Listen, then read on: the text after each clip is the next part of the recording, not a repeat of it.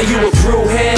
I'm a brewhead. Are you a brewhead? I'm a brewhead. Y'all are brewheads? Yeah, we brewheads. So pour a glass of craft beer, we can do this. Yeah. What's good, y'all? This is C-Certified Brewhead, and welcome to episode 217 of Beer and Other Shit, the podcast Adjunct series. Ladies and gentlemen, we're heading up to Meaford, Ontario tonight, and this is the first of a series of pods that we have been... Oh, my screen is frozen already. Gosh darn it. We'll fix that. First in a series of pods, you can still hear me, guys, and that are from the Business of Beer series, that we've been wanting to do new podcasts or podcasts sort of featuring the guests from that particular series because they didn't really get the shine from that Business of Beer. Like, there's a bunch of people. So this is the first of them. I'm super excited about it. I visited the wonderful establishment that this awesome couple has up in Meaford, Ontario. It is spectacular. It's one of the coolest new places in the province, in this industry, hands down. And I keep seeing posts. People are excited about it, and for very, very good reason. We're going to get into all of that. So I am stoked tonight. I've been looking forward to this all day. It's going to be great. God damn it. So folks, I'm going to make sure I get this as smooth as possible. Please welcome Emily and Alex of Lovebird in the building. Yes. And there we guys, welcome. So nice to see you both. You as well. You too. Thank you so much. It is such a pleasure. I'm super stoked. We have a killer lineup of beers. We're going to get to what we got a lot of choices, is what I'm saying. We're going to get into the whole everything with the new space, the beautiful new space. Which is, how old are we now? 5 months, 6 months, 5 or 6 months. 5 or we 6. opened in May, mid-May. May, so pushing 6. Amazing. Yeah. Beautiful. And we are going to get started with a nice little crispy that is hyper relevant to your clothing there, Emily, and what's happening right now. The Birdweiser Light Lager. And for those who are doing audio only, Emily's wearing the Toronto Blue Jays gear because tonight is, as of recording, is Game 5 of the World Series, and it's from Toronto, I guess, which means it's that late night thing the other night when I felt really bad. I'm a late nighter, so it was whatever, but I saw these people just dying, and it was like 18 innings or some shit. Yeah, till 3 in the morning. 3 in the morning. Yeah, we heard a lot about it the next day. Damn, it's kind of like cricket or something. It's insane. Okay, I haven't had this one. Talk to us about this beer, guys. So this one, sort of, we just wanted to do like a very simple, easy drinking light lager. Like, I would hear from some licensees that some people found that our dry hop rice lager was a little too hoppy. So I was like, okay, what can we do that's like really light, but still flavorful? And then sometimes when we are making these beers, because Emily does the graphic design and branding, sometimes the concepts work together. Sometimes the brand name comes together. I don't know which one happened first, but I think Emily had like an epiphany for like a really awesome beer name. And then it kind of just like worked backwards from there. Well, it makes complete sense on multiple levels. I mean, the Blue Jay tie-in, plus it happens to be... what kind of bird is it on the label? I think just a nondescript bluebird.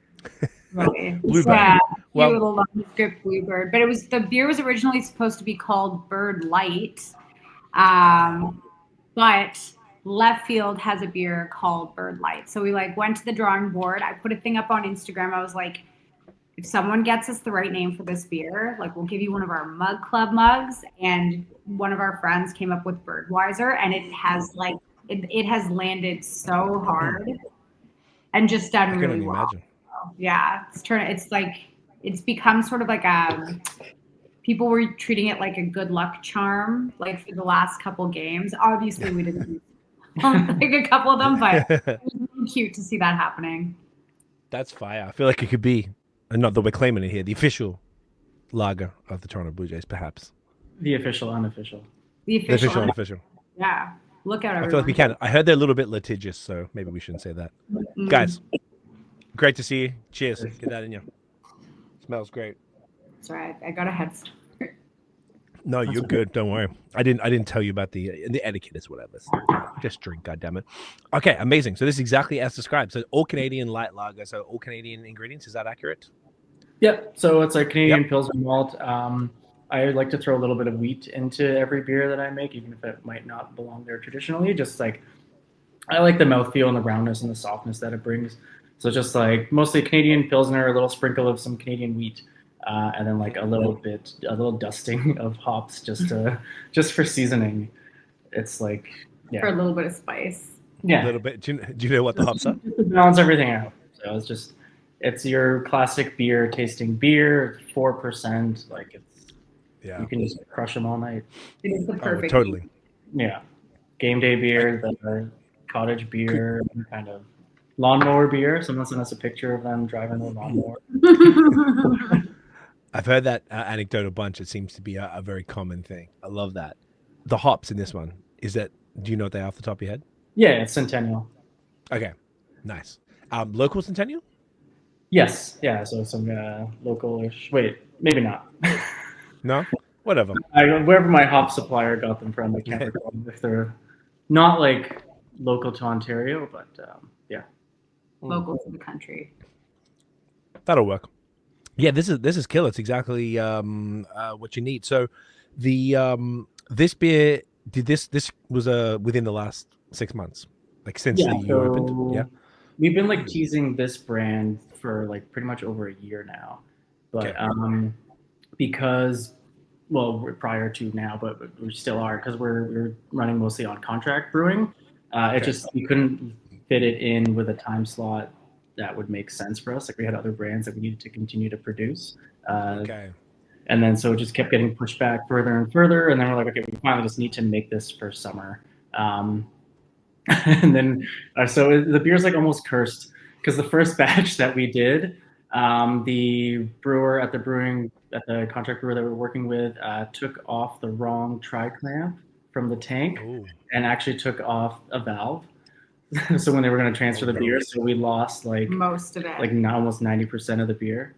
Oh no! And then we only had like a handful of cases. So we had one licensee that like was already picking it up, or that I promised it to before I knew that this thing happened. So we just kind of ran it exclusively at one spot in Toronto for a little bit until we could quickly rebrew another batch and then finally do like a proper launch. And like as I was bringing the beer back to the brewery, I'm like, I'm probably just gonna get hit by like a transport truck because like it's not destined to hit anybody's mouths or something. But it all works. You're alive. Yeah, just barely, but you're alive. Hey, both of those are wins. So that's crazy. You didn't have to pay for that batch, I hope. No. I didn't. No. Okay, good. That's part of that. This is amazing. One other thing I just noticed here on Untapped here, it's telling me that it still says Lovebird Contract Brewery, so you could probably change your address. You reached out. So I emailed them, and then I think they called me. I don't know how. And then I was like, hey, I'm just wondering if I can get this changed because we're not really a contract brewery anymore. And then they tried to just sell me on like a monthly thing. Yeah, they're like, oh well, you can update it and let people know things that are happening for blah blah blah cost. I'm like, we're still contract. I'm like, I'll look into that, but can you just change that? They're like, sure. Right. So I'm like, I don't. I thought you could like. People who know us know that we make some of our beer. Like we still are like a hybrid contract model, just because we are so small. Like I can't meet the demand of what we've grown to with just the small brew house that I have. So that's fine. It's not like it's something that we're not doing, but. Gotcha. I know it's a small. Our contract breweries that say they're micro breweries. So I'm like, I don't know, whatever. That's a fair point. It was, I guess it's maybe I'm just more of a bias from my side because I use it all the time to keep track. And if I see anything that's like, well, no, it definitely bothers me just because of that like, stigma of like a contract brewers that they used to have. So. I mean, I did all the paperwork to get the form to say that we are a brewery. So, but it's fine. But it's fine. I think it's because I never set it up. Claim that it was like user generated. So I don't know if like whoever set it up set it at that, and now it's stuck that way. And then if I want to change it, I kind of have to take control over the account through the service. Paying. Yeah. Crazy. Get me with that. We'll be a contract brewery forever and ever and ever. I was reading this thing today on Reddit. I'm on the Untapped subreddit, and basically they sold to some big company. So now they've added wine, THC drinks, seltzers, hard teas, all this other shit, and all the users are like, man, this is fucking whack. Like, you can control it so you're not like, because say if I'm in Meaford and I want to see what's around me, it's going to show all of those other beverages, but it's a beer. Oh, wine too. It's a beer app. So I'm like, the users are pissed. That makes you. There are other like apps for those designated like products. So like there's Vivino for wine. Like I don't know about. I don't think it's in the drinks, same way where like you can actually look up venues but and see still, what they have. it's like that. The thing that made Untapped or does make Untapped special or like sort of attractive to like a craft beer consumer or fanatic really is the fact that it was designated to this one product. And now, so, you know, I understand expansion. Obviously a lot of people think that the route to success or greater success is expansion, but like you don't always need to expand. You can be comfortable where you are. You don't always have to be making more and more and more year after year. You can be fine where you are. And it's unfortunate, but it happens. Yeah, I agree. It has like cider and mead and stuff. I think that's cool, but anything more starts to book. If I'm checking into a fucking Bacardi Breezer on Untapped, and that's apparently on there. There's RTD category. I haven't checked yet, but I mean that's kind of wild. It's you're right. Pardon? Don't talk over the line. Yeah, a little bit. Make a separate app for that, even if you buy it. You don't have to merge everything. Yeah, or just start a new app. I don't know what it was, but it's something to merge with that whatever the parent company does. It was something to align with what they do, which is the broader hospitality, from what I understand. So it's kind of you know, would have watered it down a little bit, which does suck. And you're right, like it doesn't have to go beyond that. Like I believe it's 12 million users, which is nothing to sneeze at. It's pretty serious. And then now you're pissing off the users by making it about something else. But anyways, so you're saying we need to start our own new Untapped app. Yeah, only beer. The blue sky of Untapped. The blue sky. That is hyper relevant for any social media nerds. Have to. That's kind of almost a deep cut. I like that. Yeah, we got it. Got it on the ground floor. Is there any vibe coders out there with Replit or something that can go hard with AI? What is wrong with this fucking camera tonight? It just won't stop. I thought it was our computer and our internet. No, this is like I don't. So old too. Like it's like hanging on by a thread here. It's you guys look fine. At least your camera's fucking working. This is killing me. I apologize. I don't want you to keep thinking, but at least I can hear. And I know it's so funny. Yeah, like technology. Song. You remember that like meme, like the Numa Numa song when it was like that YouTube video? You know, I'm not going to get into that. That my kid, Ezra has brought it up. Our child has brought that up recently, so it's like semi-relevant in my head, but maybe only to you, to me. Yeah. Understood. I love it. Let's get into the story, guys, because I know we didn't. I was saying off air. I don't know how much of it we got into on the Business of Beer pod, which was business. I'm trying to see if people can go listen to. It was I think it was last year. We were still in the old space, like in Thornbury. Oh yeah, that must. Yeah, it was probably like a year and a half ago, but it feels like it was only 6 weeks ago. It was a year ago. Oh, sorry, you guys had that. The episode was set September last year. Okay, episode cool. 6 of the Business of Beer. Yeah, just over a year after. Wow, that went by real fast. Went by pretty quick, eh? Yeah. And I'm glad that we did wait because we were talking about doing all of this, but I know there was so much change happening with you guys that it just makes so much sense now. Way more sense to talk about it because you've really got you kind of like it's still early days. It's only not even 6 months, but you've really got like cemented the brand now in the area, and people really love what you're doing, and the space is incredible, which we're going to get into in depth. So maybe let's just go back to the beginning. I'd love to hear how you both discovered craft beer, and then like to go through both of your careers sort of in the industry and how that led to like we'll get into that, the snack club, and then now the brewery. So you can I think I did. Okay. Because then that leads into my thing. So I basically I started drinking craft beer essentially the second I turned 19. I remember never before, not even a day before. Not a day before, but it was only like 5 or 6 years ago, but actually it was 20 years ago. And I remember a friend of mine, obviously the beer selection at the LCBO is, especially 20 years ago, it was what it was. But I remember going over to a friend's house and he had a bunch of these kind of European craft beers. Because I want to say this is before Ontario craft beer got really available.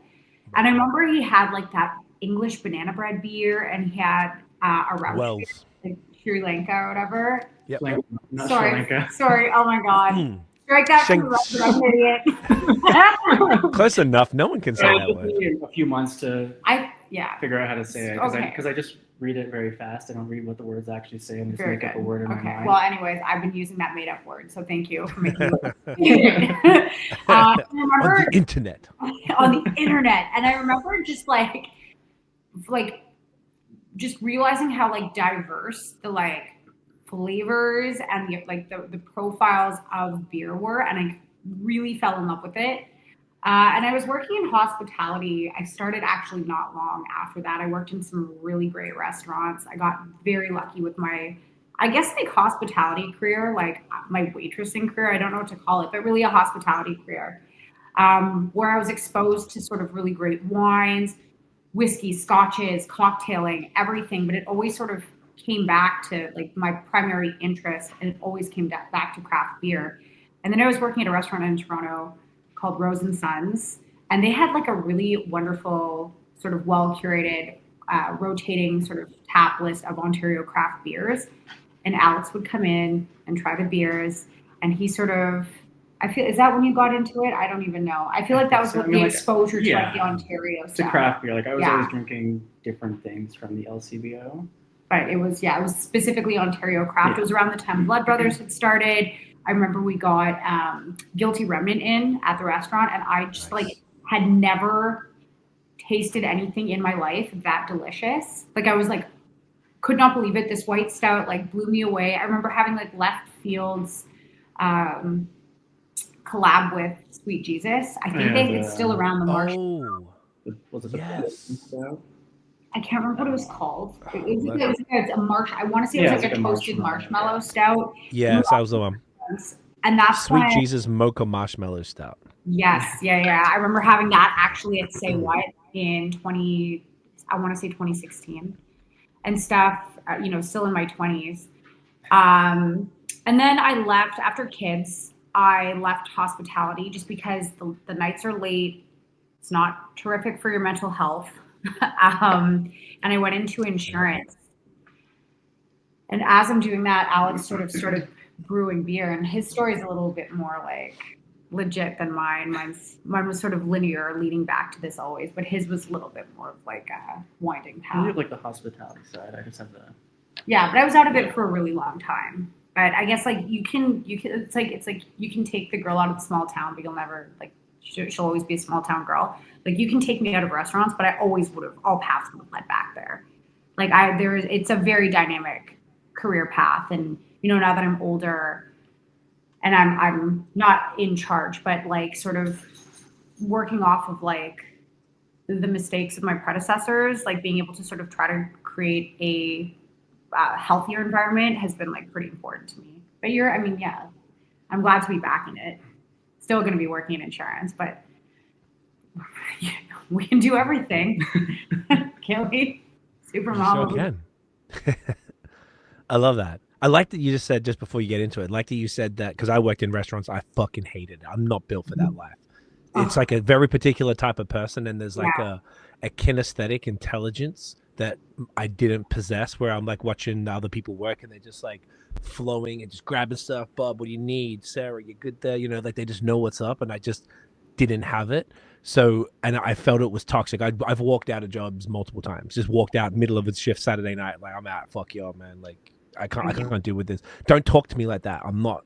And that's what you were saying. You wanted to, I took that as you want to sort of make a more positive environment, where hospitality seemed to be inherently like, I don't want to say negative, but toxic is probably a better word. It is. At times. There's so many reasons for it. Like I've spent obviously like the bulk of like my 30s thinking about it as I came out of it. But there's one thing that servers do, front of house, also back of house, but I never worked in kitchens. I always worked in the front of house. You are dealing with like 100 people at any given time. There's these constant microtransactions that culminate into one large transaction kind of every night. And the energetic exchange of emotions is so constant. And if you're not really kind of mentally prepared for what that means, it can be so unbelievably cumbersome on your psyche. And then what ends up happening with a lot of people in the service industry is they end up drinking too much, or like they lean into drugs, or they stay up too late, or like whatever the case is.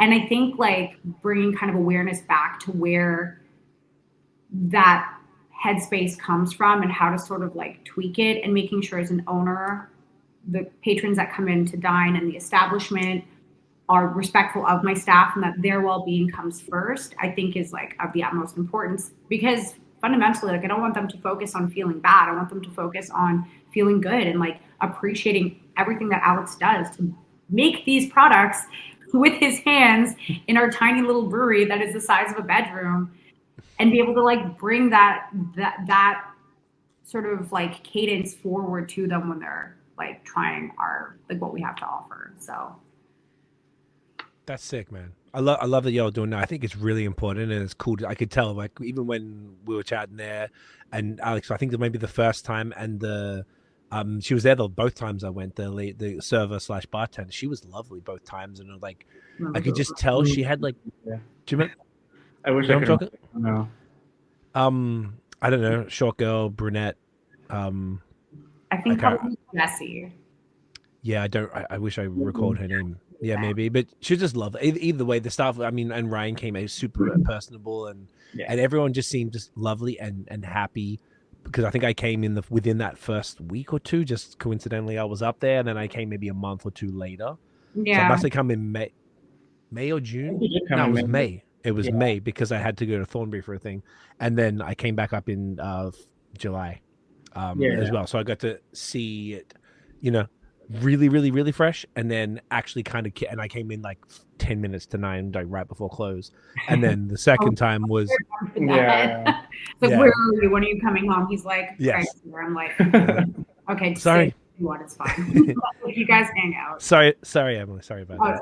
Sorry for stealing. But and then the second time I came right as I think the day the beautiful patio umbrellas, the cool little tiki joints. Were put on. Gas umbrellas. Yeah, so it was super cool. So all that to say, 2 different occasions. That girl didn't know me from nothing, and it's just like good vibes. You could kind of tell, and like I don't know, Alex, you were in there. You're the chillest dude ever, so I can imagine you're not stressing anybody out. If someone made a mistake, I'm sure you just be like, "Oh, good, don't worry." Like that's, and obviously you too, so it's like it's very, very cool. Just want to reiterate that I had seen that independently of what you're saying, and I think it's important because I feel from because I think as the world is getting more fucked up, everything's kind of stressing everybody out, and fair enough, we're getting pounded with negativity on social media every day.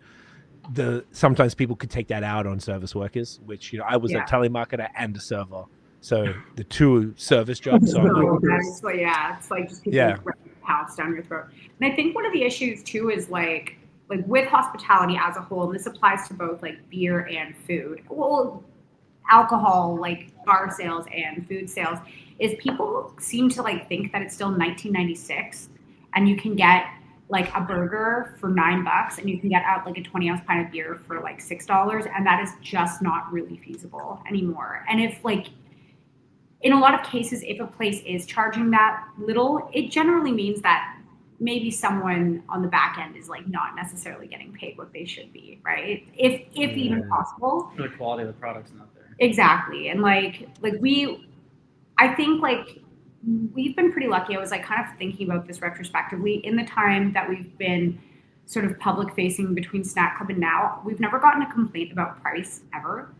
And I think that part of that is because we really do take pride in offering a really, really good product. And a lot of the quality does come from the labor, which is like us. Obviously, it's our time. So could we be charging more? Maybe. But like, I think it's worth it to like just sort of not charge appropriately, not extortionately, and make sure that, people coming in have access to sort of a quality product. That's what it's hard to kind of always like keep the momentum to do that, especially if like it's a prep heavy bar or like, particularly laborious, like time consuming beer. Because I've seen you with the time-consuming beers, where it's like, They're all time consuming. I know, but like I just feel like you always add a little something extra to make it extra long, to make it extra long. We're used to it. Well, okay, It's just because the brew house is very finicky, which we can get into. it's fine. We'll definitely get into that. Okay, no, this is amazing. I think this is really important. We've never talked about that on here before, and I think that's like another whole, like, that could be a whole nother business of beer episode, talking just really about the sort of intricacies of hospitality and the service workers, and whether it's from like management to HR to breweries to the brewers to the staff to whatever, the servers and bartenders and stuff. Like, I feel like that's not something that people ever really focus on. And when it's a small business, and almost all breweries are small businesses, there's a little, people are kind of expected to how do you say it? Like do a bit extra when needed, because it's not like there's hyper niche positions. Like, everyone's kind of doing a bit of everything, and then perhaps sometimes people could step over the line from, say, an ownership or management thing and expect more when they're already stressed, or like negative environments. And I've seen, I've been in those personally. I've seen people talk about them from different places. So it's I think it's really important. It's cool that that's like something that you both really wanted to achieve with this place. It's very, very cool. Thank you. We appreciate that a lot. That's great. I love it. So, Alex, now you were visiting Emily at work, trying local beers after already kind of dabbling in all, whatever, trying fun stuff at the LCBO, but maybe less intentional, and now you're getting exposed to the local stuff. Yes. Always looking for like different things in the LCBO. My friends are buying like Canadian or Crema or whatever. I'm going for like Hoegaarden and like the Hacker Shore and just like weird stuff. I mean, the occasional facts, because I didn't have a lot of money and it was high ABV. Nobody There's should. a time and place for There's a time and place for facts. Don't say no one should be drinking facts. There's a time. Everyone should have one in their life, but not Which more. one? The 10% one? Whatever was 10%. Is that Facts Ice? Oh, No. God. Yeah, I guess whatever's in the black can and was like. The black one. I don't remember how much it cost, but they were like $3. I did all of those in 2011 when I started, because I was trying to get numbers for the reviews, and there was, I think, 5 faxes, and I had them in my fridge for like 6 months because I just couldn't bring myself to drink them. And I did them all in one night. Like, the white can, I think, was the like lager. Then there was like a red can, which was like an amber. Then it was like reviews. You don't just like take the picture and be like, I don't want to drink this disgusting beer. No, I drank them all. I was poor back then. Fine. You can't yuck anyone's yum. You're There are right. people out there who like facts, That is and that's true. okay. That Like, is it's true. okay. People We're like cool with it. I drank it for a long time. That's fine. When I had no money. But then when I could scrounge up some more money, I'd buy other things. It was mostly Emily, I think, that got me into like Ontario craft beer. Although I remember like just being at a bar once and drinking, like my earliest craft beer memory is drinking, I think, was it Smash Bomb or something, like one of the Flying Monkeys beers? Yeah, Smash Bomb. It was, and then I think it was some other IPA. I don't know. Was it the black one, the Cascadian? The No. Bone Shaker? No, that was after. That was like when I was God. already in craft beer. I was drinking Bone Shaker. Okay. It would have been Yeah, up to I think one of the Flying Monkeys beers. And then, at the time, like, so when I was going to visit Emily, I was finishing up my master's in analytical chemistry, and then not really knowing what I wanted to do after. I basically did my master's because after my undergrad, I was looking for entry-level jobs. And every single entry-level job needed 3 to 5 years experience. So I'm like, where do I start if no, it just didn't make any sense. So I was like, and then the jobs that required a master's degree only needed 1 to 2. So I'm like, I can fake 1 to 2 years experience. I should fake 3 to 5 years. And like they paid me to do my master's. So I was like, okay, whatever. I'll get an education and get paid at the same time. But student pay, so not really real money. After that, I was like, I didn't really know what I wanted to do. I was getting, I guess, interested in beer at the time. This also sort of coincided with us like moving from Toronto to Hamilton, and I needed to find a new job because I had a stupid job that I was commuting for. I just needed to find another job that was closer to us. So I think that's what was kind of getting me more into beer at that time. And then, the job was, I found a job for a small brewery in Brantford called Belle City. I don't know if they're around anymore. No, I heard they closed, but I knew Kevin. Did you work with Kevin? Yes, yeah. British guy? Yeah, I knew him. Oh, yeah. He's a Yeah, champion. Kevin was awesome because he owned like a craft beer bar in Saint something. If you remember that far back, that is astonishing. Like you remember. I can remember before child, and then after we had a kid, my memory gets foggy. Okay. So this was all before we had our first kid. So yeah, they had a job application for a beer nerd, and I was like, I can do that. I know about beer, even though I was asking Emily about beers to prep with because I'm like, all right, I need a list of like beers. Talking shit. Yeah, Like, so it was, no, I remember a few of the beers. It was like Henderson's Best, which Kevin really liked that because he's English. So I think that's probably why he hired me, is because I mentioned that beer. And then like White Lies from Blood Brothers was really good. Like the I want to say it was like probably like Sauvignon Blanc grapes. Oh, that beer was White Lies? Oh yeah, that's Tessa's beer of all time. Yeah. They did different versions. Yeah, I think that was like one of the first versions, and like Razzle Dazzle, like back when everything was just in the bottles with like the little like apothecary tags on it. Yes. Oh my god. That was like Blood my Brothers. favorite era of Blood Brothers. Vintage Blood Brothers. I would kill for Yeah, those bottles. So yeah, basically I applied to that job because I was getting more into beer. I wanted to sort of get my foot into the door. Like I knew of the Niagara College program, I think at the time, but like I'd already done so much schooling. I'm like, I'm not going back to school. Like I need to move a kid on the way. I'm like, I need Let's to find a preface job. this though. His mom really wanted him to do a PhD. Okay. For some reason. I don't really know. Yeah, there was also that, which like I don't know, after doing my master's and writing the thesis and doing all the work, I'm like, I don't really want to do this anymore.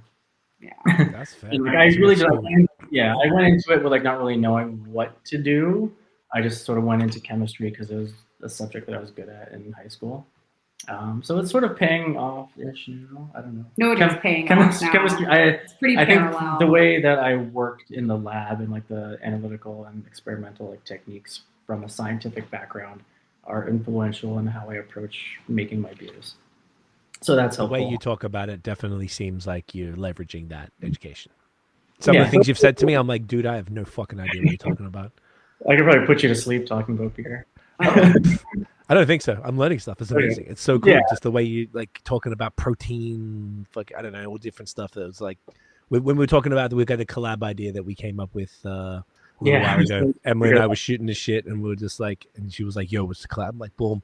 And then you was coming. We were back and forth about some of the ideas, and the way you were talking about it was like, "Oh, you're serious." Like, not everyone talks about it like that. That's all. No, so I think like falling into beer, like it came from like a few different aspects of it. I feel like no one really like goes into beer. You're not like a 15-year-old and like I want to grow up to make beer. I think like people just kind of find their way there somehow because it just draws in so many different types of people.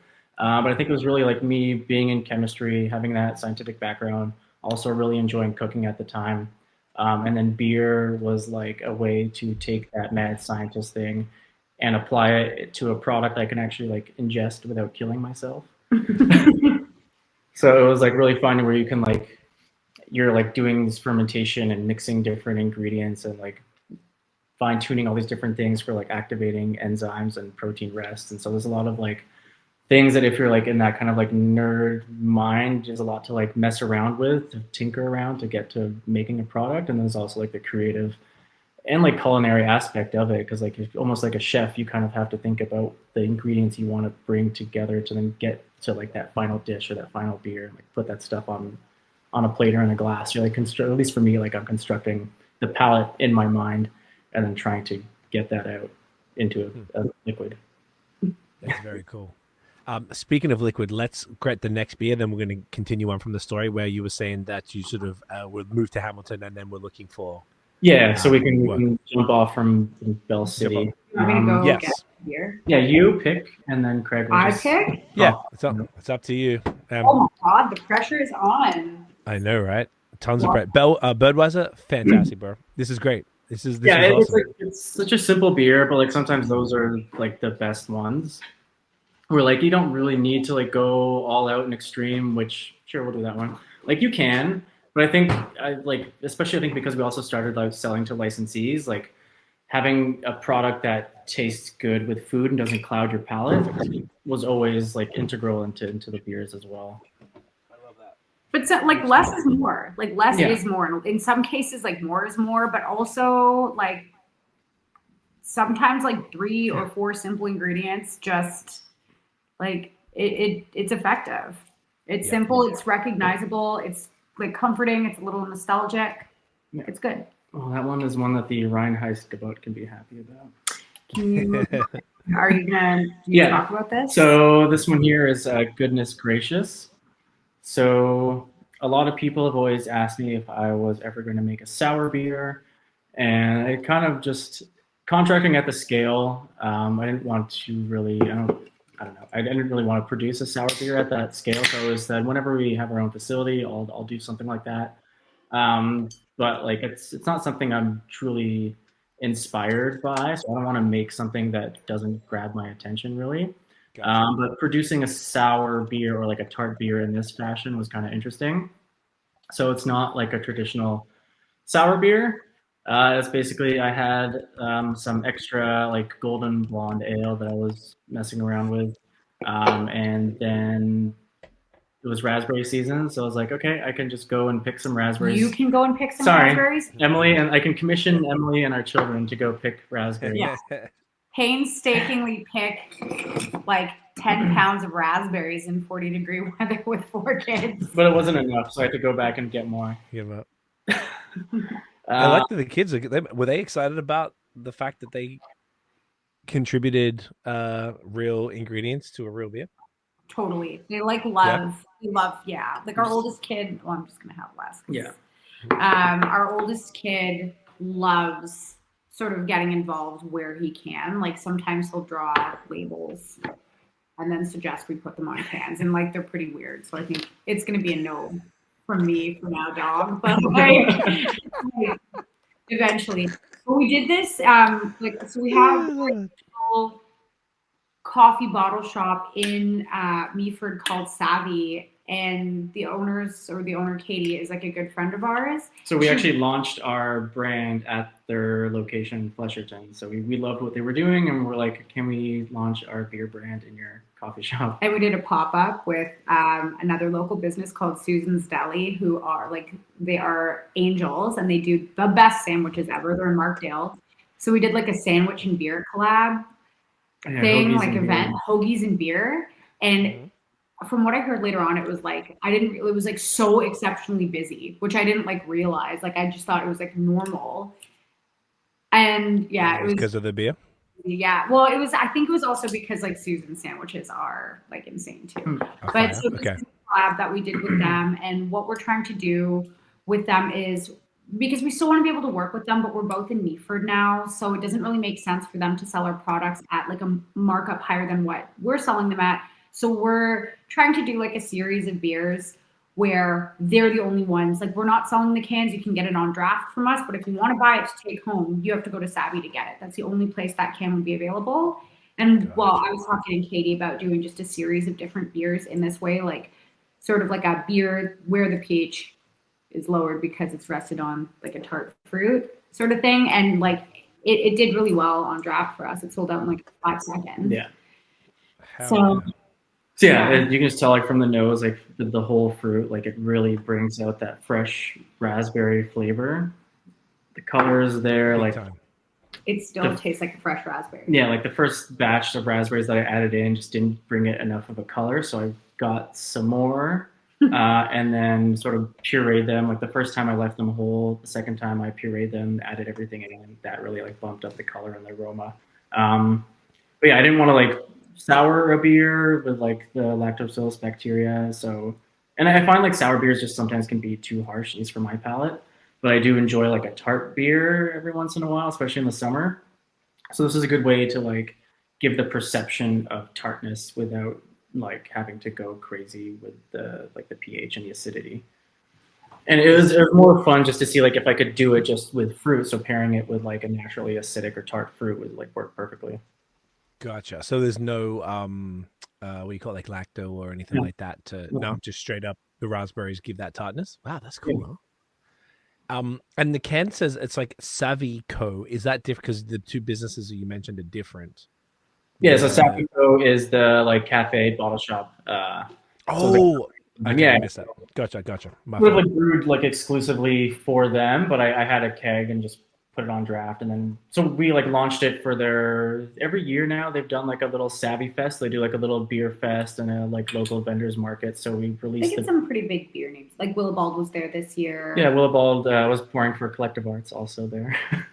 Comes which full is circle. sorry, no, we didn't even get to that part in the story yet. No, because we were skipping forward. But no, this is fantastic. Tart, punchy, sour, but not crazy. Exactly. Yeah. Fantastic. Yeah, Just this mellow. is. I think this goes in line with like the rest of our beers, which like are flavorful, but not like too intense. So something just like subtle and approachable, balanced. I think is key. Like creating balanced beers will never go out of style. They'll always be drinkable, and like it's something you can never really get sick of, I find. Okay, no, I can absolutely feel exactly that. You could continue. No wonder it sell that so quickly. It's very simple, very easy to drink. Simple as in like it's for people who maybe aren't as experienced with sour beer. They're not going to need Tums or anything like that. Like it's super, yeah. And it's how like when was it, how old is this one? A couple months, probably not even. Couple months? From like end of summer, yeah. September, September. I don't know. August. That's hella fresh then. Okay, yeah. I was going to say the raspberries are really lasting. It's still fresh. It's still right. Wait, no, not this one. We can get into like my production methods later, but some of the beers are like can conditioned, so that basically like the shelf life is like pretty stable because any oxygen that gets in the can, like the beer basically re-ferments, so the yeast as they get started up will eat up any of the oxygen before it gets going, so it just preserves the beer a lot better. Gotcha. But this one wasn't that, but it's still good. No, this slaps, man. The nose is so punchy. The nose is like that's the first fruit. Yeah. Yeah, like, it's like a nose full or a mouthful like of fresh, juicy berries. I've worked with purees. I've worked with like whole fruit. Well, I won't mention the brewery name until we get to the story, but like at one of the breweries I worked with, like for their raspberry beer, you mentioned jammy. It might have something. The name might have jam in it, if you can recall. But we would use frozen whole berries, so like they would buy them frozen, we let them thaw, and then me and the head brewer would just like spend half an hour emptying like 10-kilogram boxes of whatever it was of raspberries into a fermenter for their fruited sour beer. And like the difference you get from like it's like with anything, like even like for our rice beer, it's like the closer you are to the raw ingredient, you get the best flavor out of it. It is more expensive, it's more laborious, but the effort is it's worth it. Couldn't agree more. Like you really do see the difference. I mean, not everyone has the chance. I heard raspberry puree. There was a time where it was like bonkers expensive, and yeah, it was just really tough to get. And I don't know, but there's something about where you guys are, like terroir. You guys are the apple picking. Oh yeah, we're in apple country, baby. Yeah, let's go. So it's it makes sense to have nice fruit that also comes back to you guys personally. Picked them yourselves, which is even cooler. So there's a whole 10 minutes down the road from where the brewery is. I would never do it again. Just so people know. Years, what's his batch? I was like, thinking it's gonna be like this charming, cute day. The kids are like lying in the middle of like the raspberry rows. And I'm just like, what is happening? Like, what is this? Like, they're all sweaty. They're like, I can't do this anymore. Trying to sip on raspberries in this like stupid raspberry wagon. But at least we got some good beer out of it. Yeah, it was all for this. And it'll be good memories from when they're older. 4 hours of like child labor. Child labor. Is that the episode name? Child labor? No, it's fine. Yeah, I guess. I love it. Sorry, go on. No, I was saying I love it. This is awesome. Beer's fantastic. Very, very cool. Very fun. On brand. Was this brewed in? Yeah. At your part? Okay, perfect. That's what I thought. Because small batch. Yeah, small batch. Yeah, I guess I want to continue with my beer journey. Yes, sir. You're in Hamilton. You applied to Belle City. Kevin liked you. Kevin liked me, I think. So hopefully he listens to this. It'll be hilarious. So yeah, I was there for. Yeah, I applied for the job there. I was like, okay, maybe I can like get my foot in the door and like help out in the back because there was a small brewery. It was like a 1-person team. So I was like, okay, maybe I can work in the front and then help out as they expand because they had some plans to grow and add some more tanks and whatever. But then they put me in the back, but in the kitchen because their chef left. But it was more like just food prep and whatever. So it got me doing that. So I was doing like growler fills, pouring pints, doing retail sales, doing like food prep on Sundays. I would run the whole place, so that kind of like gave me a good background for opening up Snack Club, where it was like an easy transition to just like be a one-person show for like a little spot like that. But so I was there for like 9 months, and it wasn't going to anywhere in beer production. So I started looking for other jobs at that point, and then I kind of job hopped very quickly in like a 2 or 3 month period, where like I got an assistant brewing job for a brewery that was in Oakville. I don't think they're there anymore. I've never even heard of a brewery in Oakville. Yeah, I won't name it because it wasn't a good experience, so I don't want to. But so basically, I took the job there as assistant brewer, and immediately, like, I could just everybody there who was working there was just so miserable. I was like, oh fuck, I gotta get out of here. And they sort of like promised all this stuff, and then like after a week, we're like restricting my hours, and I'm like, I was fucking making more money serving, so I'm like, I can't take this pay cut as we had just had like a newborn. So I had applied to Collective Arts before, but didn't get the job. This time around, I applied and got hired. So I think I was like at the other brewery for like 2 months. I said peace, and then we took a little trip before I started working. Where did we go? We went to visit your brother in Oh, BC. yeah. Jeez Louise. Yeah, so we went to BC for about a week, and then I came back and started brewing at Collective Arts. So I was there for almost 3 years. So I started as brewer. Within a year, made it to lead brewer. Was at lead brewer for like almost 2 years before then working at Nickelbrook for about a year. So I went there because the hours were better. Collective Arts was like a 24 It's not that the hours were bad at Collective Arts. We had just had our second kid, and he was like, you have like a newborn, like that continental schedule, which is great because you have so much time off. You're so tired. Like I was falling asleep on like night shifts and trying to do paperwork and like putting the wrong numbers in the like in the brewing software. I'm like, I can't do this to myself. I can't do this to them. Like it was like that period in our lives. Where it was like we had a young, like a 2-year-old and then like a newborn, and I was just like so exhausted from like working 12 hours and then like my night shifts. Usually most people get to sleep during the day. I did not. So I'd come home at like 7:30, sleep till noon, then help around the house, and then go work a 12-hour shift. I would take a mason jar of just like concentrated instant coffee and just chug that just to stay alive. It was great. I feel like I learned a lot of my, like, that was basically my brewing school, because like I didn't go to any brewing school. So I went from nothing to brewing 6,000 liters every like 4.5, 5 hours. As it was really fun. Like I worked with like a really good, like, not fresh, like everyone was like pretty experienced and good brewers, but like we were like really excited to brew. So it was almost like a friendly competition of people like trying to get like your mash centers. So like who could basically brew a beer the fastest, get like the highest volume. Like it was like a fun, competitive, collaborative brew team. Yeah. Yeah, like I feel like you look back at it very fondly. Yeah, it was like so many people leave jobs, not just in brewing, but in generally, and they're like, that place sucked, but he never has anything bad to say about Collective Arts. And actually, that year at their Christmas party, they were doing like little awards. I don't know if they still do that. And he got Rookie of the Year, which is like that was like, so cute. And you still have the mug. I don't know if it says Rookie of the Year. But no, that was for like a Christmas party. Yeah, maybe that was for 2019. 2018 or 2019 or something. Yeah, that's still my coffee mug. That's cool. The kids broke all the other glasses, so I don't have any beer glasses to drink from. But the Rookie of the Year. Yeah, so that was a good experience. So yeah, I draw upon that for a lot of my brewing knowledge was from there. And then you moved to Nickelbrook. Yeah, and then moved to Nickelbrook. Just the hours fit better. It was like a Monday to Friday. I would start at 6 a.m. and finish around 2, and then like 20 minutes to get home. I still had my entire day ahead of me. And it was really great. Yeah, it was really fun working with Ben. He was the head brewer at the time. Yeah, and they let me make a couple of beers there, which was really fun. They still exist. Yeah, they still exist.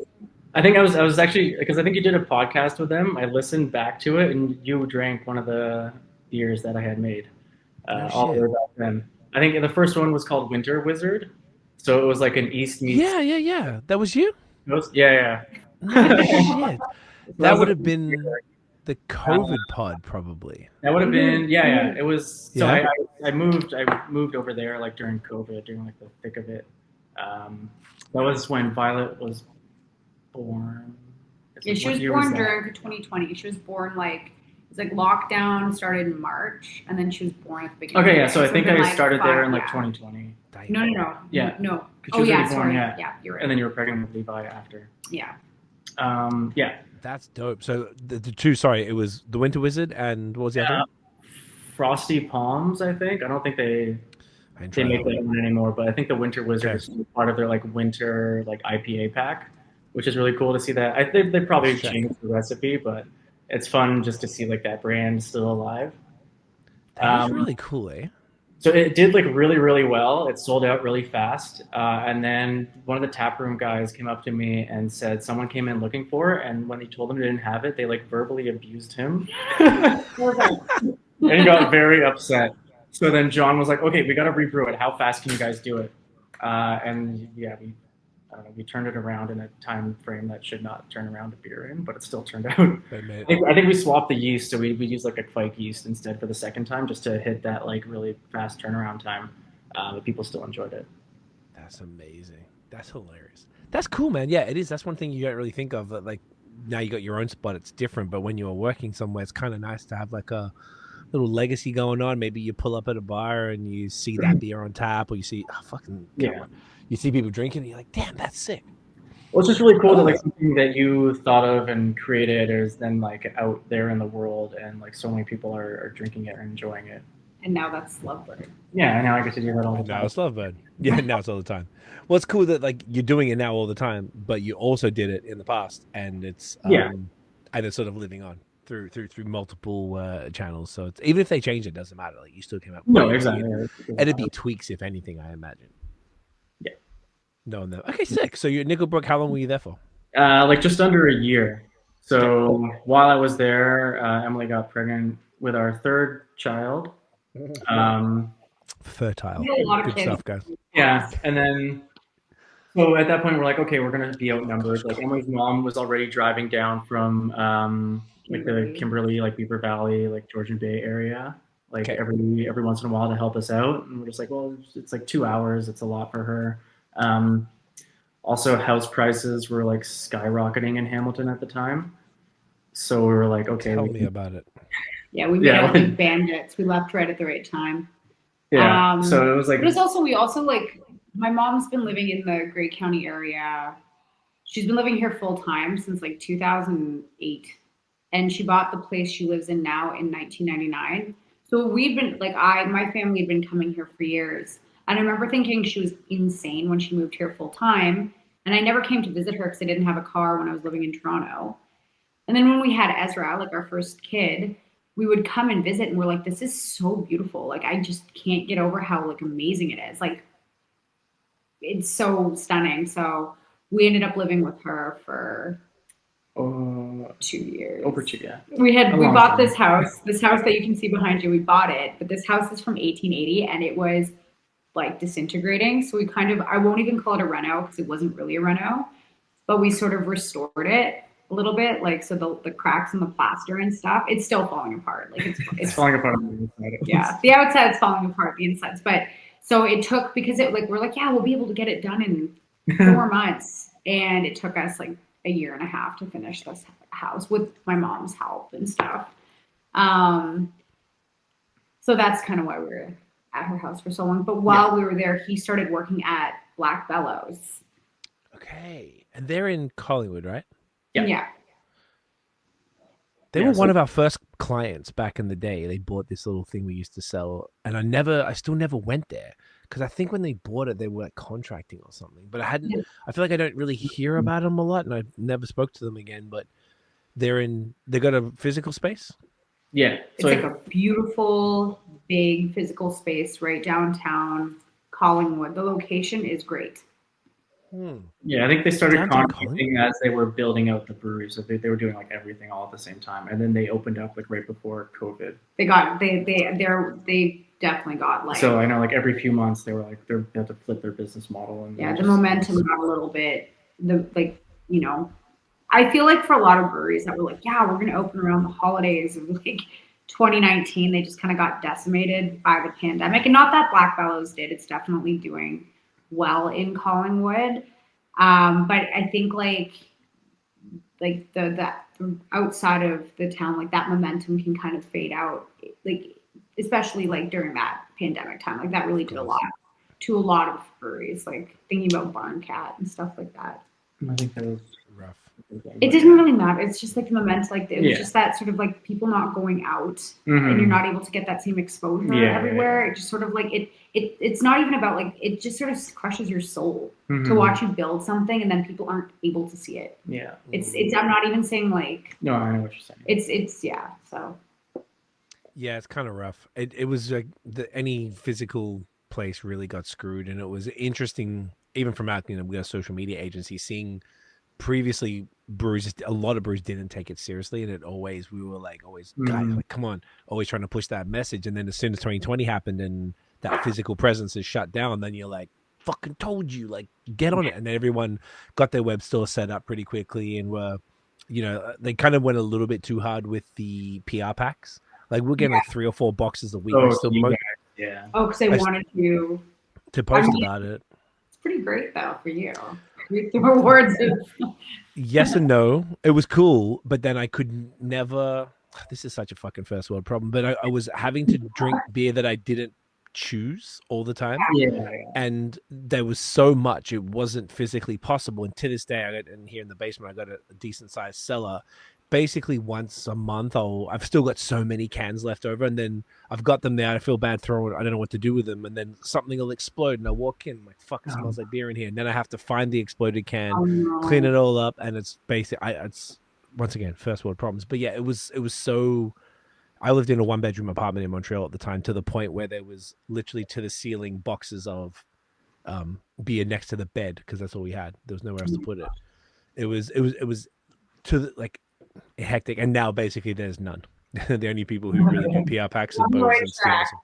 Yeah, podcasts. But aside from that, but it's it was one good way to get it out there, because there were people posting about beer, so it was a cool little time where it was a different way, and I think it taught businesses, breweries, but businesses in general, the importance of diversifying how to reach eyeballs, whether it's because they've just, a lot of them relied on these old school methods, I guess, just walk by traffic or whatever, but and now most breweries are pretty decent at social now at this point, which is great.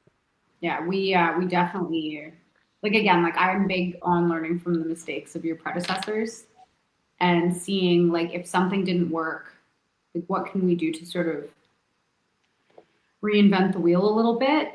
Like that's sort of, I would say, like my favorite thing to do. Like how can we make things like a little bit modern or different? And it's definitely in this space. It's hard, right? Because things have been so linear for so many years that now adapting and pivoting post-COVID in a different economy, it's like, what do you do? What can you do? So, I mean, we've done some things a little bit differently that are helpful. But I think most of it we've done differently. Yeah. Even to like the space, like it's not really like a traditional brewery in a sense, where it's like so I like to that, like a brasserie, but like just as I want to talk about that a lot, how the space itself and my first impressions of it, which I mentioned, I told you both, like it was fucking awesome. And then on top of that, the approach on social and the taking people through, like what you guys did was something that we teach our like members on our YouTube channel and all the, like it was so perfect as far as like telling the story of the building, of the design inspo and all that stuff that you were posting. It was so fire, but I definitely want to focus on that. Let's get to I know we're doing great. This is long, fun stories. I'm loving it. I can't believe I'm still awake. I know. Past my bedtime, but I'm You're into it. it. Yeah. That coffee's working itself. Yeah. I love it. Okay, so you're at Black Bellows. What were you doing there? Same like brewing and stuff? Yeah, just brewing. I just needed a job. So like I started planning opening up a brewery, I would say when I was at Nickelbrook. Gotcha. So while I was COVID there, era. I think you even posted like one of my drawings that I made while I was brewing. I was like trying to visualize like all the different things that I would need for the brew house. So I was just like drawing out like a mash tun of this, whatever, heat exchanger, gas tank, just like laying everything out to see like what I would need. So funny because it's pretty much what we have now. Yeah. This was like 5 years ago. Like in 2020, like it's like it was like he manifested it, and we'll tell you how we ended up with the equipment afterwards because that's actually pretty hilarious too. Yeah, it was essentially so serendipitous. Making calls just to price everything out because I didn't know what anything cost. So I was like trying to look up like brew house manufacturers and like contacted Creveller because that's all I could think of, and I'm like, oh, okay, that's a lot of money. And then like just pricing everything out, and I'm like, okay, like because we were planning on selling the house and using some of that money to start a business up in the area. So that was one of the other things that brought us up here, is like there really wasn't much going on in terms of like food and bev and hospitality, but that it has grown so much in the last few years since we've been here. But yeah, just pricing everything out, and I'm like, okay, shit's expensive, brews are expensive. I'm like, how can I go cheaper? We're doing a lot of stuff with barrels, and I'm like, wood is cheaper than stainless steel.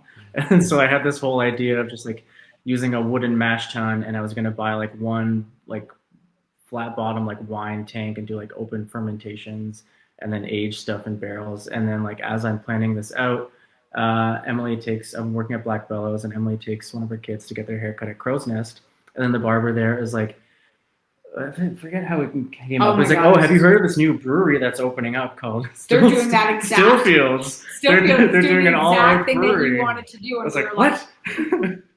Like, we thought that it was something that we could do, and then Stillfields did it, and they did it really, really I'm well. glad Owen did it. He does it great. He earned that. He did it. He does it so beautifully and so well. Like, we couldn't, if we had done it, like it just wouldn't have been. Would have been nearly different, as and special. that's his thing. No, Stillfields was really special, and Passage is really special now too. So it's like we just, I think, yeah. But and I mean the way that the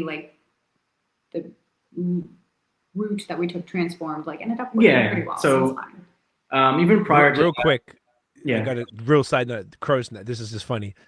The barber, my barber's name's Joel. He used to work at Crow's Nest, and then I had. Do you know Joel? Which John? No, John is Owen's brother. John's yeah. So Joel, Joel. Oh, Joel.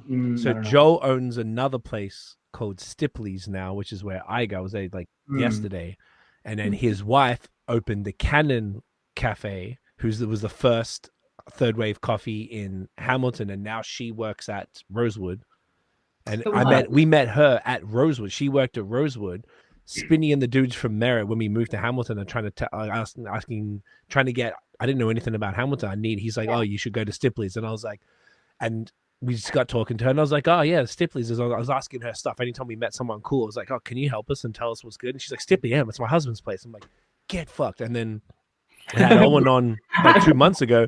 Owen's like, yeah, my brother owns Crow's Nest, and I went and saw Joel and told him. He's like, yeah, that was my whole boss. I was like, and then now you're mentioning it, and then it's very. I used to get my haircut at Crow's Nest in Hamilton after Emily found this one place in Hamilton. Oh, we're not going to get into it. He got a very bad haircut. He looked very. I looked like Duke Nukem. I had like awesome. Oh, like a medium long length hair. I'm like, I was going in for like an interview for like a chemistry job somewhere in Ancaster, and I'm like, okay, I need a haircut to look the part. And this old man gave me like a Duke Nukem haircut. And all of our the pictures of like when our son's born, him in the hospital, he just has this like stupid Duke Nukem hair. It was like a moment frozen in time that he literally can't forget. I also had like a terrible fever in that interview, and they like dropped like, oh, here's a 3-hour test that you need to do, and I'm like, I can't like back out and be like, fuck this job. So I'm just sitting in for 3 hours trying to figure out these stupid things while I'm like having a fever. And then Emily's calling me to see if I'm dead or not. Well, I didn't know you were be in there. I didn't know I was getting ambushed. You like left sick, and then you were gone for 3 hours, and we're picking up your phone. I'm like, well, he died. So a memorable moment. Hamilton's amazing. It was a great place to. Good times. Yeah, it was a great place to start our like 30s. Yeah. I love it. I'm sorry, I cut you off. So no, I think we were talking about. I think. Oh yeah. So even before the brewery thingy, I was debating whether or not to go like contract route or like drop all of our money on a brewery. Again, because of like just in the way that contract brands were sort of thought of at the time. I didn't want us to be taken as like a vanity project or like a marketing thing. Like there's some level of like seriousness that some people don't provide you if you have a contract brand. And that was sort of one of the main driving factors of like the varieties of beers that we were producing. But it essentially just came to the point where I'm like, okay, we got to do something. Like I didn't want to wait around for the finances to open a brewery for someone else to steal our idea. Because like even in the past, like Emily's had so many different ideas, and then everyone around her has been telling her that they're terrible ideas, and then 2 years later, it's like the fad of the century. It's happened to me. We don't have to get into what they were, but like it has happened to me so many times. So yeah, it's pretty funny. But, we're just like, fuck it, we'll do it. But the other thing too is like in deciding like, do we contract or do we open a brewery? One is like, have we opened a brewery, especially like sort of in that like low interest rate period when equipment was expensive? Like we wouldn't have been able to buy a house for our kids to live in. So like we were like, okay, so we can contract. And then basically our strategy in contracting, this was kind of a learning experience, but I'm also glad we did it, was we were brewing this like crazy shit. Like we were just like doing these things that were so in hindsight stupid. Like doing a Grzycki, like we brewed a hot dog water, like an adapted version of a hot dog water, and people loved it because he like took like a traditional Grzycki recipe and like made it a little more approachable. Like what kind of idiots starting a contract brand brew but like a Grzycki? He's Polish, right? And we named the beer after his grandma, and the label was super cute and charming, and like, but that was so out there. And then we did like an Italian Pilsner, but we brewed it with spaghetti. Like, and that was like we spent thousands of dollars on this insane idea, but it landed. And I feel like taking that risk and just saying like, hey, we're not like, this isn't about a vanity. Like we're working towards something that actually did really help us, which is great. Was that Nina and Al Dente? Yeah. So I had Nina on Thanksgiving. Yeah, I thought I'd had it. It was fire. And Al Dente, I had it on tap at the brewery. It's fire himself. Yeah, they're so good. And I'm like, again, but it's just like, as far as a contract brand goes, like most of them are like, okay, we're going to do a Kolsch, we're going to do a Pilsner, we're going to do some kind of awful IPA. We're going to do like, what else is it? Like we're going to do a lager. Like it's so safe. And we're like, if we don't kind of think outside the box here in what we're doing, we are just going to get pigeonholed and then crushed before we even start. And then from there, the other thing too is obviously like brewing doesn't pay that well, and he's so good at it. It was about like not continuously making other people money and like doing what he can to make himself money. And it's like, how do we do that with the lowest amount of startup cost? And that was sort of the route we took. Yeah, I love that. Do you want to grab the next one and then we'll continue? I love it. This is great. This is such a fun, long story. You guys are telling it well. Are you going to do quiet season? I was going to do Crema because I feel like I need some caffeine. Yeah. A little caffeine. The label on this one's sick. We went to this place when we had to go to Thornbury in May, and I came up to see Alex. I was like, where do we go for coffee? Where's good in Thornbury? And you're like, Good Grief. Like, Good Grief, yeah. I will say, it's the only beans we drink in the house, unless we run out and have to go to the grocery store. Oh no, don't do that. We need coffee or we'll die. So my day feels weird if I don't start it with like Good Grief beans in our espresso machine. Like I need them to be alive. And like honestly, that Good Grief is fundamentally what drew us to Thornbury to do Snack Club, because like the space is so great, the coffee's so good, it's so cool, the branding's so on point, the merch is so on point, everyone that works there is way cooler than we are.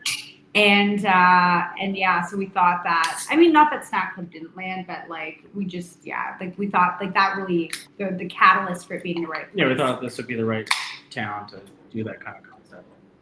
To do that. So we're sort of skipping forward just a touch there, but on that, because we're going to, obviously the Snack Club, as we're going to get to, is in Thornbury, but this was, was this done recently, or was this like something that you did? Brand new. Yeah, so we just released this one at the beginning of the month. I pretty much have like 2 cases left. Yeah, so I think this is our fastest selling beer ever.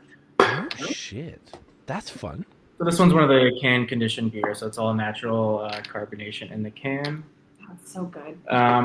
So yeah, we've like developed a friendship with like having a business in like a small town. You get to know all the other business owners, and so Emily and Alex really got to know each other. And then as we were opening up the new spot, she sort of just like sent a formal email being like, "Hey guys, would you ever want to make a beer?" Or maybe she was on Instagram. I can't remember what it was, but it's something that we've been talking about. Like, we're like, oh, we should ask Good Grief to do a collab, but they won't want to because we're not cool enough. And like, we were like the one thing is like, I feel like when people do coffee beers, they really like default to doing like a stout or a porter. And he had a really cool idea to do something that wasn't a stout or a porter, which you can explain while you're drinking this sexy little number. Yeah, I didn't want to do a stout because I find that like with all the heavy flavors in a stout, the coffee kind of gets lost, so it doesn't really make sense. And so I wanted to do something lighter. I didn't necessarily want to do a white stout because I feel like even that has sort of like played out and gimmicky. Like it was. They're not played out. I mean, it was super fresh when like Blood Brothers did it, but in my mind, I'm like, I don't want to just do like what Blood Brothers did. And like I brewed one at Nickelbrook as well, so I'm like, I've already done that. So just like what else can be like a good base for coffee? Because I wanted coffee to be the main thing, but I didn't want the coffee to be too intense either.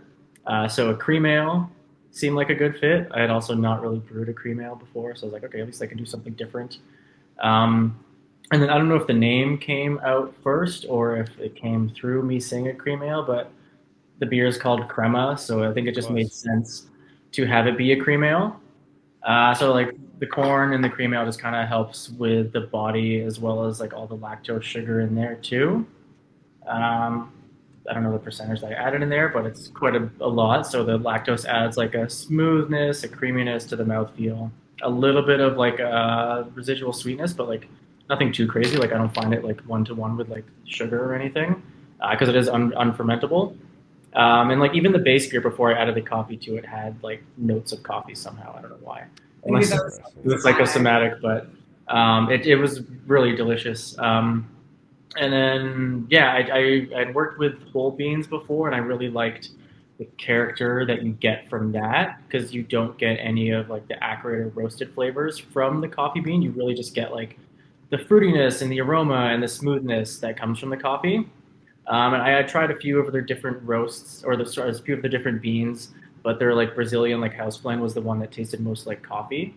Like I thought it'd be interesting to go in your trial. Yeah. Like I had done trials of like whole beans and cracked beans and little mason jars, and like the fruitier coffees, which I thought would be more interesting in a beer, just didn't hit like coffee. It didn't come across coffee-y enough. So I was like, if I put this in the beer, people won't really recognize it. I wanted it to be familiar. Right. So I didn't find an efficient way to do like a blend of cracked and whole beans. So I just put it in a Vitamixer and went bzzz for like 2 seconds. So most of it was very, very reproducible, right? So most of it is like whole bean. There's a little bit of coarse grind, a little bit of cracked. And then it was just a 24-hour like cold steep on the beer. So after 24 hours, I racked the beer off, got in my bright tank, blended it with some priming sugar, and then packaged it. Anything longer, you start to pull color and like some of the more weirder flavors that almost like metallic flavors that you could get from like a coffee bean. So like 24 hours was like the appropriate time to just like get as much flavor extraction as I could. I also wanted to be what's the word? Not frugal, but like not wasteful. Conservative. Yeah. The bad C word. So I want to be conservative with the amount of beans that I was using. I don't want to be wasteful and just be like, I'm going to throw in just this giant amount of coffee beans to get whatever flavor extraction. So I just did trials to see like how much the most efficient way I could use the beans, and that was sort of like a blend of like cracked and whole to get to like something that's like not too intense, but very light and smooth, but still present. Because I don't want it to be like too overwhelming. Because I feel like coffee, sometimes if it's too heavy, you can have one and that's it. I find that this is like a beer you could probably have like a few cans or a few pints. Yeah, it's still like, it's not overwhelming at all. Not even close. And typically, like, I'm not the biggest. I know when we were talking about some stuff, I haven't really loved white stouts in a while, like coffee in lighter beers. This works. This is like tripping me out how well this is working. Like the note, like you look at it, it looks like a hazy IPA for the most part, or a wheat beer. But the nose is there might actually be a little bit of raw wheat in there, I think. I feel like the nose is so, like, I don't know why to me, but it's so hazelnutty. Mm-hmm. Oh, that's interesting. Yeah, you know And what? all You're I get right. is just like toasted hazelnuts. Like I don't like on the nose. I don't get any coffee. It just smells like toasted hazelnuts to me, which maybe I'm just crazy. But No, I'm usually you're good pretty at good with my those sniffer. flavor descriptors. Yeah, yeah. That's from like The wine. back in the day. But yeah, it's like this beer sold out in like honest to God, it was like a week and a half, and we have like it came out on the 5th. With like a keg and a couple cases left. Which like we've never sold through that much beer. It was only like 300 liters. So it's but not still, that much, like but yeah. nonetheless, Still. like 300 liters in 2 weeks. Like it was crazy. And what do you think made it so popular? Probably Good Grief, because Good Grief is like so. Well, one, I think the branding is like pretty cute. Branding is very Can you explain the beer label? What do you mean? It has dogs on it. Oh yeah, so the owner of Good Grief and her partner have 2 little corgis named Harry and Marv. And like I feel like with a lot of Good Grief branding, like do you want to go grab the bag? Like Sure. they definitely have like a very, very strong brand identity. But I was like, how do I make this a little bit personal to the owners? So it's like similar, but like a little bit of a segue in a different way. Like they have a really strong, like really, really strong. sick. Amazing brand identity. I'm actually obsessed with these beans. Like I should be their sales rep. What are they? Are they good? Because I'm big. We got an espresso machine recently. It's the greatest thing that's ever happened to my life, I think. Yeah. I'll send you some Good Grief beans. Or when I was in Hamilton next. I'm here for. I was gonna order. I'm just trying to get I'm trying to try from all the different places. And just see what's going on. And like first I was buying like 5-pound bags, and now I'm like, I want to kind of just fuck around and learn how to dial in. And it's what kind of machine did you get? it's a Bizarra MN Duo, so it's serious. It was extremely expensive. Yeah. So I got the fire, and I got my shots down. I can dial in things usually in a couple of shots. Now I'm pretty sweet. It took me a bit at first. I wanted to throw it out the window, and now I'm good. So now I'm working on latte art. But all that to say, I'm trying. Whenever I'm traveling and buying beans or like just ordering stuff randomly now, that Durand out here hooks me up with the big bag, so I could. But then I was like, that's great, but I was worried it was getting boring, and I want to have to tweak it, because if I just let it go, then I just feel like it's pedestrian, and I want to fuck around, you know? No. Well, there's nothing like. I mean, coffee is like I drink a lot of coffee. We have just like I don't even want to call it a crappy little Rebel, because it's not crappy. I love that machine. And obviously, like, we can't have really nice things because we have so many kids. But like dialing into coffee, like that process is also really, really fun. Like I've always really liked when we were living in Hamilton, I would buy green beans and blend them and roast them in a nut roaster and like smoke out the house. I can't believe you did that in hindsight. It was the best coffee. Yeah, it was amazing. Y'all are serious. That's awesome. Yeah. Well, like this, so like, there's no way I could do it now. Like our ancient house, like the windows on the main floor don't open, so we're like they're like sealed shut. Yeah, they're so old. They're from 18. So it wouldn't work. Okay, that's gangster. But like really like kind of understanding like the bean from like a specific roaster and like understanding how it works with your machine or whatever is like the most satisfying thing in the world. Like it does not get much better. When you nail that shot, and it's between 25-35 seconds to get like the 2-to-1 in out, because it was like when I got our shit, nobody told me you had to calibrate the grinder. So for the first 2 weeks, I was using a lot of beans I didn't pay for, because I always had beans, but I was just going to cafes all the time because I was using a Chemex or a Mocha pot, and it doesn't excite me that much. So I was grinding them, and then the shot would just run out in 8 seconds. I was like, boom, straight in the sink, gone. I was just throwing coffee out.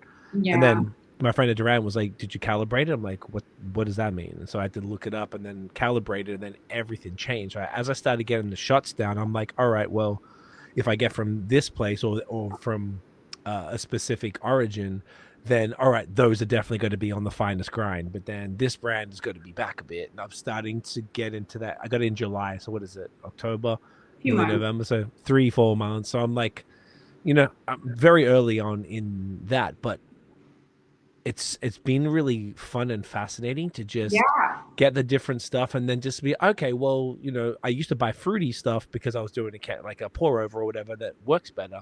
But typically the chocolatey, nuttier stuff, we're oat milk people, so that works a little bit better with that. But then sometimes if you get the fruity ones, maybe they're not intense fruity notes because the tasty notes are kind of made up anyway. So it's like it kind of works, and it's just been really fun to try and learn about the different things. And I'm so early in it, so I can imagine so much more to go. But I think it's one of the funnest things ever, because like you're taking this product and you're transforming it, and there's so many things that can go wrong in every step, from grinding to distributing to tamping to extraction time to then the way you do the milk and all this different stuff. And it's like, it's a lot of it. Someone said it to me this way. They were like, I didn't touch this beer. I got the can and I poured it into a glass. The coffee beans that I was sold, I could fuck them up. I could completely ruin them, because the user, you know what I'm saying? It's almost, it's like cooking. Like the user has to manipulate them to get to the end result. And as they, like, I'm glad I tested on things that I didn't pay for, that I didn't really care about that much.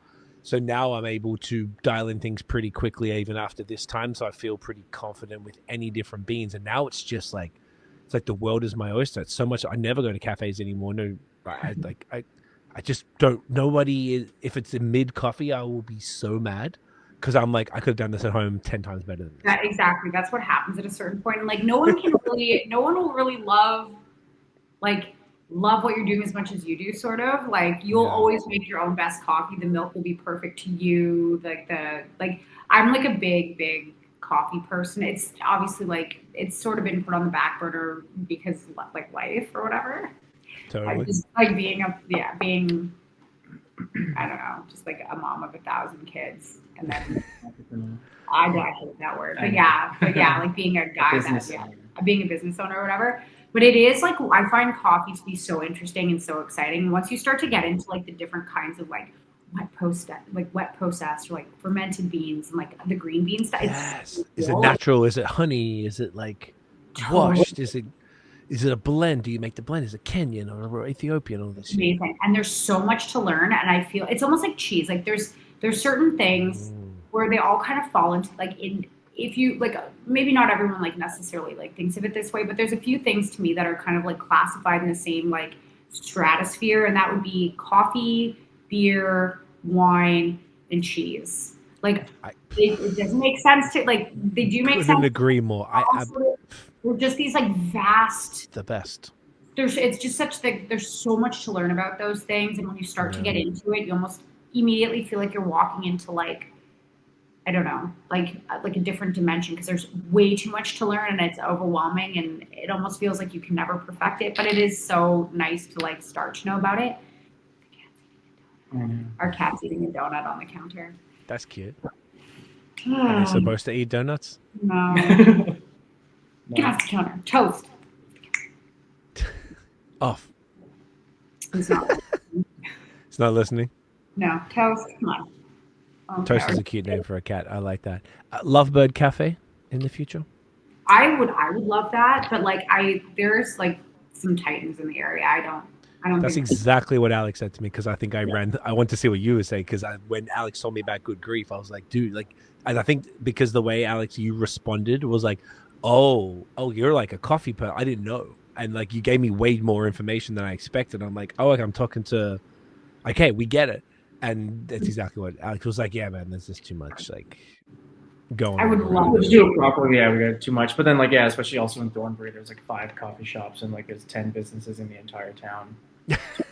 So it's like, it's just more people would come across and be like, "Do you have coffee?" I'm like, "Are you fucking no?" insane? There's like 5 other places you can get coffee. Yeah, whenever people would be like Thornbury was like such a different beast. But like when people would come in and ask, they'd be like, "So you have coffee, right?" I'm like, "Are you kidding?" Like I think I couldn't stop myself from saying to their face, because like literally, why would you come to us to get a shitty cup of coffee if we had it, when you could just like go to Good Grief?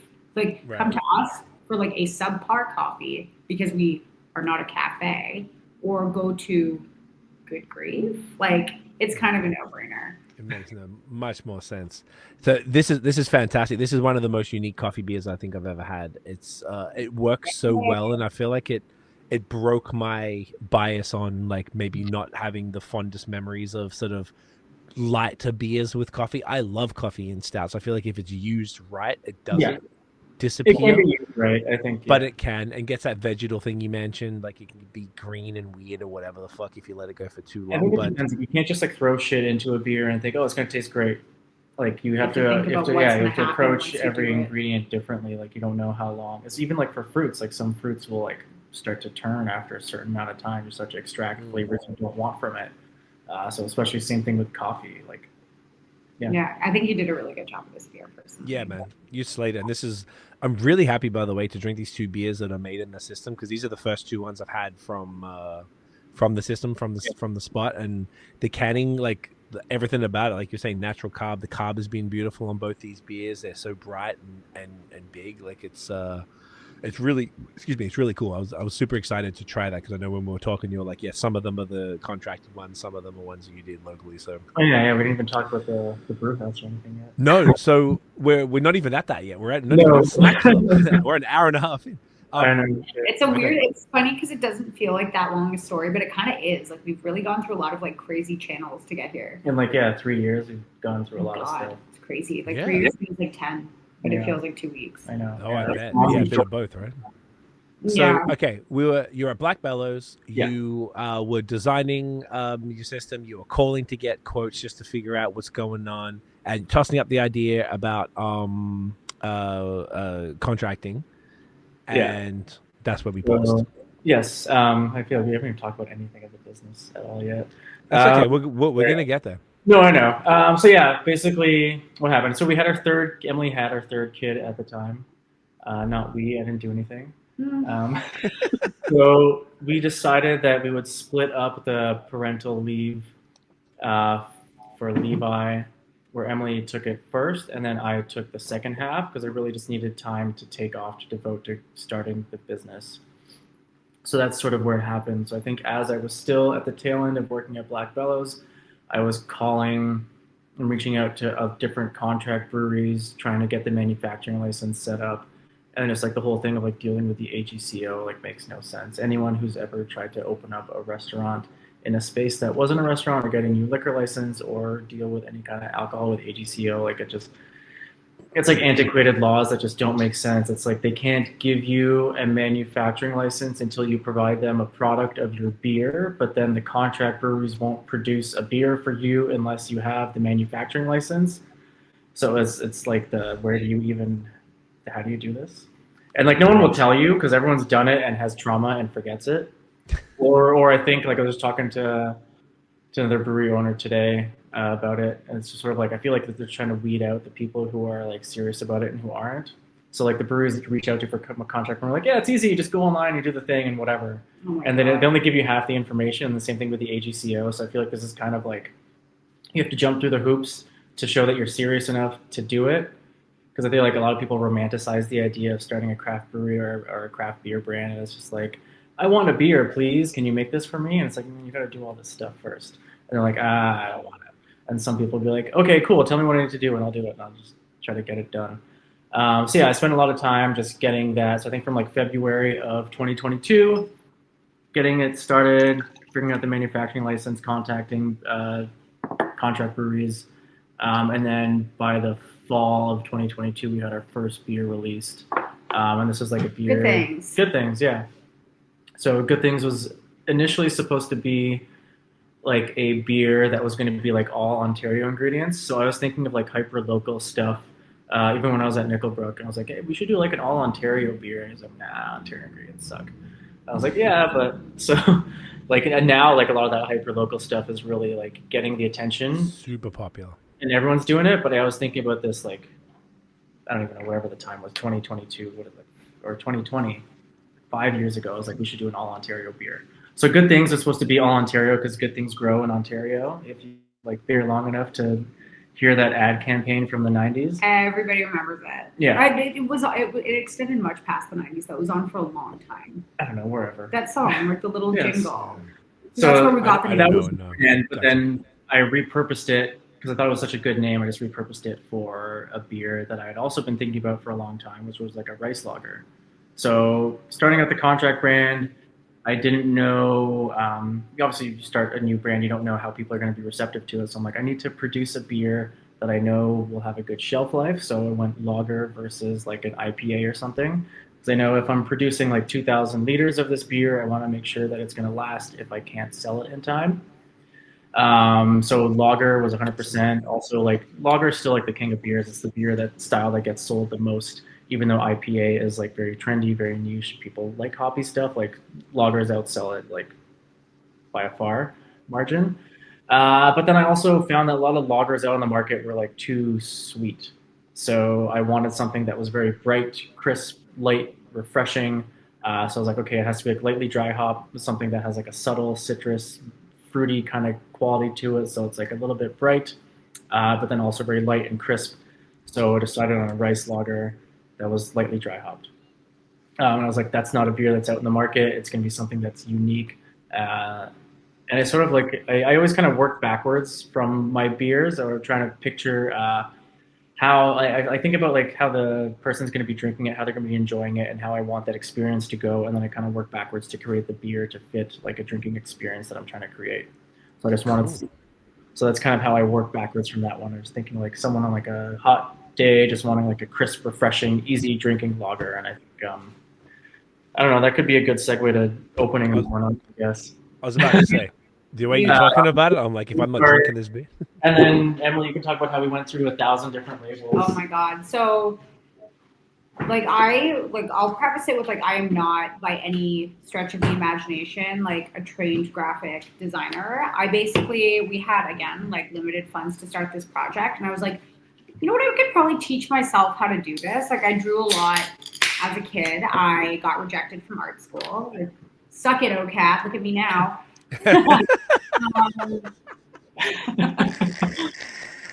But you wish I was your alumni now. You fuck. Yeah.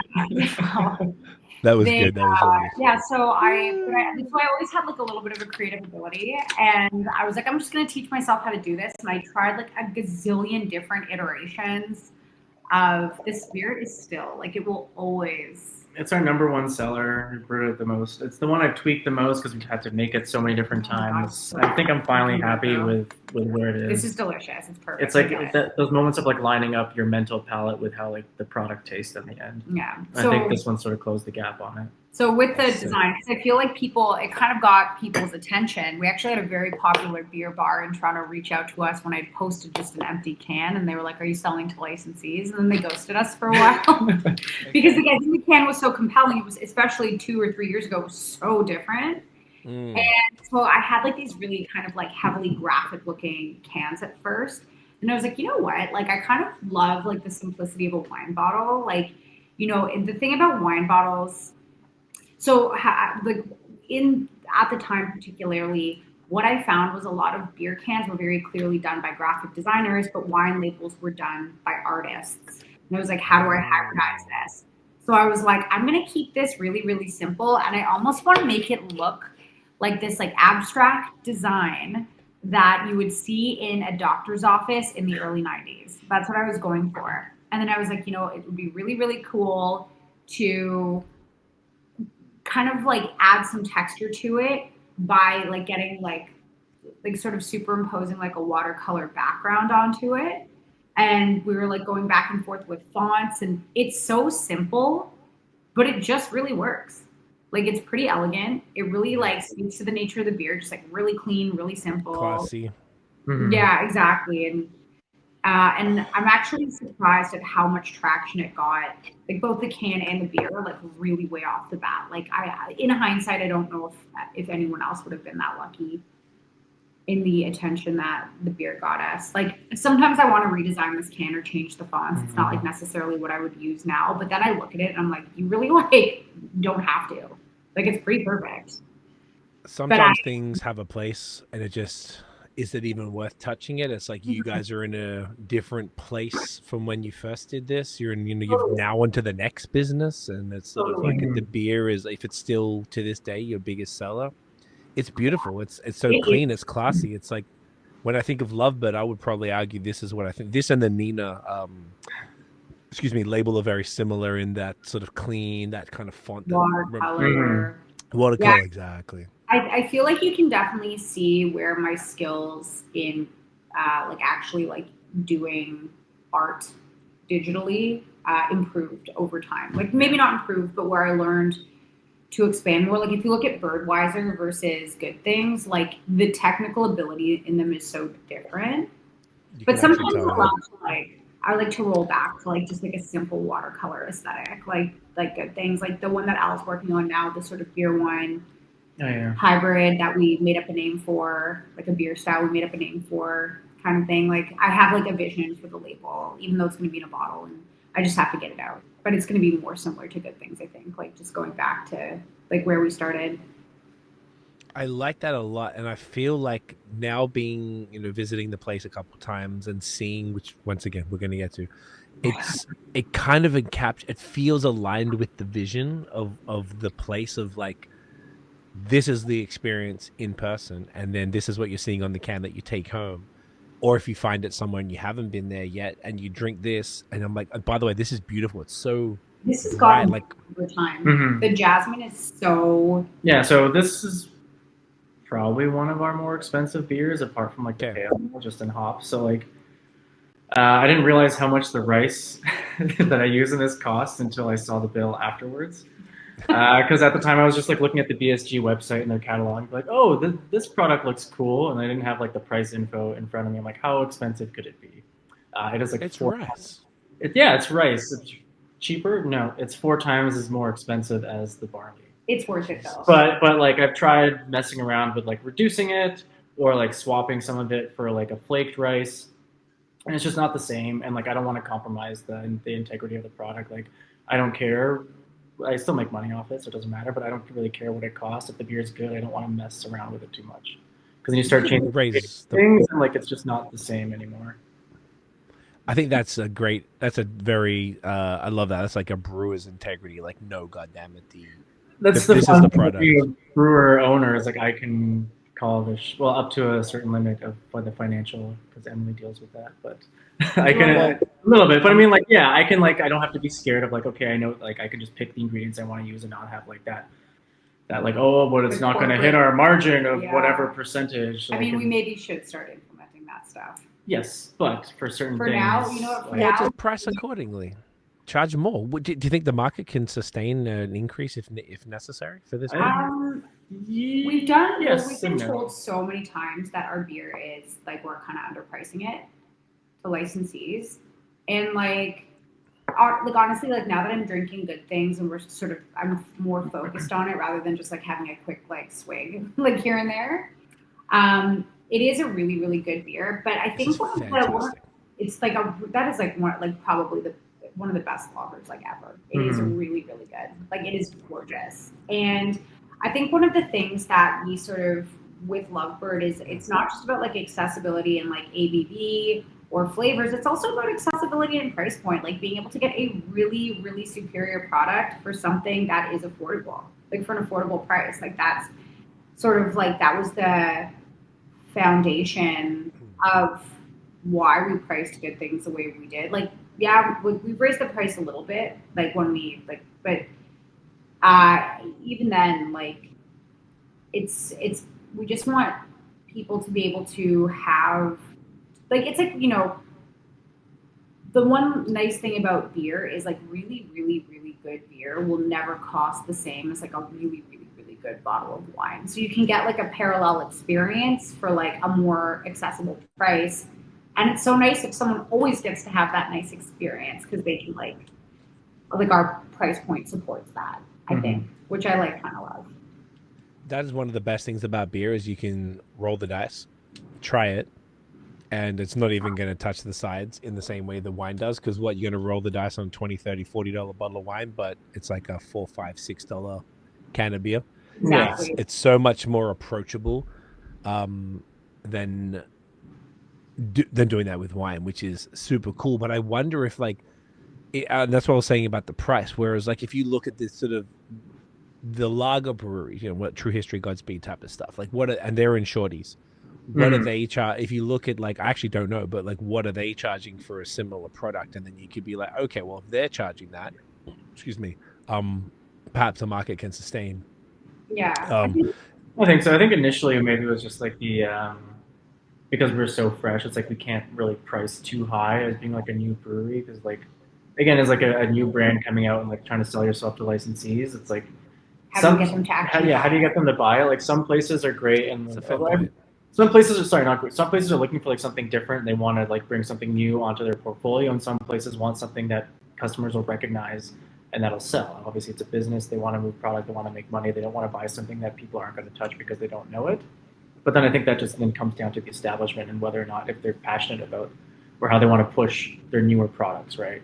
So we found that like we've had really good success on restaurants that have like a very short list of beers and some that are more wine focused, where they have like tons of wine and just like a little list of beers. And I think that way it's more focused and concise, and the people at that place can sort of speak to the beer more than just being like one on a list of 20 who might get lost in that list. Yeah, that's where we've had our most success with licensees, is sort of places with like really big wine lists. And I feel like our beer like really like, because I mean, even the good things being a lager, like you can taste the jasmine in it, is a very nuanced beer. It does really make sense, like alongside a list of, like wine is so nuanced that like it makes sense alongside that sort of like type of beverage menu, versus like, you know, if you're like this against like, if you had like 2 IPAs and then had this, you'd absolutely use it. But if you have a good things and then, you know, the table gets a bottle of wine, it doesn't fight with it. It doesn't fight with what's coming next. It doesn't fight with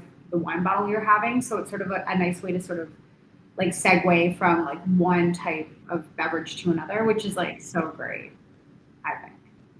I think that's the way you guys just described that is perfect. I was picturing just some sort of fancy restaurants that we sort of go to. We don't go out too much, and if we do, it tends to be a little nicer because there's fewer and further between. And typically, those restaurants would have a massive wine list and they'd have 5 beers, and it makes you sort of focus a little bit more on those beers. And obviously, for me, if I'm going, I want them to be fire. It isn't always, but if it is, this would be the type of beer that would complement a lot of different dishes, particularly more delicate like seafood. Dishes and things like that. I think so. Like it speaks to like the beverage manager at that establishment, because some places will, they'll have like a small list, but it's not really great. It just seems like an afterthought. And then some like Stella. Oh, they just have like a Peroni, right? That's it. And like have one beer, and it's just like we just need a beer for whatever, and we don't care what it is. And then some places I hate that. And then like, some places will really like make an effort to curate a really good tight beer list. Which is good. Which, like, I think, like, even a sommelier or someone who's, like, building the wine list from, like, the wine world, like, whether if they have a W set or they're, like, an actual, like, somm or whatever, I think it's important to also look at, like make sure the beer list is as strong as the wine list. Like, it's like when you go out for dinner and you look at the food menu and then the dessert menu sucks. Yeah, I always just like, oh! It's the worst. My life, So it's the same kind of thing, and like we're lucky. We're in 2 Michelin-starred restaurants in Ontario, and then a couple that are in the guide and stuff. And it's like I find it so amazing that like of all the breweries in Ontario that like Restaurant Pro Morissette or the Pine have taken our products on, like it's so like the imposter syndrome is really going crazy, because it's like, wow, like that is like the fact that you think that our product works with what you are serving to your guests is just mind blowing. Like it's just Pro Morissette? That is like a huge accomplishment. Like despite like all like regardless of all the growth we've had, or like that to me is just incredibly humbling, is that we've created a product good enough to be served alongside that type of food. Like we're in like Down Home as well, and I believe they will get a star soon. We went for dinner the other day, and it was like outstanding. And I can't believe you're in Pearl Morissette. That is fucking insane. That is all thanks to guys. Well done. So we also work with a wine agency, Bogey's Best Imports. So she's based in our area. She also works for us occasionally at the brewery. But we have a lot of her wines on our wine list, because her wines are insane. Like she has really, really good wines. She's really good wines. And then she's taken us on as a client, I guess. Part of her portfolio. So then you said you do the tastings there. You've done Pearl Morissette like tastings at Yeah. Oh yeah, we've Okay. had, And that's all through that. Also tastings. Did one at the snack club. We did one at the brewery as well. And I think we have another one. And we're gonna do another one in the holiday season, I believe. But it's like, yeah. So Caitlin, someone had suggested. Actually, it was Kieran who owns Chin Chin and Cremor. He was like, you should like see if you can get onto like a wine agent's portfolio. Like, you should do that. That would make sense for your product. And we were like, that's a great idea. Let's contact Caitlin. And thankfully, like, she said yes immediately. Which is great. Because she just, she has, I feel like what she imports is so sort of like, I don't even know what the word is. Like, it's so like, quirky is not the right word. That's not the word I'm looking for, but it's so like dynamic and different, and she has such a great knowledge, but it's subtle and like works like really, like her wines just sell really, really well. Period. Like both when we had the snack club and we're doing bottles, and then her by the glass stuff just does really, really well. So it was like a really good fit, and she's the one who got us in there. And then I don't know how we got into the Pine. We went there for dinner. And we're like, here's our business card, you guys. Hey, here's a couple cans. Like, yeah, here you go. And then, so it's, but it's like, that's what I mean by reinventing the wheel. It's like, we can be a beer for people that like beer, but we're also can be a beer for people that like wine, but maybe want to get into beer a little bit because we're in a recession. We're about to be, yeah. Fuck. Yeah. That is super sick. I'm so deeply impressed, and it makes complete sense. Any like higher end restaurant that I've been to, this like say specifically Good Things, but basically anything we've had tonight, but specifically this, I could see like, you know, seafood, or it's going to go with so many different like lighter dishes, chicken or poultry or fucking even like steak and stuff. You'd be like crushing it with this. Yeah.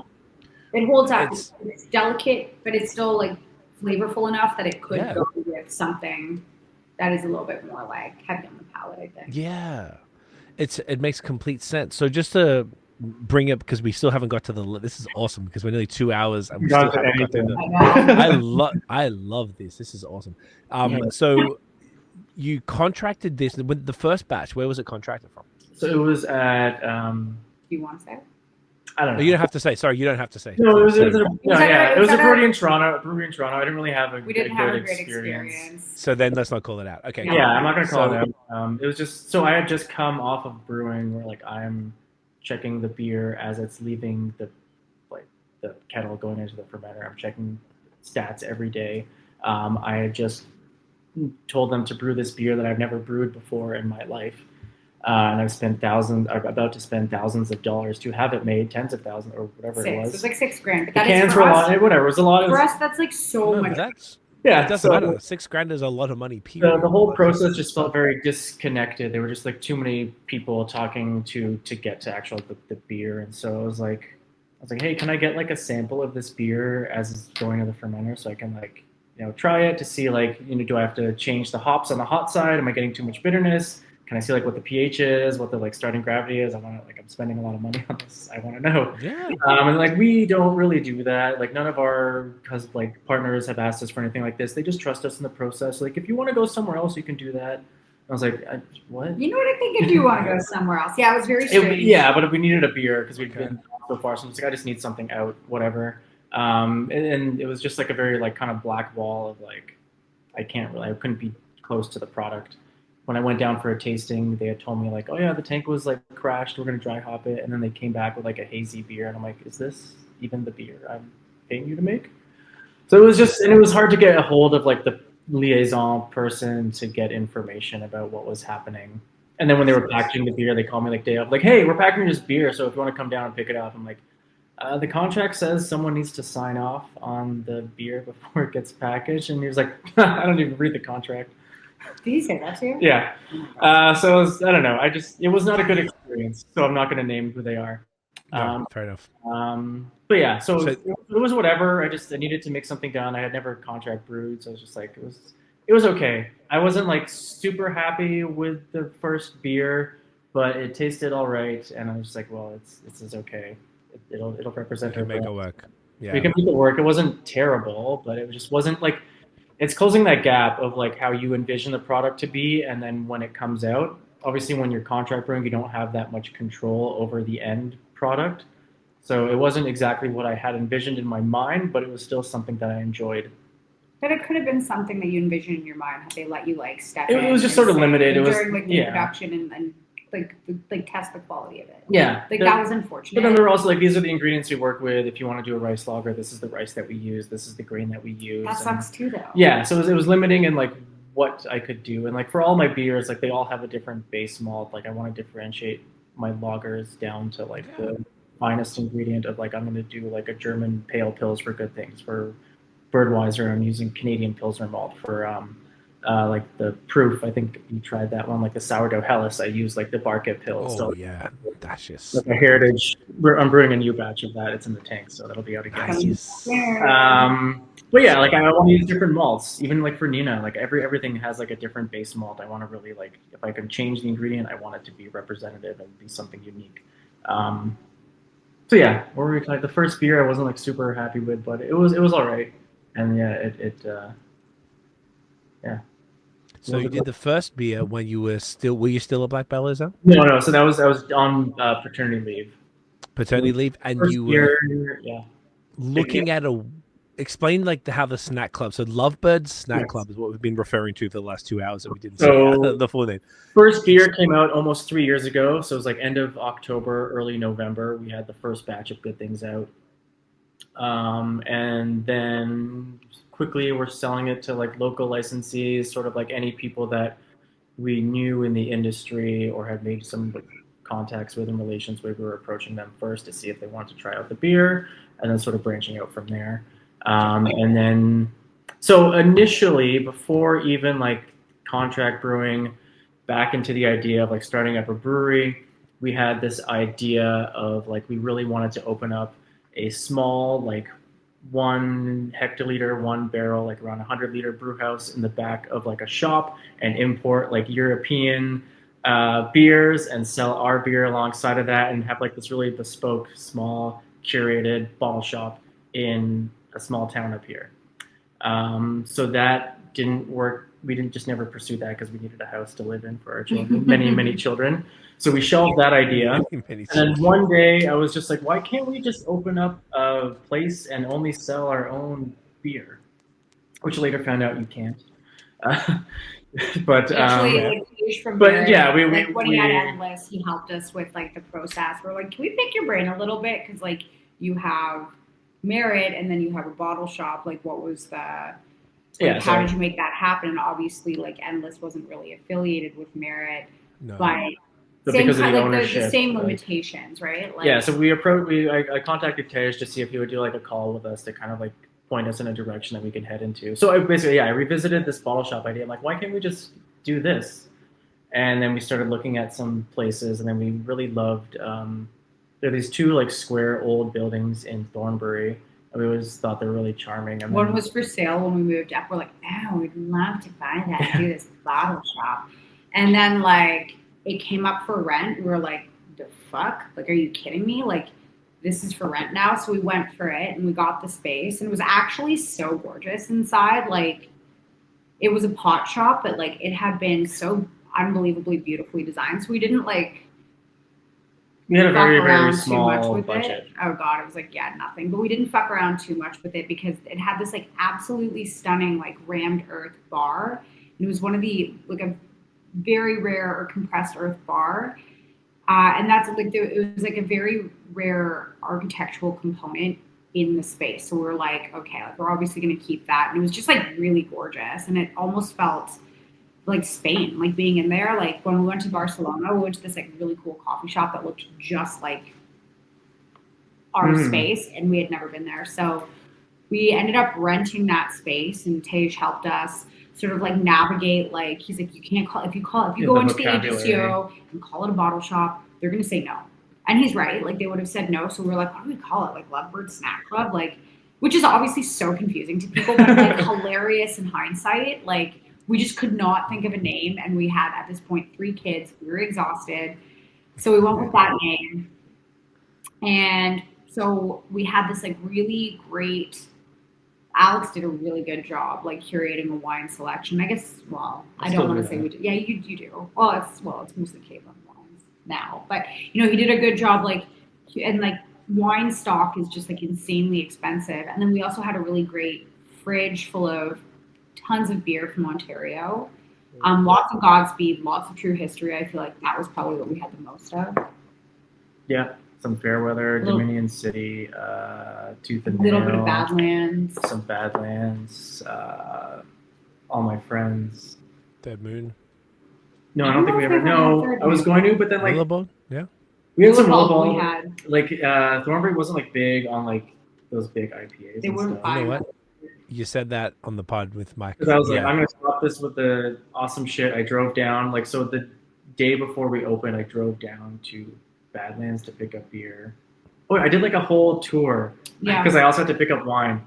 So I drove to Willowball to pick up some stuff. I drove to Rosewood to pick up stuff. I drove down into Toronto and went to Godspeed and somewhere else. Stuff that I couldn't order in time. I went to go pick up, and then I went to Badlands and then up to Sonnet Hill. That's a long And day. where else? I just drove everywhere just to stock the fridge. I'm like, I gotta get some really good beers, and then like, yeah, Thornbury just like wasn't into like the big IPAs. So They just wanted the good things. Like they were. Yeah, I don't know good really. things. Yeah, they like good things. I like the lighter stuff. But yeah, they weren't really into the like the hazy IPAs and stuff, which I feel like it kind of ebbed and flowed though. it did, depending on time of year But and like, as the clientele. as a whole, like they did, yeah. And I feel like they were really big wine drinkers there. But it was cool Yeah. because having a place that, you know, because Alex also drinks wine.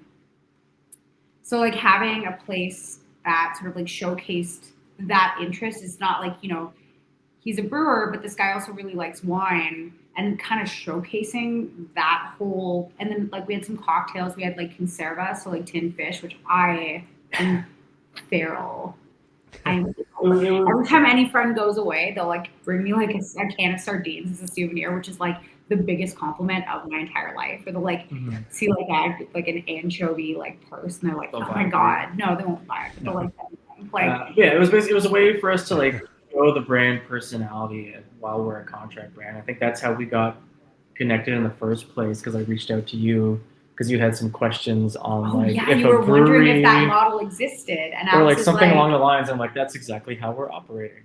yeah. Because I think we're the first, if not the only, at the time to operate in that model where like there's usually a traditional path for a brewery where it's either you have a lot of money to open a brewery, or you go the contract route and then you eventually open a brewery. But we, thanks to COVID and like the alcohol to go sales opening, it opened up like this third party gray area of like boutique alcohol retailers. But no one had contracted beer and made it like No one say, had contracted and then satellite opened tap up like a bottle shop to act as their like tap room. Because like operating as a contract brewery, you're very limited in how you can sell your product. You can't sell direct to consumer. You can only sell to bars and restaurants and licensees. So in that sense, like you have no control of your product's representation out in the market.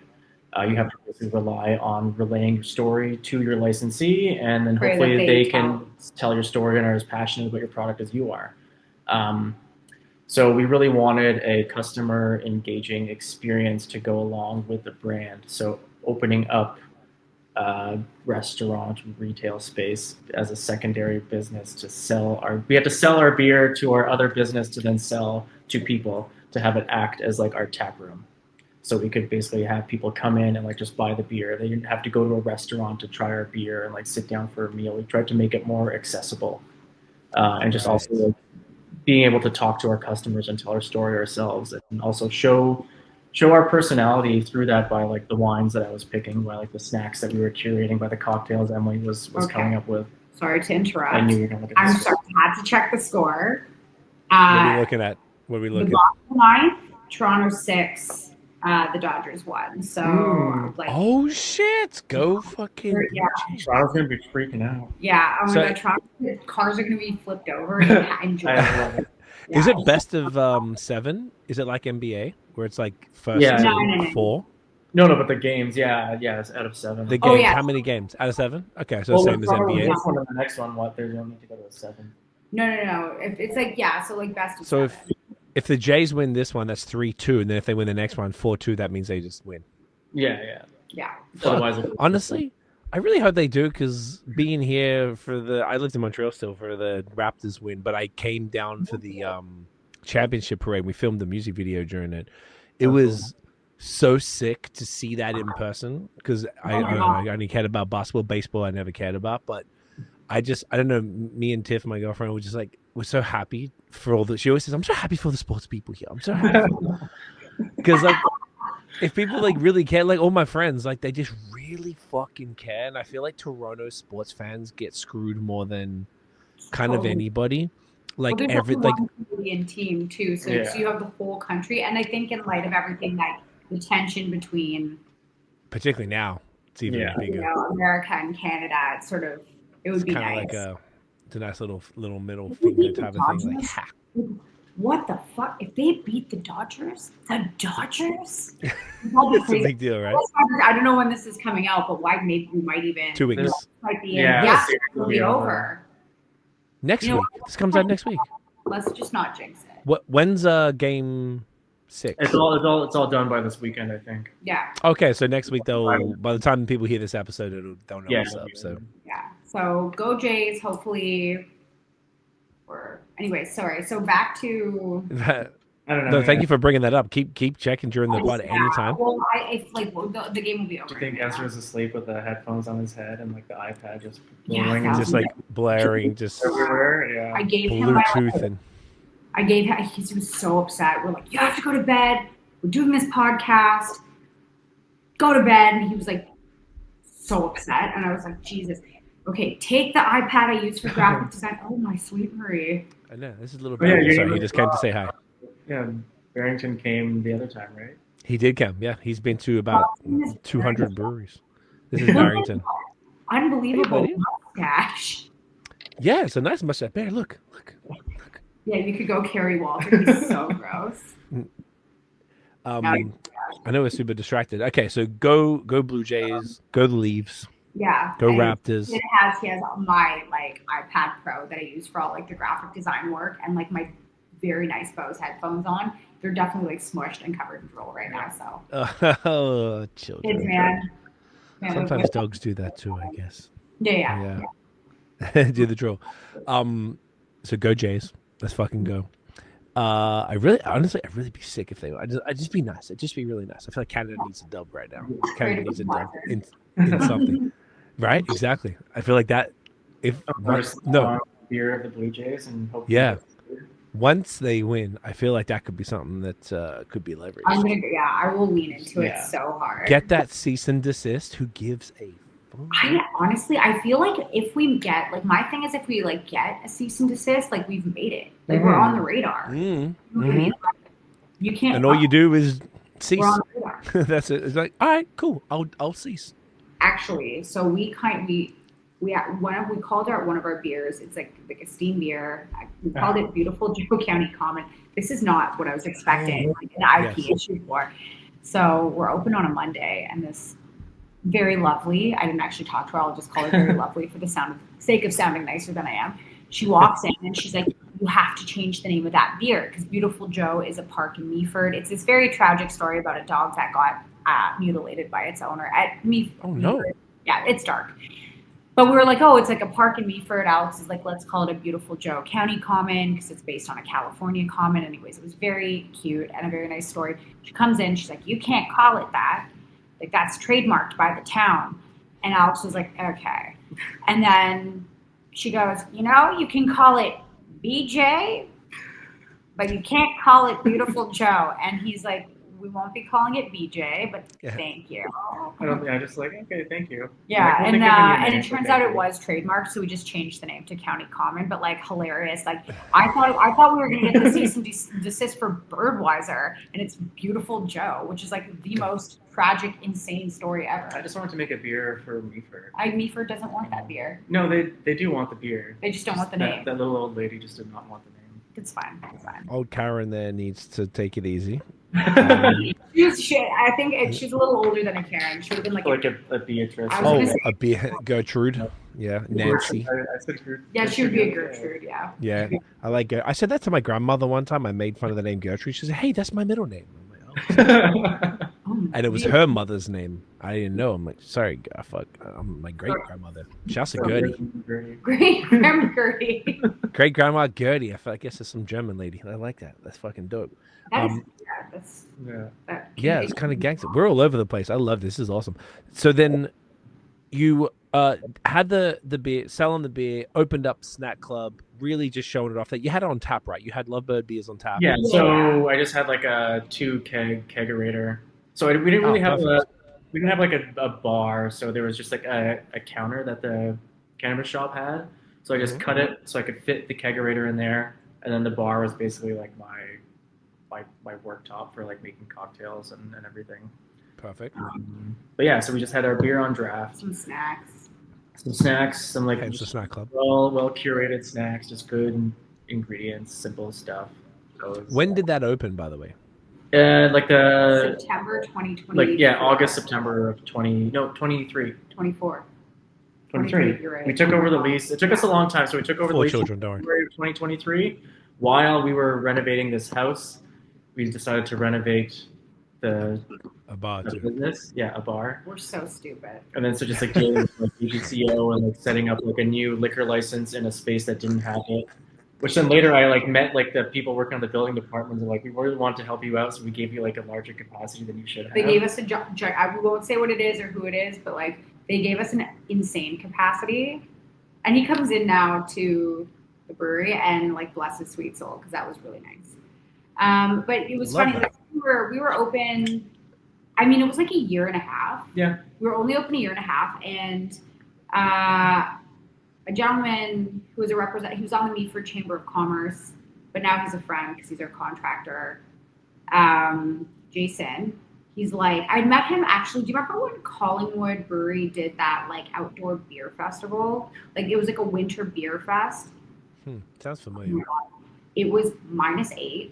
I have never been so cool. I'm like sitting there, just like colder than I've ever been in my life, slinging beers that are freezing in the can outside. And we meet Jason there, and he's super nice. And he's with his wife and his very small dog, and like lends me his gloves. And you know, shortly after that, he's like, we want you to come to Meaford, because they had lost Stillfields, and they were very much mourning the loss of Stillfields. Like they really loved having a brewery in Meaford. And he was like, we want you here. And we're like, okay, whatever. Like that's not realistic. Like we just opened this like not that long ago, whatever. But then like they were showing us spots. One was like, or showing Alex spots. One was like the library, which like wouldn't have made any sense. It was like the basement of the library. And then like still, it just wouldn't have made sense. We couldn't afford it to renovate it. And then I think somewhere else, right? They like showed us like a bunch of industrial spots. Basically, I just had a meeting with them. They're like, what do you need from us to bring a brewery here? And it's like, zoning is my main issue, because we had tried to set something up in another small town in the area called Flesherton.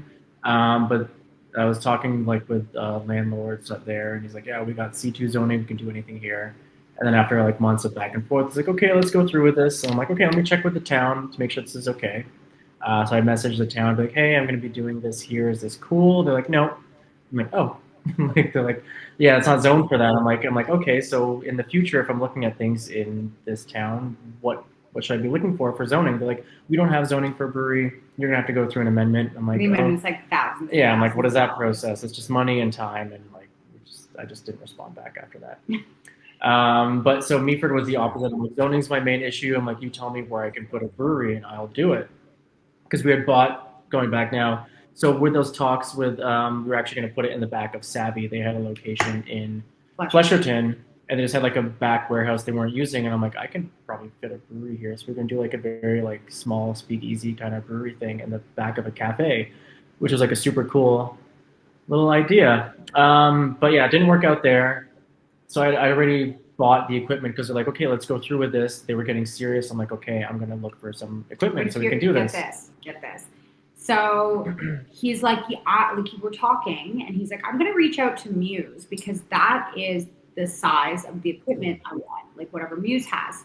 So he reaches out to them. He's like, hey, do you mind if I pick your brain about your equipment?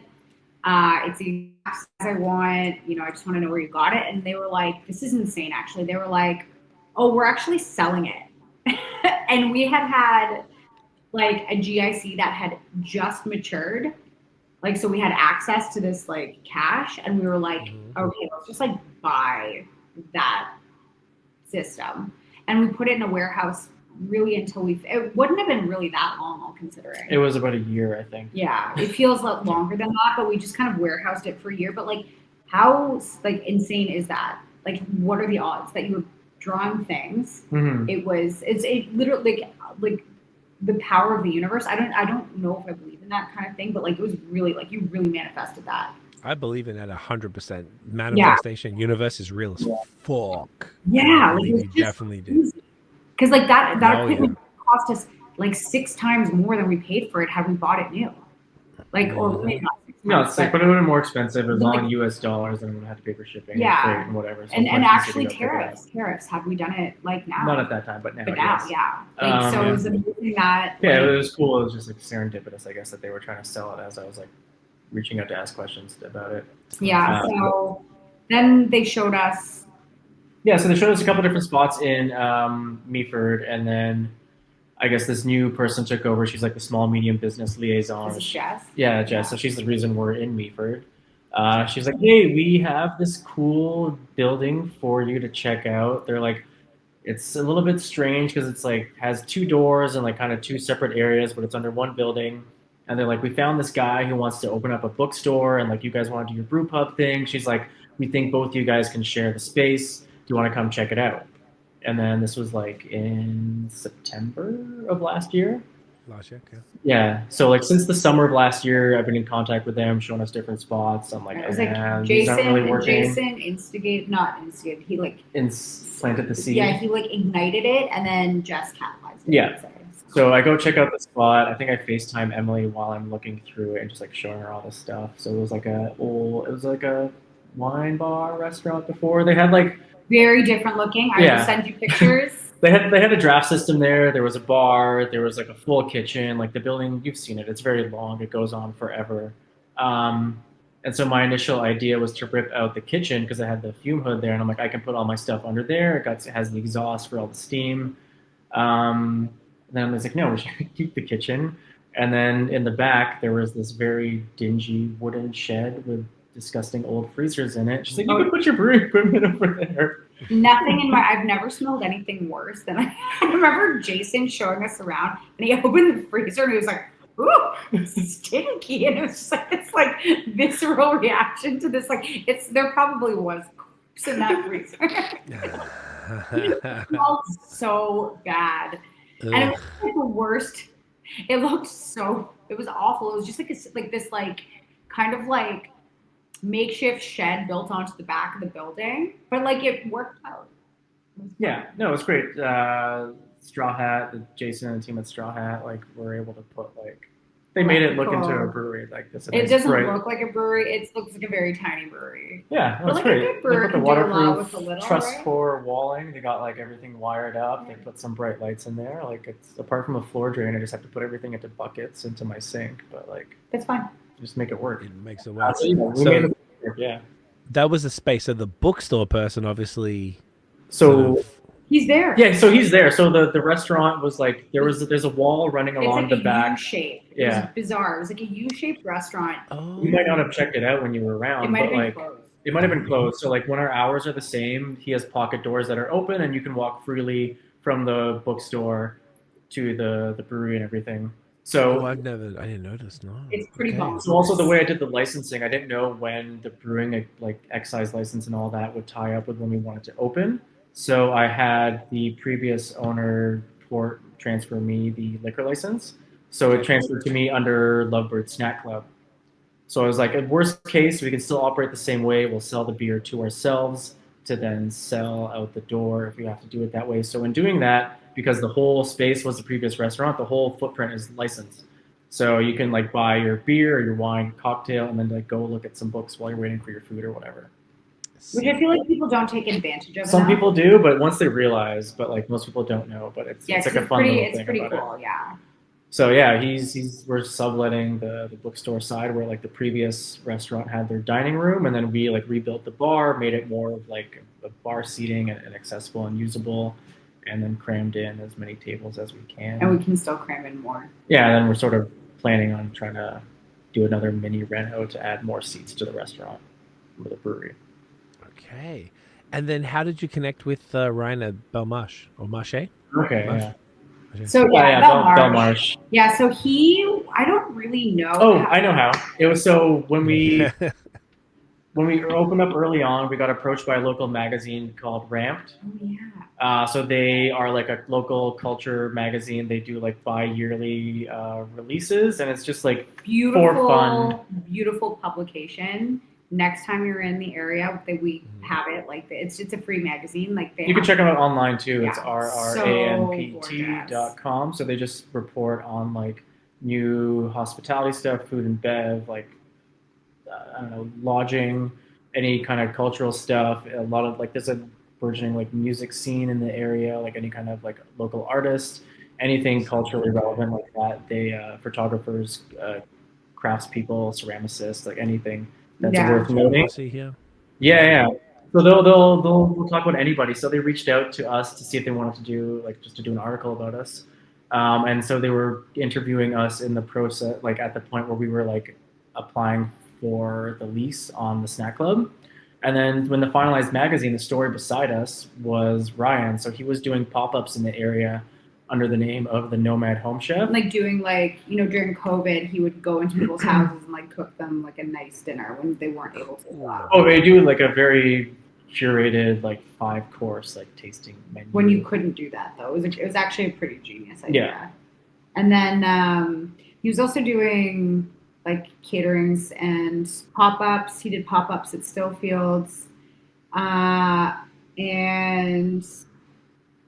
and now he also runs one of the lodges at a bougie ski club called Craigley, which is great for him. But basically, like, I guess I remember like we were talking on Instagram. I added him to Instagram. We would talk. I would comment on his stuff, and then one of the things, like one of the ways that I really remember connecting before we actually met in person was like Alex and I were out for a hike on the Bruce Trail. It's called the Old Baldy Trail. For anyone listening, when you're in the area, it's beautiful. You should go do it. And we found like a gazillion chanterelles, and he had just posted a story with chanterelles. And we were trying to figure out if they were chanterelles, which like is stupid because chanterelles are pretty obviously chanterelles, but like knowing us, we're stupid and would have eaten something that would have killed us. So I like grab a handful and I cut a bunch and I take a picture and I send it to him and I'm like, hey buddy, like, are these chanterelles? Do you know? And he's like, okay, so I don't know you. Like they look like it, but like, I don't know, like don't take my word for it. So then we started chatting a bit more, and then we met at in person at Down Home's 1-year anniversary. We started doing pop-ups together. I helped him serve like a wedding catering. He did one of our first pop-ups in like the November of the year we opened. Oh yeah, we with Barrel Heart. We did like a dinner tasting, so we paired him up with Mark from Barrel Heart when Mark was just starting out. It made so much sense. Yeah, so we paired his saisons with Ryan's food, and we did like I don't know what it was, a 5 or 6 course like tasting menu with both of them together. It was awesome. Hell yeah! At Snack Club. Yeah. Sick. Yeah. So when we got this space, we basically called Ryan up. Yeah. And we were like, the door hadn't even like closed on our way out. We're like, we got this space. Do you want to cook in here? And he was like, yeah. And I'm like, the kitchen needs a lot of work. Just keep that in mind. Needs a deep clean. And he's like, yeah, that's fine. So he sees it and he takes it and he cleaned the shit out of it. The thing was they're like, because it's zoned for restaurant use, so like you have to have some kind of food component in order for you to be able to brew. So I'm like, what does that mean? I'm like, can I just have chips? You could have. Can I have sandwiches? They're like, submit a proposal and we can go from there. So I'm like, okay, well, I might as well just go above and beyond. I'm like, let's just do full food. Who can we call? And like instantly we just thought, let's call Ryan and see if he'll join us on this whatever this journey. is. But yeah, I think that's also kind of what sets us apart is that we have like a pretty, like, I use the word elevated a lot, but we have like a pretty elevated food program for a brewery. Like it's pretty far and few. Like, and that's the right word. Yeah, and you know it's autonomous. Like there's other places that pair in the area that have like it's pretty common with breweries. Like if you look at True History and Basil, or Enswell and Later, that's in the area as well. Like it makes a lot of sense, like the autonomy and like sort of like the operations in that kind of way, where like it just makes a lot of sense, and it feels like that's kind of the new direction that breweries are going in as well. And it made sense for us too. And despite the fact that we're a brewery, like it is a very changing world, and we needed to make sure that we had sort of an inclusive beverage menu as well, which meant having really good wines and having cocktails. Because Silas is we want to bring that familiarity that we had at Snack Club with like the wine and cocktail program. Our baby's crying. Is that okay? Well, you know what? If you want to go take a look at that, do you want to take a quick break, bathroom, and then we can come back? And I want to get into the design side from the way you presented that on social in the lead up. Yeah, was for sure. Phenomenal. And I just want to paint that picture for folks and really get into the way that it sort of was executed. It was perfection. Oh my God, that's the nicest thing anyone's ever said. I love it. It's the best. All right, we'll be right back. And we are back. And we have a baby on the pod. I think it's the first baby on the pod. Yeah. Breaking records, buddy. Look at that. 10 years in, didn't have a single baby. That is terrible. We are uninclusive. What's young man's name? I forgot to ask. This is Silas. Silas, gangster. Was that the dude off Heroes? That was like the bad guy off Heroes, yeah? I have no idea. I remember the show, but I never watched it. Do you remember in okay, this is so dumb. This is not why we picked the name, but do you remember in the Da Vinci Code, like how Paul Bettany was like an albino guy that would like whip his own back? Do you remember that? It was like a really weird like Opus Dei or something. I can't really remember. I know the character. But yeah, I'm pretty sure that character's name was Silas too. And we love a good kind of like puritanical biblical name in this house. And all of our kids have like that kind of name. So I like it. I'm here for it. Yeah, Let's go. It's interesting as hell. Well, he's going to be crushing beers with us. And the next one we're doing here is quiet season. So tell us about this one. So this one, I was sort of inspired by, if you ever had, I think it's Kronenberg Blanc. It's like that French wheat beer. Oh, yeah, that used to be a fave. So I don't know if I told you this, but because Jenny, Emily's brother's wife, My sister, yeah, sure. She always brings Kronenberg Blanc whenever she's over, and she brought it like last time in the summer, and I was like, this is like the perfect summer beer. So I was really inspired by that and wanted to recreate that on a different level. Okay. So I made this like in the American wheat style beer. So not like the German where you get like the banana clove. This is more, think like Allagash white kind of beer, where it's more like grain, spice, and citrus driven. But I also really just wanted like the subtlest hint of peach on the back end. Like I didn't want it to be like a fruited wheat beer, but I wanted fruit to play a role in the beer. Mm-hmm. So it's like 60% wheat, 40% barley. It's like a blend of raw and malted wheat. Okay. And then instead of using coriander and like an orange zest, I used toasted grains of paradise and pomelo zest. Okay. And then I conditioned the beer on a very small amount of like ripened Niagara peaches. So I just kind of waited for them to be like at that almost barely rotten, super overripe stage. Just like crushed everything by hand, added it in, added the pits and everything. So you get like a really nice, soft, mellow tannin from the pits, and then like just a very subtle peach flavor. I feel like you get like a lot of peach aromatics on the nose, and then just like a very subtle peach at the back end. So like when I first tried it, it almost tasted like a peach iced tea or something. You get a lot of like the tea, like astringency, like that soft tannin from the pits. Or the noyo. But yeah, I just wanted something very light and summery, and like just having it like coincide with like the peach season at the end of summer. That makes so conditioned on whole peaches with the pits. Yeah, but not like anything to the level of like goodness gracious, where you get like that intense fruit character from it. No, it's very subtle. Yeah, that's all I wanted, just like the subtlest hint of peach at the end. That's fast. I used to love Kronenberg Blanc with the blue bottles. It was just so cool. So good. So this one, like I had like an idea really of like how I wanted it to turn out, and then like when I tried it after I added the peaches, I'm like, this is exactly how I wanted it to be. Like it turned out that it was perfect. That's pretty, and calling it a Canadian wheat, because that's what when I was like looking at the label before the pod the other day, I was like, oh, this is interesting. I wasn't really sure what to expect. Mm-hmm. That's not because I was like Canadian wheat, which I guess that means it uses a lot of local Oh, okay. ingredient. I didn't know she wrote Canadian wheat on there. I don't know. On, you know what? Waiting on fumes for the past little bit. It's on Untapped. It says that. Oh, okay.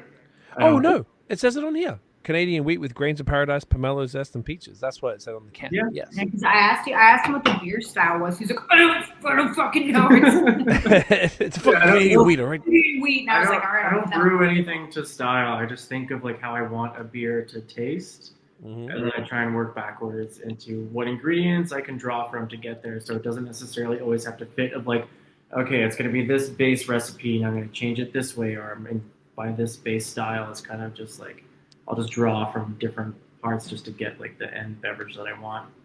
So none of my stuff really fits any kind of style. It might be loosely inspired, but sometimes it's just a Frankenstein kind of beer that just tastes good. That makes sense, man. I kind of like that approach, and I feel like I don't know about you. I'm the type of like, I don't know. Maybe if I'm trying to understand a beer, I kind of just want to know at least what it was like to get my head around it. Like, what are you aiming at? But I know that's kind of more like linear left brain thinking, where you kind of probably should be. What does it taste like? Who gives a shit what it is? So then Like, it's sort of hard to call it because traditionally beer is like this is a pale ale or this is a lager, or like you really identify the beer by what kind of beer style it is. But none of my conditioned, yeah. but none Title of set. traditionally set in any kind of beer style. So sometimes it's like hard to name what it is. Like especially when we made the our Atlantic ale, like our anti-hero club, like Atlantic ale isn't a thing. We're just sort of like inspired by old like East Coast stock ales. But like Right. that genre, like that style wasn't really like a thing, so we just called it something that didn't exist. That's like our new thing. Like I feel like we just like make up beer styles as we go and like pray for the best. So for the one like Alex, I don't know if you've seen it on social media. But we're doing a beer, he's doing a beer, I'm not making it. And it's sort of like a beer wine hybrid. And I was like, well, like what is this? Like how do I explain this to people? I was like, I don't know, I just like made it up. So we just called it a bière de mou, which means like beer of must. So because he's like it's done with grape must. So we just like made it up. We just like made up a thing. We're like we just gotta roll with it. Like we'll just continue making things up. Yeah. It's like why not? I mean, like, why not? I agree.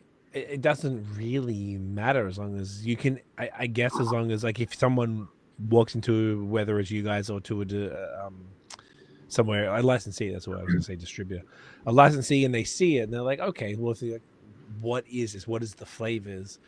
I feel like we're all conditioned as beer drinkers to be looking for particular styles, but if that can be conveyed, then shit, it's kind of. I just saw this thing actually. It was like a 10 reasons like craft beers shut down. Like it was like the beer aficionado Instagram. Oh, yeah, that dude who works for Revolution in Chicago. He's great. Yeah, and it was like Greg, I think his name is. Craft beers shut down, and I guess like one of the things that I've been thinking about this the entire day because I saw it this morning. But it was the winification of beer. Sorry, the baby. So He's good.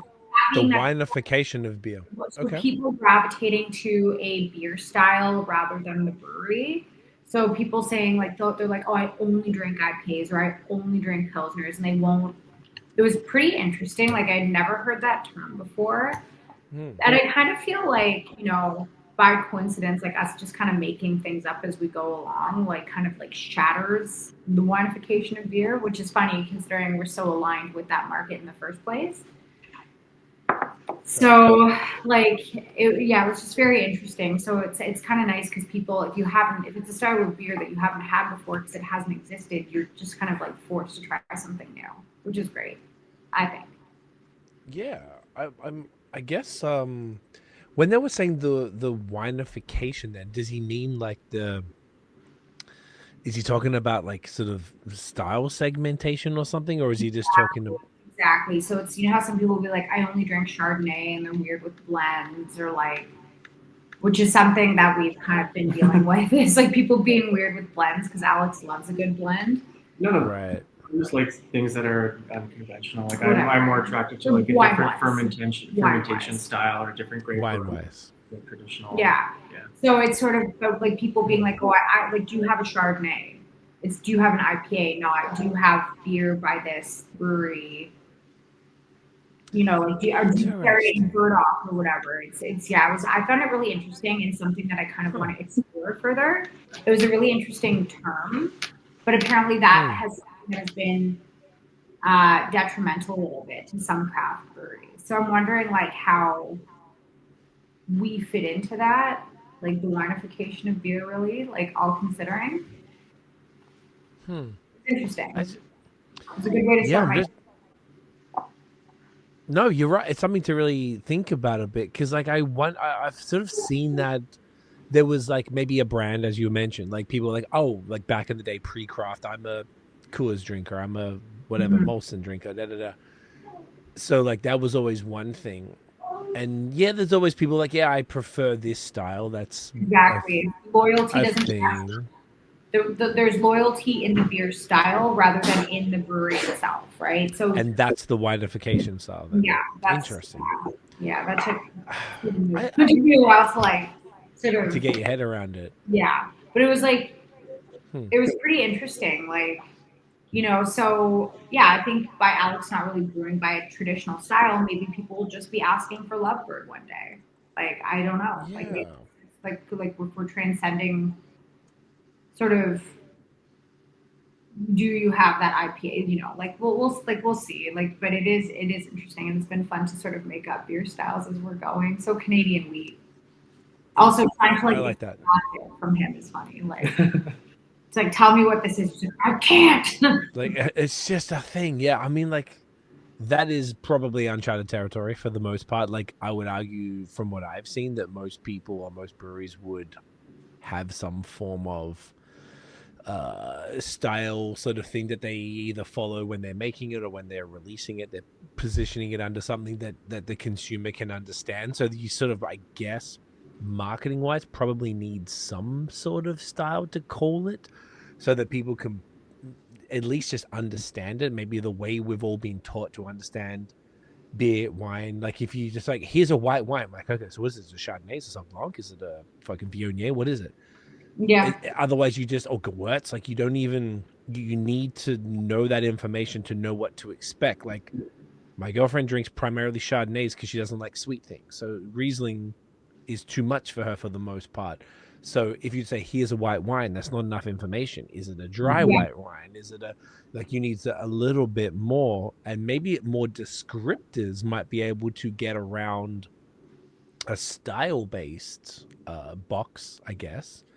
But it's about communicating that in a concise, easy way to a consumer to then they be able. If you say Canadian wheat, I'm like, what do you mean by that? I'm like, well, like an American wheat as opposed to maybe a European wheat or a German wheat, as you said, Alex. Like, but oh, okay, cool. So like, there's American barley wine and English barley wine. Americans are typically more. I had the what's it called? Bigfoot from Sierra Nevada the other day. That was so bitter. It's a barley wine that's I'd never had before, and I couldn't believe how bitter it was compared to the more sweeter, toffee caramel things of maybe more of a British style. I'm like, oh, okay, I get it. So it's almost like there's a consumer education side as well as like that. And yeah, maybe they will just say, give me a Lovebird eventually. And that's probably the ultimate goal for anyone. I think sometimes the vocabulary around beer is just limited. Yeah. Where you can express what certain flavors are. Like someone came in and was asking for like a German beer. I'm like, oh, what do you mean? Like a Helles? You're like, no, what do you like a German beer, like a wheat beer? I'm like, like a Hoegaarden. I'm like, oh, like yeah, like a Hefeweizen. I'm like, no, like a German beer. I'm like, well, what do you mean? That was very funny. So many. Pull it up on Google, bro. My friends from Germany, I drink German beer all the time. I'm like, okay, what? Like, I have a Helles. I don't have a Hefeweizen if that's what you're looking for, but I have something else with wheat. Or like people are like, I don't like wheat beers. And I'm like, well, all my beers have wheat in it.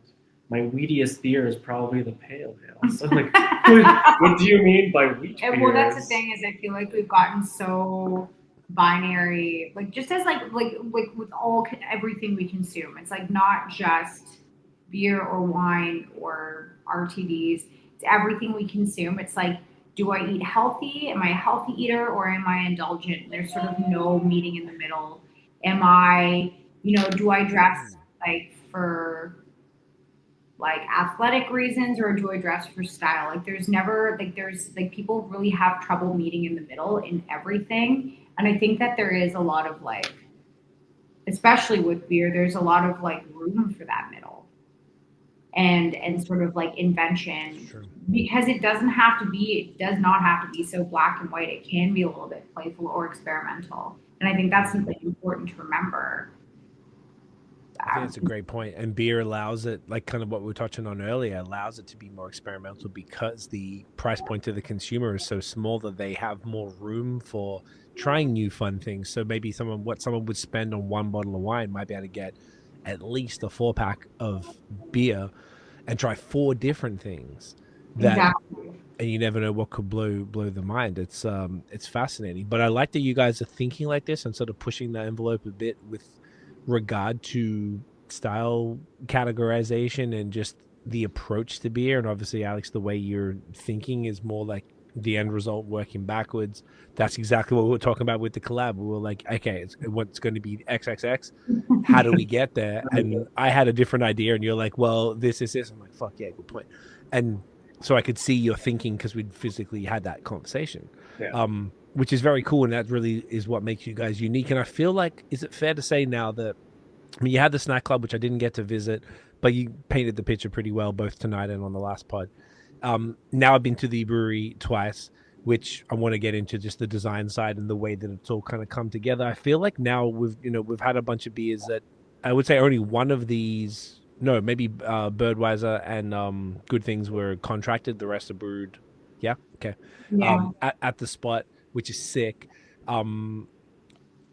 This is really painting a picture. Do you think that these beers, because I feel like as a consumer, I know you guys, but I'm like, and being, having gone there and eaten the food and experienced it, but also now like I feel like I'm seeing a different side of the brand. I feel like I see the direction that you're trying to take it. Is it a fair thing to say that these particular products are a fair representation of kind of maybe this next direction now that you've been able to pump out a bunch of brews at the spot? Like when I went there, you hadn't brewed anything yet. Like, and then we talked about that you did the California Common was the first one, and kind of went from there. Is this a fair representation of sort of the Lovebird moving forward into 2026 and beyond? I think so. Like we've been able to build a lot of relationships with our licensees and even with like small businesses. So we've had so many people that we know as business owners, even who aren't in beer, just reach out to wanting to do a collab. So like Good Grief being like a coffee roaster, like Savvy being the coffee shop, bottle shop, and then a couple of restaurants. Like there's one in Toronto that I'm trying to do like a vermouth beer with. Don't give it away. Fine. And then there's some other. Oh yeah, nobody steal that idea.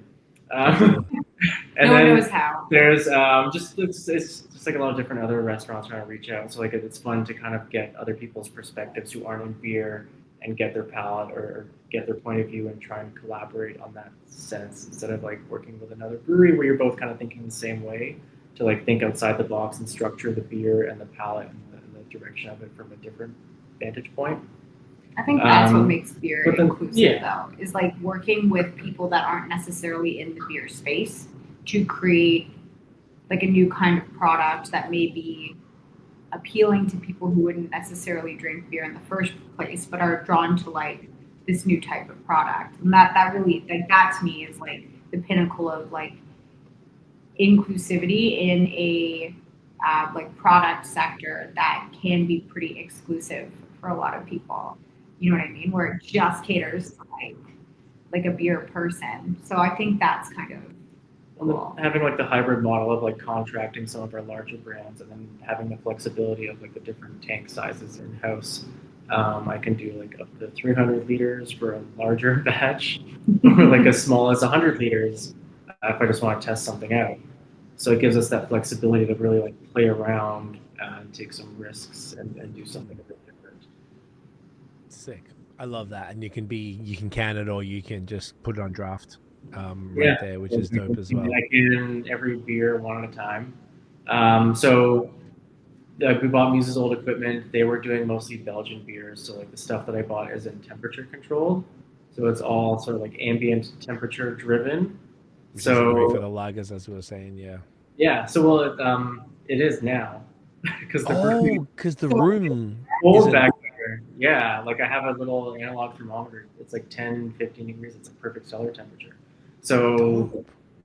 the summer I was brewing more like ales, and I got some Kvike yeast, and I brewed like an in-house like Norwegian pale ale. that sold very quickly as well. Yeah, so that I'm rebrewing. My idea was to like change the hops and see how like the hops play around with the Kvike yeast, keeping the malt base the same. Obviously, it's a very like old concept that lots of craft breweries did in the beginning, but I think it's just like a fun thing to have in small batches. But the first batch did really well, so I'm just gonna rebrew that one and keep it a bit longer than I had originally planned for. But yeah, now I'm kind of trying to brew more lagers or getting like the space ready for that since it's colder. So I'm just gonna basically let the ambient temperature dictate what I can brew for now. That's so like human. It's like such a like human thing to do, like a like primal human way to do it. Yeah. Like, and that's like so connected to like the organisms that you're working with, which I find very cool. Yeah, so I have tons of different yeast strains. So like I use a lot of like Escarpment House ale for like my just regular clean ale fermentations. I've started bringing the Rosette production in house as well. So I have like an old world like saison blend. And I've got like an English ale strain that I've used for. I brewed like a fan con. It was a Meaford fan Oh con. my god. So I brewed like a Hobbit style ale for them and called it Second Breakfast. That beer is selling really well too. I'm like shocked. And then I have like I use the same yeast for like an Irish stout, and so like I don't know, it's cool what you can do with like the same ingredients but changing up the yeast. So what was it? Oh yeah, for like our Norwegian pale ale, which we're calling Skal, for Birdweiser and for the California Common, it's all the same hop. It's all Centennial hops. They taste But, like, so the different. beers are like, so across the different. board. There's both 3 different yeast strains, changing up the malt. Like you can use like the same ingredient over and over again, but like get a completely different different results. flavor profile out of it. Like in Birdweiser, it's just there for like balance. In the County Common, it's there for like a nice like citrusy pine bitterness, and then like with the Norwegian, with the Kvike yeast, it just gives it like this fruity like melange. It just smells like a bag of Fruit Loops. Like it's kind of crazy. It's actually amazing. And like using like a traditional like West Coast hop for something that's more like hazy, like fruity leaning in essence. And it kind of works well. That's sick. That's so fun, man. I love that you guys are doing that, and it kind of really fits with the ethos of the place. Because, like, let's talk about the actual place itself. So, when I walked in the first time, it felt. I think I told both of you guys separately that it felt like walking into like one of the cool ass fucking restaurants in Montreal. We lived there for 10 years.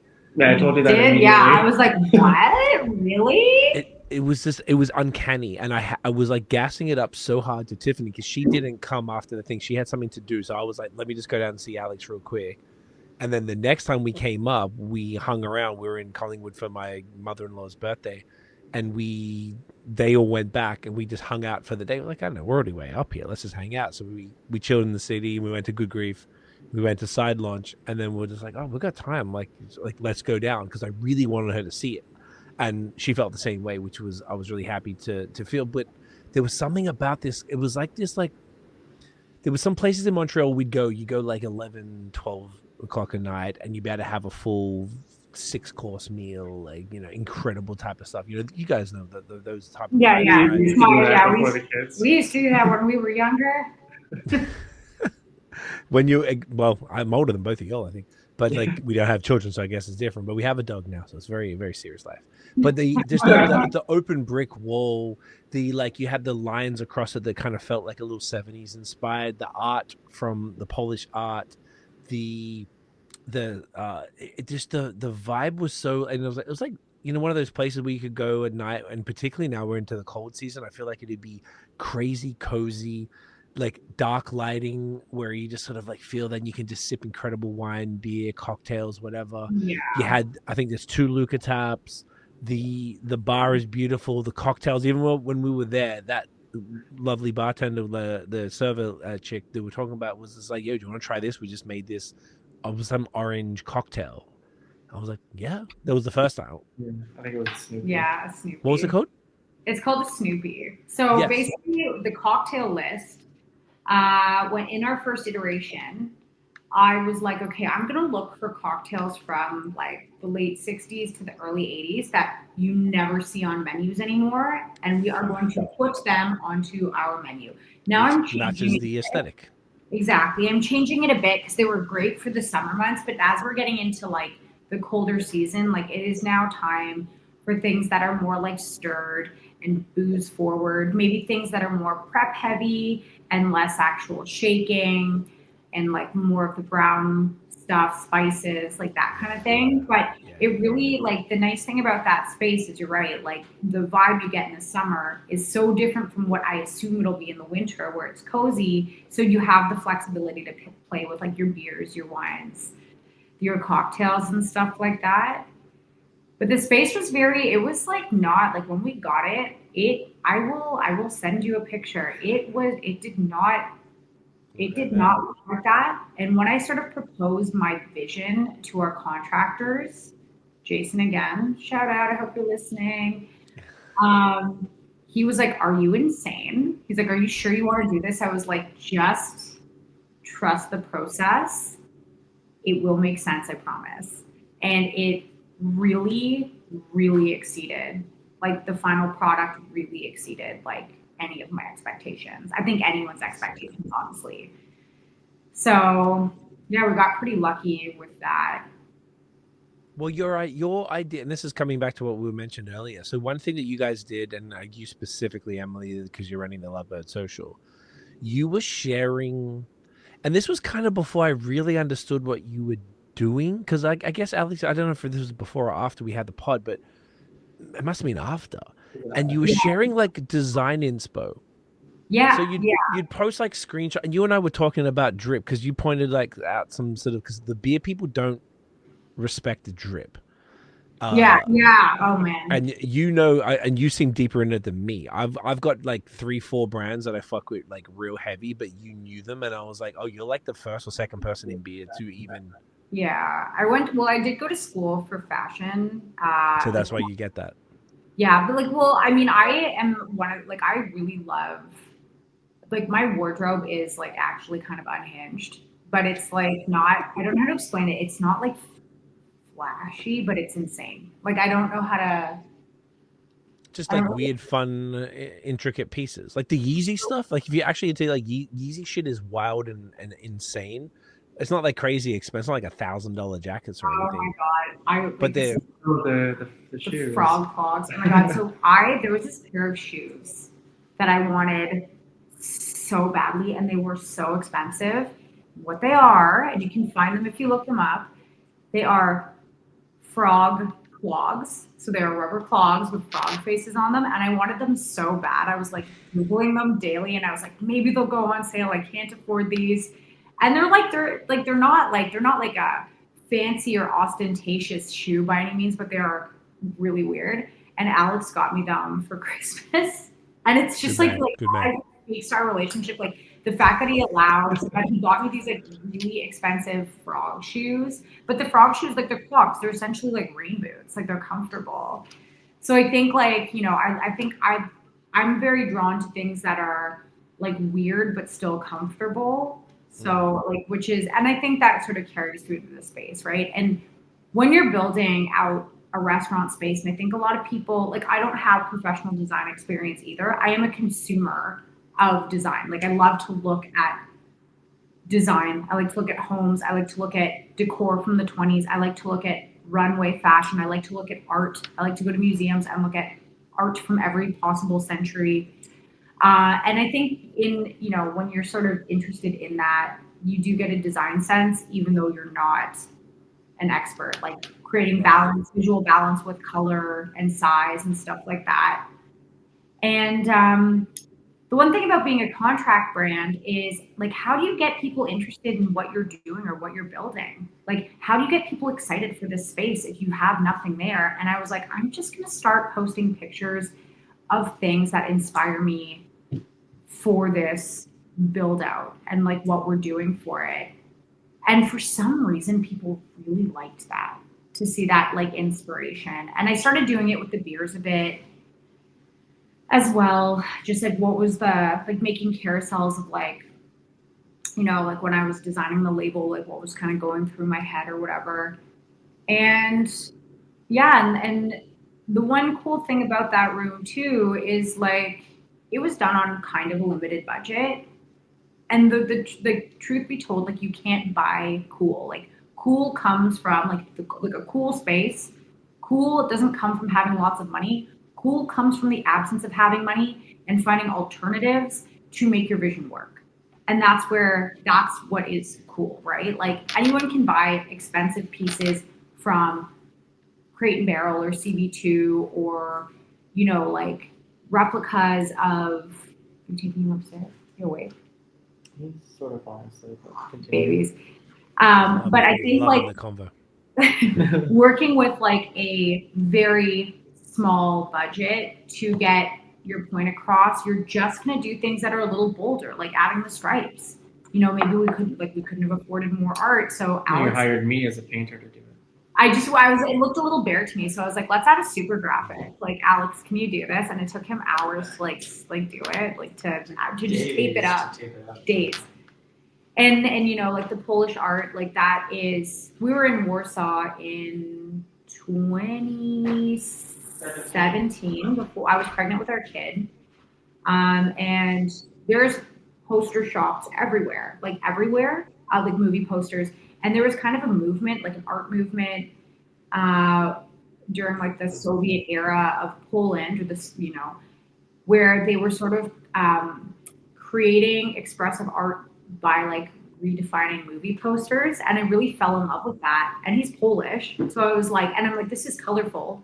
So I found this one artist who specialized in kind of this like graphic black and white line drawing. I cannot pronounce his name. I'm not even going to try because I'm going to ruin it. He can pronounce it though. And it just worked so well in the space because that black and white didn't compete with all the other like insane colors I had put in the space. And the furniture we already had from Snack Club, and I wanted everything, like if you look at sort of all the little elements, there's nothing gold or brass in the space. It's all silver and chrome. And that's by design because that was a very popular fixture in the 70s. Like you wouldn't see all those. And it cools down sort of the warmth of like the oranges and the warm green, like an avocado green is very warm. And so it just kind of all made sense in the end. And then using those inspo pictures to sort of convey the image before it's there, because you're so limited with what you can present to the public with a contract brand. So it landed, thankfully. But it was No, everyone, like anyone who like came in to talk to me loved that stuff. I love that.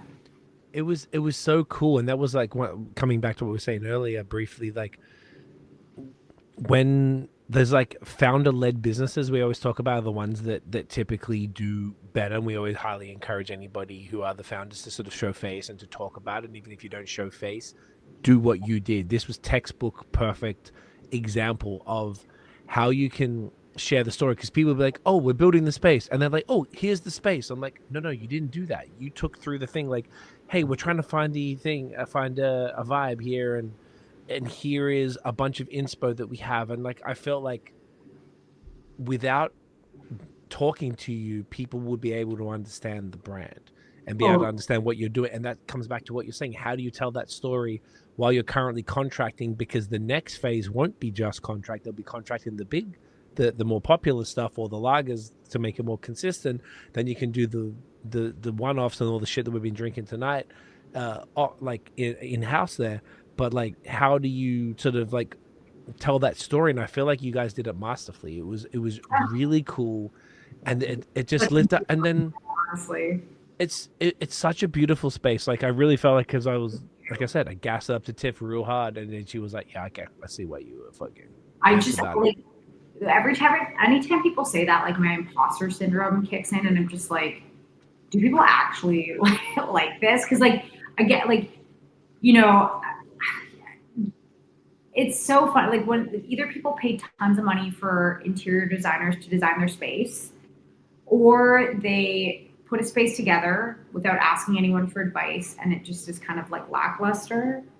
And I'm so glad that we sort of were able to transcend either one of those options and create a space that people really like. And anytime anyone says the beer labels are nice or the space is nice, I'm like, what? Like, me? The things that came out of my excuse me? But I do like also really appreciate that, like, obviously beer is the driver of the brand, but I do really appreciate that, like, that we're able to work together, and Alex's, like, what his like dream career was actually gave me like a conduit to finding my dream career as well, and being able to be expressive in like creating spaces and creating labels and like doing weird things, just being creative. Like I've been sitting at a desk. The merch too. Well, Jordan did that. Yeah. I actually like, it's gone beyond me, and I do have someone helping me with creative now, because it's just like exceeded my capacity as a mom of 4, which is so great. And it's so nice to have like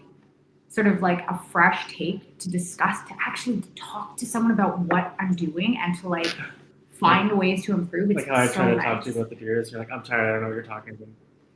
I'm not paying you though. No, that's true. Yeah, like, I guess like you just kind of hover over me in the middle of the night. He's like, okay, so I'm thinking that maybe I should. I'm like, can you just like not talk to me about this? But that's like, it never shuts off. Like I never shut it off. Of course, neither of y'all you can't control that. No. I think that's so cool that you guys have been able to do that. And there's something else as well to be said, not only for the storytelling side, but like couples running stuff. Like there's like, every time we do a pod with a couple, I feel like it outperforms the other pods. And there's something, and I feel like because my partner and I have our other agency and blah, blah, whenever we do stuff together, I feel like there's like people just like to see that, because I feel like it's aspirational for a lot of folks. You want to be able to work with your partner in a great way, in a complementary way, which you guys do, and be able to sort of create what you've created. And the other side of beer, if you look at where things are going, if I'm going to go out for beer, I want an experience. I got a pretty sick fridge full of shit. Like I got a lot of stuff. So if I'm going to go out, it's got to be an experience. And that's what you guys have created, because not only is it an experience in the physical space with the design, with the comfort, with the ambiance, the energy, but then the products. The beer obviously is the primary focus there. You got the Luca taps to really deliver those crispies, that extra sort of thing. Personally, if I'm going to go out, I want a fucking Luca, man. Like that's what I'm talking about. But then you've got incredible wine. I also put Crema on a stout tap, and it was not the most efficient way to pour the beer. I think you're underselling how bad that idea was. Everyone hated it. Like sorry, you mean the stout? You mean nitro? Yeah. Well, sorry, stout tap. So it wasn't on nitro, but the stout taps have like a diffusion disc in there, so it produces like a really nice creamy head. Oh my god! But because the beer was like a normal carbonated beer, it pours extra foamy on a stout tap, but you don't get like that really nice crema head on there. It's fine. We'll live. Everyone will live. But he's like, the servers were like, "This is so annoying," and I'm like, "Alex, change it." He's like, "Look at her, just do it really slowly." Yeah, and it would take like in the middle of service, the 24-seat restaurant would have like 26 people in it. It takes like 2 minutes to. And it would take take more than that. And I was like, you need to like at a certain point, like, yes, I understand that you have this like idea and you don't want to compromise quality, but like you can't. This can't be at the expense of your staff's like sanity. No, I changed it. It took a while. Yeah. It took. I think I had to yell at you. Like, change the fucking tab. The servers are going to like burn the building down. Yeah. So it's fine now. But I like that. Yeah. It's all for the quality. I get it. But no, it's totally worth it. But even that, though, just the fact that there's that conversation, though, just really shows the attention to detail of the experience, right? The cocktail list, like you were saying, searching for old cocktails, catering them to the seasons. Then you got Ryan's food that we haven't even touched on. And it was bonkers. Like, what did we have? I don't know if you remember, Alex, but do you remember what we had? It was fucking insane. I don't know. You probably had the trout dip, I'd assume. Oh, maybe. Oh, we had the trout. Did you guys have the toe rags, like the smoked trout croquettes? That's what we had. Yep, and the funnel cake. Oh yeah, funnel cake. And it was just like it's just this beautiful, this like seafood focused East Coast type of stuff, which is also in the decor and the bathrooms and stuff as well, which is another touch. So like the whole experience from top to bottom was just for like it was just so like we like to go to places. Tiff doesn't always drink beer, but then you got Pearl Morissette wine, which was like we've been there a bunch this summer because they just opened up for just you can just pop in now and you couldn't before. So like you just rock up to the tap room. Yeah, which is beautiful. They said we were the first repeat customers because we went once and then about 2 weeks later we went and took Tiff's mum there. And they remembered us, which I was really surprised. I'm like, oh, y'all are so sweet. We'll never make the trip to say that now. I mean, like, yeah, you could. It's just like a Well, we were in Hamilton. Niagara was so much closer. Now Niagara it's like everything is so far. I know. And Niagara is, there's this, I've been dying to take the kids there. There's this, like, I guess it's like they have cherry trees and they have peach trees in the summer. It's called Cherry Avenue. And you take, we did go there years ago. You take a tractor in. And I remember being on that tractor with our son was like under 2 or something. And I was like, did I die and go to heaven? Like, I was like, I think I might be in heaven right now. Like, and it's like, by no hyperbole, I was like, I think I might have died and this is heaven. Like, it was crazy. It was so beautiful. So we'd love to get in there closer. It's just like, life. Maybe one day. That's the move. That's always the move. Just land and doing your thing. But yeah, you guys have really created something, an experience in beer and in hospitality and in just like culinary excellence with the whole, like people can go there and it's like, you're going to spend your money out somewhere like kind of you were like, in this economy type shit, like, you know, early where everyone's going through it. And if you're going to throw down, you want to have a really great experience. And you guys have really gone over and above to create that. And as you also said earlier, it's probably, I don't know if I can think of a better food program of a brewery that I can think of. It's that fire to match everything else. So it's like, I mean, like the only other one that would be comparable would probably be Barrel Hop because they got the Michelin Guide stuff out there. And it's a little bit different compared to what you guys have. It's just so nice to go to a brewery and there's no shade to anything else. You know, it's not just burgers and whatever, which is totally chill. Because that's what you would kind of expect. But it's kind of like, oh, I can go to this brewery and have beers that are made in-house and all of these other things as well if you're not a beer drinker, but also have this high-level food program, which is, I don't know, it's just nice, and it's nice to have those options, and I feel like it's part of the future of people understanding that breweries aren't a lower... Yeah. Like you're not slumming it by going to a brewery. You're going to have an elevated experience from the beverage side and from the food side. It's like beer deserves that. Like beer really deserves that. I think for a long time, a lot of people sort of saw and continue to see beer as just sort of like a layman, like an everyman's drink, just something that isn't and can't be elevated. And that's like really not the case. And you know, the thing with us, I think one of the things, as far as it goes for us, we have the general population of Grey County is quite small. So if we only have beer and we don't offer things to anyone else, we are like literally cutting the people that can enjoy our space by like down to 25%, right? Like if we don't have food or if we just have beer, and we do really intentionally, thoughtfully try to make it as accessible as possible and enjoyable to as many people as possible. So if you want to come in and you want to get like a little appetizer and a pint and spend, or like, you know, you want to get a burger and a pint and you're going to spend, how much is Ryan's burger? $22? Yeah, $22. So you're going to spend $30 for all of it, which at this point to go out for like a place to eat that is like pretty like on the lower side. You can come in for just a drink and like an appetizer, or you can go nuts and get everything and get like a $100 bottle of wine if you want that experience. It is so accessible to who needs it. And I think that's important, is like just remembering that there is such a diverse clientele generally, but we want to make sure that every person in Meaford or in Grey County can experience and enjoy what we're trying to put out there. So that's kind of the end goal in this location anyways. Save that for the pitch. Okay. Yeah, I love that. That's such a great point. I was gonna say I want to touch on that a bit more. Do you want to just crack? Like maybe we'll do a final beer and then we'll bring it home. Sure. You go pick. I don't know. There's There's like two. I know. I don't know which to. What do you have? There's Sunny and Rosette. Rosette. I'm going rogue. Yeah, Rosette. Yeah. Rosette. Yeah. That's what we're doing. No IPA podcast. No IPA podcast. Well, I mean, We we'll need- see how long it goes. We might have to crack open that 7. I gotta go. I can't. There's no 7th inning for me. This is pretty good. You guys are holding it up pretty well. I was just a little conscious of this. This one Hey. was a contracted out brand, but then this version was brewed in house. Beautiful. How do you feel about it?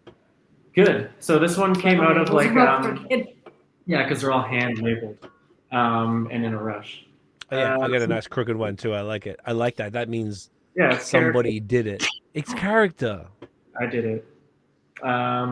Yeah, so this one came out of like our Rosette we brewed for our contract brand, and then people were getting really interested in it, and I ran out. So I'm like, okay, I got to brew like a Saison Rosette Light kind of beer again, but I want to do something different. So that's where Rosette came out of. This is like with all of like Emily's labels and with the beers, it's like a whole like fleshed out concept. So this is sort of inspired by It's really a good. beer that Bogies brings in. It's called Noirette. It's like a French saison that became like a cult beer for like the vignerons in Europe. So like on harvest, they'd be like drinking this saison. And so we wanted to kind of brew something similar. So that's why we called it a field hand saison. Again, with like not staying to any style or naming a beer a specific way. We're just going to make up a genre and call it a field hand saison. And it's called Rosette because at the end, typically, or traditionally at the end of like the vineyard rows, Like the grape rose. they'll plant rose bushes to ward off pests. No, I've no, seen no. those. Because like basically, if there's any kind of like blight or any kind of like infection or pest, the rose will hit it first. Like it'll hit the rose first, and you can tell, and it does attract pests. So roses and wine, like are like very symbiotic in France, and there's that saying which it takes a It takes lot a lot of of good beer to make good no, wine. no, it takes a lot of beer to make good wine. Yeah, It's kind of like Yeah. again, That's a like great Alex, saying. like Alex drinks a lot of beer, but he also drinks a lot of wine, both in moderation. I mean, Of course, very responsible. You're a father. A lot of our wine friends like our beer as well. Yeah, exactly. The And I feel like winemakers. maybe it was a little bit of like a love letter to the people that we met that work in wine too. Yeah. Like it was just sort of like if you can't tell, we like love symbolism and sort of like really thoughtful, almost like just adding deeper meaning to things. Like that sort of like good things have deeper meaning. Rosette has a deeper meaning. Crema, Birdweiser, like there's always sort of like a bit of a backstory and some symbolism to it. But I think this has the most interesting sort of like, how did we land on doing this? And you know what? It is fucking amazing. the Yeah, so in-house this one. version I brewed in Damn. house. The first version we had contract brewed. So it uses like Escarpment's old Saison blend. So good. And then it's got like a mixed bag of grain of like spelt, raw wheat, malted wheat, I think flaked wheat, and then the like Aceria malt, I think. It was like the oldest like commercially introduced malt variety in Germany. Just trying to layer a lot of like different flavors and a lot of like more weighty malts to add back body to the beer because the Saison yeast will ferment it super dry. So I wanted to still, and it being like a 4% beer, I still wanted to have some body and some character to it, even if though it's going to be really dry and have zero residual sugar. And then it also uses hop sourced from Alsace. So we used a hop called Elixir, which has like a little bit of a unique flavor profile described as like leather, cognac, and Lovage. So I figured that would introduce like a really interesting like base for the bitterness. And then the original one had Bar Rouge in the whirlpool. So Bar Rouge gives like strawberry and like red currant, red berry flavors to it, but very subtle. I ran out of my Bar Rouge. So this one's mostly Elixir and Bar Rouge in the whirlpool. Just kind of use whatever I had left over. But the flavor of this one's still really nice. This is so good. And what I did with the first one is I knew like that diastatic yeast is going to still eat up sugars while it's packaged. So I undercarbonated it. So it would have like a blend of natural carbonation and forced carbonation. This one, since it's brewed in-house, is all naturally carbonated in the can. Yeah, it's really good. You done good, kid. Yeah, great description. Yeah, man, this is fire. It's like it's really.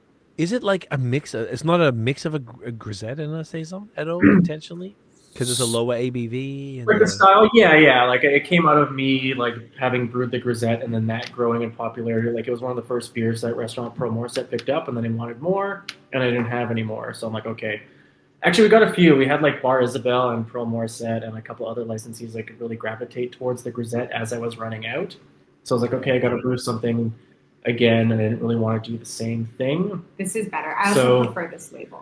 Yeah, I like the in-blue label, but yeah, I just wanted to do something different, but still along the same line. So like, really, it's like almost 90% the same beer, ingredient-wise, but it tastes completely different.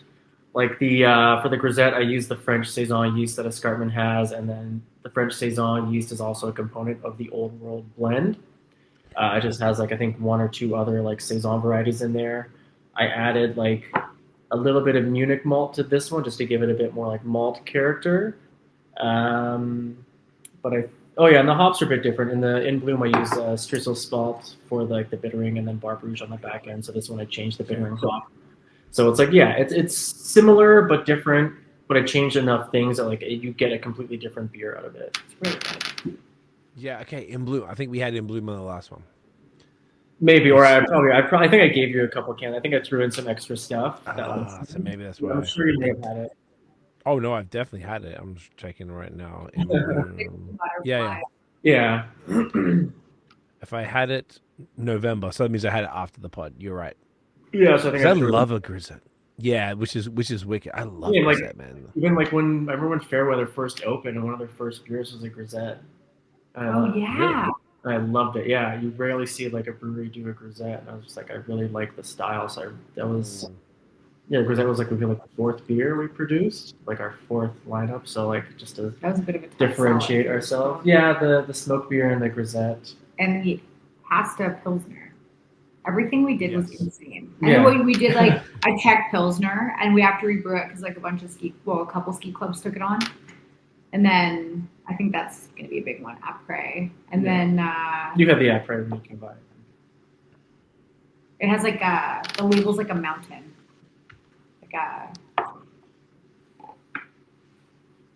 that's one of our most popular beers, but we only brew it seasonally. Right. Did I have al dente or après? I think I might have both of those. Which ones? I think when you first came by, I gave you we had the après on the Luger or the Czech tap. That's correct. I'm just checking. The al dente the second time. You got a good, and you are. How is your memory? You like don't remember my middle name, and you remember what beers someone else had. had like 6 months ago. I used to remember like customers' orders when they would come back. Like I remember your face. I don't remember your name, but I remember the drink and the food that you ordered like at the Snack Club. Yeah, he has. Like Alex coming, like I didn't realize because I never went to Snack Club. I was working 9 to 5, and I just like didn't have the energy to ever be there. And so now I'm trying to work at the brewery more. And Alex has the most fiercely loyal following. Like people come in and they'll be like, "Oh, is Alex here?" And I'm like, "No." And they're like, "Are you his wife?" I'm like, "Who's asking?" And they're like, "Oh my God, you just love Alex." And it happens like 4 times a week. Like people just really like were buying what you were selling. They like really loved you there. And I think that was really cool. Like that was like for someone like, I mean, you're not technically a hospitality professional, but I think you love what you do so much that like it doesn't really matter. Yeah. Can't carry a tray, but like like it's fine. Doesn't really matter. They're hard. They're difficult. They are. I balance, and then you remove the glass, and everything falls over. Dude, I have trouble. Yes. Yeah, I don't. Have you spilled? I can't carry 3 dishes at once. I can carry 2. You know what? I'll teach you how to do it after I'll show you how to do it later. It's hard, man. I worked at Jack Astor's in Scarborough Town Center 20 years ago. I remember one time you have to carry them out, and I think I spilt one of like the fishbowl cocktails. I spilt that on. Oh my God! Because as soon as you take something off, it fucks up the whole balance. You're right. Yeah. That's why I was saying earlier. There's a skill set to hospitality that's a whole different thing. But I feel like it's like your demeanor. And the fact that you two were there as well is extra cool because people just want to see. You know, everyone's always like, "Oh yeah, I know the owner, right, or the brewer, or whatever." It's just like a part of the thing, and that if you're there schmoozing with people, it inherently just makes them feel better about themselves that they Yeah. talked to the owner because, like, oh, they had the time to be behind the bar and then to talk to me. And then now I can tell people that, yeah, I was talking to the owner, like, you know, and then they get to flex a little bit. And then it creates some sort of maybe loyalty when they come back in, like, oh, is Alex here? Because I was talking to him last time, you know? Oh, it's And hilarious. it's like, you know, it's like a funny thing, but I think it's like a human thing, I guess, and just everybody does it, and that makes a difference because it wouldn't, because you're front of house, both of you guys are working front of house. I Yeah. think that makes a, whereas the person making the products, or at least making the beer, isn't always around front of Never. house. It's Very some rarely. places, but exactly, very rarely. So I think that makes Goodbye. And that's like it. totally, and Yeah. that's kind of explains that experience. I think that's super sick. So then, okay, so you've got the everything's going on now. You're nearly 6 months in. Food program is popping. It's changing by the seasons. I know there were a lot of, like, you know, using a lot of local stuff. What were those weird things? When I came in, I just, because we went to a thing at Thornbury, and then they introduced us to these little, they're like leeks, but they're like a little bowl with a little tail thing on them. Ramp? Yeah, ramps. Oh, Ramps. Yeah. Never heard of it because I don't fuck with leeks. I don't Really? eat onions. And then they introduced it to him at this dinner, and I was like, "Oh, these are cool." And then I just discovered it. Then an hour later, I go in, and then Ryan's like, "Oh, I got these ramps and stuff." I'm like, "Oh yeah," and he's just like, "You want to try one?" I'm like, "Okay, sure." Oh, So yeah, he's he was just busting. yeah. Ramps are like they're like a wild allium that grow in forested areas. They can't be cultivated. And I think there is like definitely been a surge in popularity in them. So they're sort of at risk of being, what's the word? Like they're at risk of being over harvested. So there's a very specific. I actually did in, I think it was Stratford. Alex had, like years ago, had got me this like foraging lesson, which is like so funny in hindsight because I like love the idea of wild food. The guy who was running this class like taught us a very sustainable way of foraging ramps. So you don't pick the root out, so it's able to regenerate the next year. Well, that's cool. Which I still use, but it is such a like. I feel like when I think of like the flavor of springtime, like early April to early May in Ontario, it is very specifically like the flavor of a ramp, like that aroma, that flavor. It's like morel mushrooms, but more so to me, it's like ramps. Like that is so definitive of Ontario, and yeah, and it's also really nice to go out into the woods and like get them. Yeah, I bet it's like a fun ass experience. Like it seems so cool. I just like that I never even heard of this specific thing, and then within an hour or two, I'd now tried it in 2 different places, which made it sort of feel like, oh, okay, like up here, like everything is really in touch with the land, which is something I'm super attracted to. I just think that's wonderful, and the ultimate goal is to get land and fuck off somewhere warm and get a bunker and a mansion, whatever. But like, which is like, you know, everything's crazy, right? So you got to be careful. But that is what I think makes you guys special, and then like kind of the region special, that you're focused on that. So moving forward, I'm curious to see where you guys want to take it, because we've taken a very long, which I really appreciate, like a really long time tonight to sort of spread out the story in depth, which is really wonderful to go that deep in it, and talked about the design and the approach, and then the food, and then the beer and everything else around it, the hospitality experience. So now that you have the brewery space, even if it's small, doesn't, and you've got the larger brands contracted out to trusted partners, and I know that you're working on trying to find the right ones. We were talking the other day, Alex, and trying to find out the right people that are going to treat the beer in the best way, which is a constant challenge for people who are trying to contract their products out, particularly now that you're not like, this isn't your first rodeo. You've been doing this for 3-4+ years. Where do you guys want to take the actual space, and where are you trying to take the brand? Like, what's sort of the even where do you see it going? Where would you like it to go? Whether it's like, next year or 3 to 5 years or plus. I don't even know if we've thought about that. I think we just want to keep doing it until it's not fun anymore.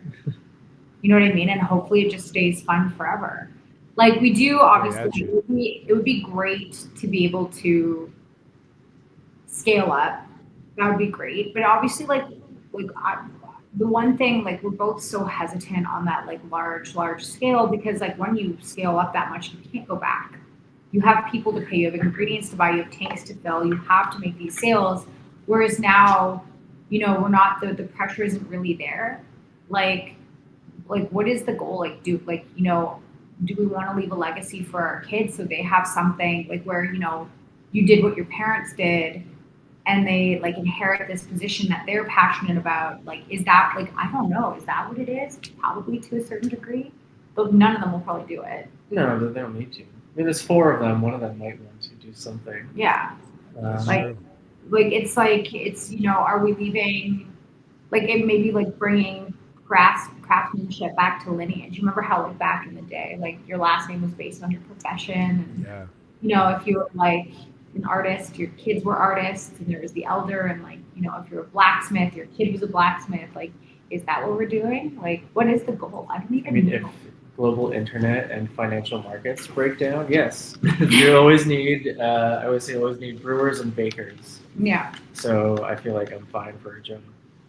But I think, the goal is really just to just keep experimenting and keep it fun for us and keep it fresh and hopefully keep people happy. And honestly, hopefully to never get to that point where everything's homogenized because we have to meet a certain margin. And that just comes with scaling up beyond like where it's like it extends past your fingertips because you've scaled up that much. Like it's just out of your reach now and you have maybe like investors that you have to appease or, something like that. Like it's, really just at some point, hopefully creating the foundation to have a bigger facility so that everything, like Alex can do everything. The goal would be to make sure that we have, like, we're able to employ people in our community and pay them really like above average wage and make sure that like, that we're like setting down a foundation for people to be able to like grow with the company and be happy in their careers and like extend the pleasure that we've gotten from building this brand to them so they can come home every day and be happy. I don't know. That would be my goal. They grow to a place where we're as comfortable, but they have the community and bring exactly. Like people like and be that place where people, work for 30 years because they like it.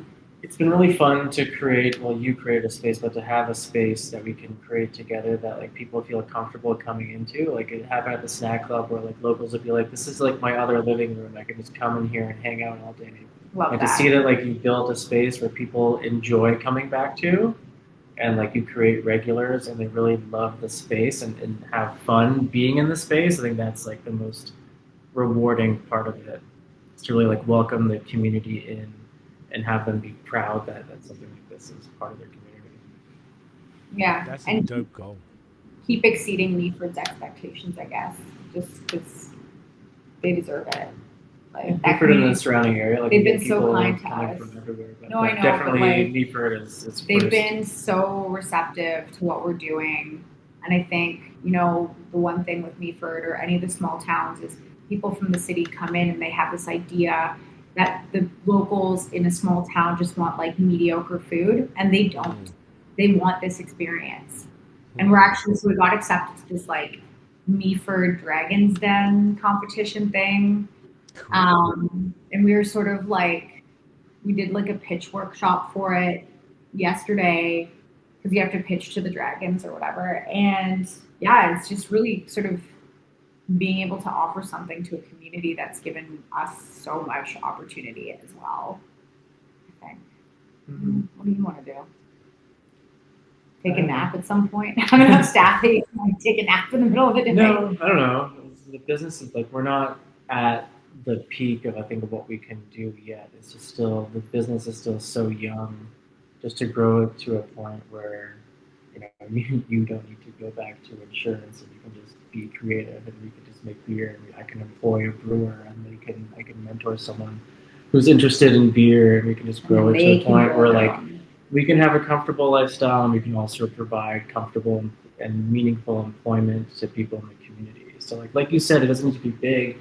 And I think I always think back to like Rob at Shortfinger, where like he just really wanted to be a spot for the community. He didn't want to be like this giant, doesn't want to be like this giant brewery. And it's just like serving your community and finding a space that you fit into, that you feel comfortable being into, is all that really kind of matters. Like you don't need to be like a giant in the beer industry, and like if we go in that direction, that's great. I don't even know if I'd ever want to do that. But no, yeah, like there's benefits and negatives to that, where it's like, yeah, we have the benefit that we're small enough that we can be experimental with the products that we produce and the experience that we want to give to people, and that we don't have to like have it be at a certain price point and fit a margin and be tied to like be restricted in what we can offer. No, it's not fun. That's where like that's where it gets not. So I think it's just showing people different experiences, different choices, different foods, different beverages, and just different ways that they can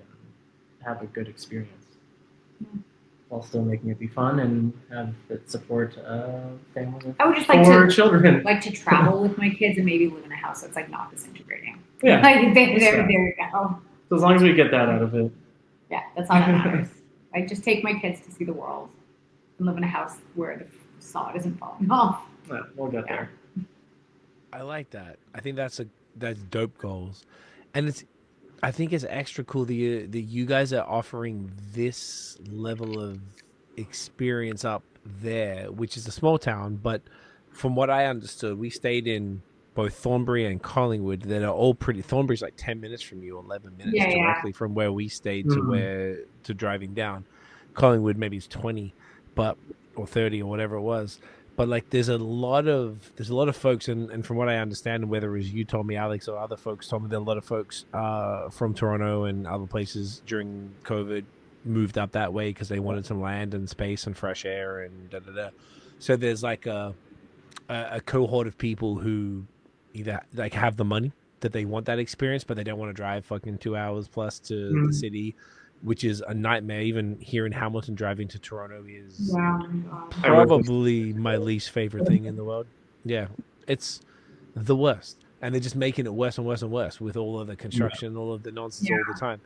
So it's really cool to be able to have that, like even just here in Hamilton, appreciating experiences similar to what you guys can offer is so dope to know that I can get that here. And even you guys up there to be offering such a high level experience with every level of the product, the liquid to the food, is great. And it's a tourist attraction, but it's also appeasing the locals. I'm happy to hear that you guys are saying that it's really that the people don't just want a burger and fry, like they want this better experience and they're down to pay for it. And it's yeah, I like that. I think it's a cool goal. I feel like you guys could do it. Like I guess the idea would you'd have to probably have an offsite production facility.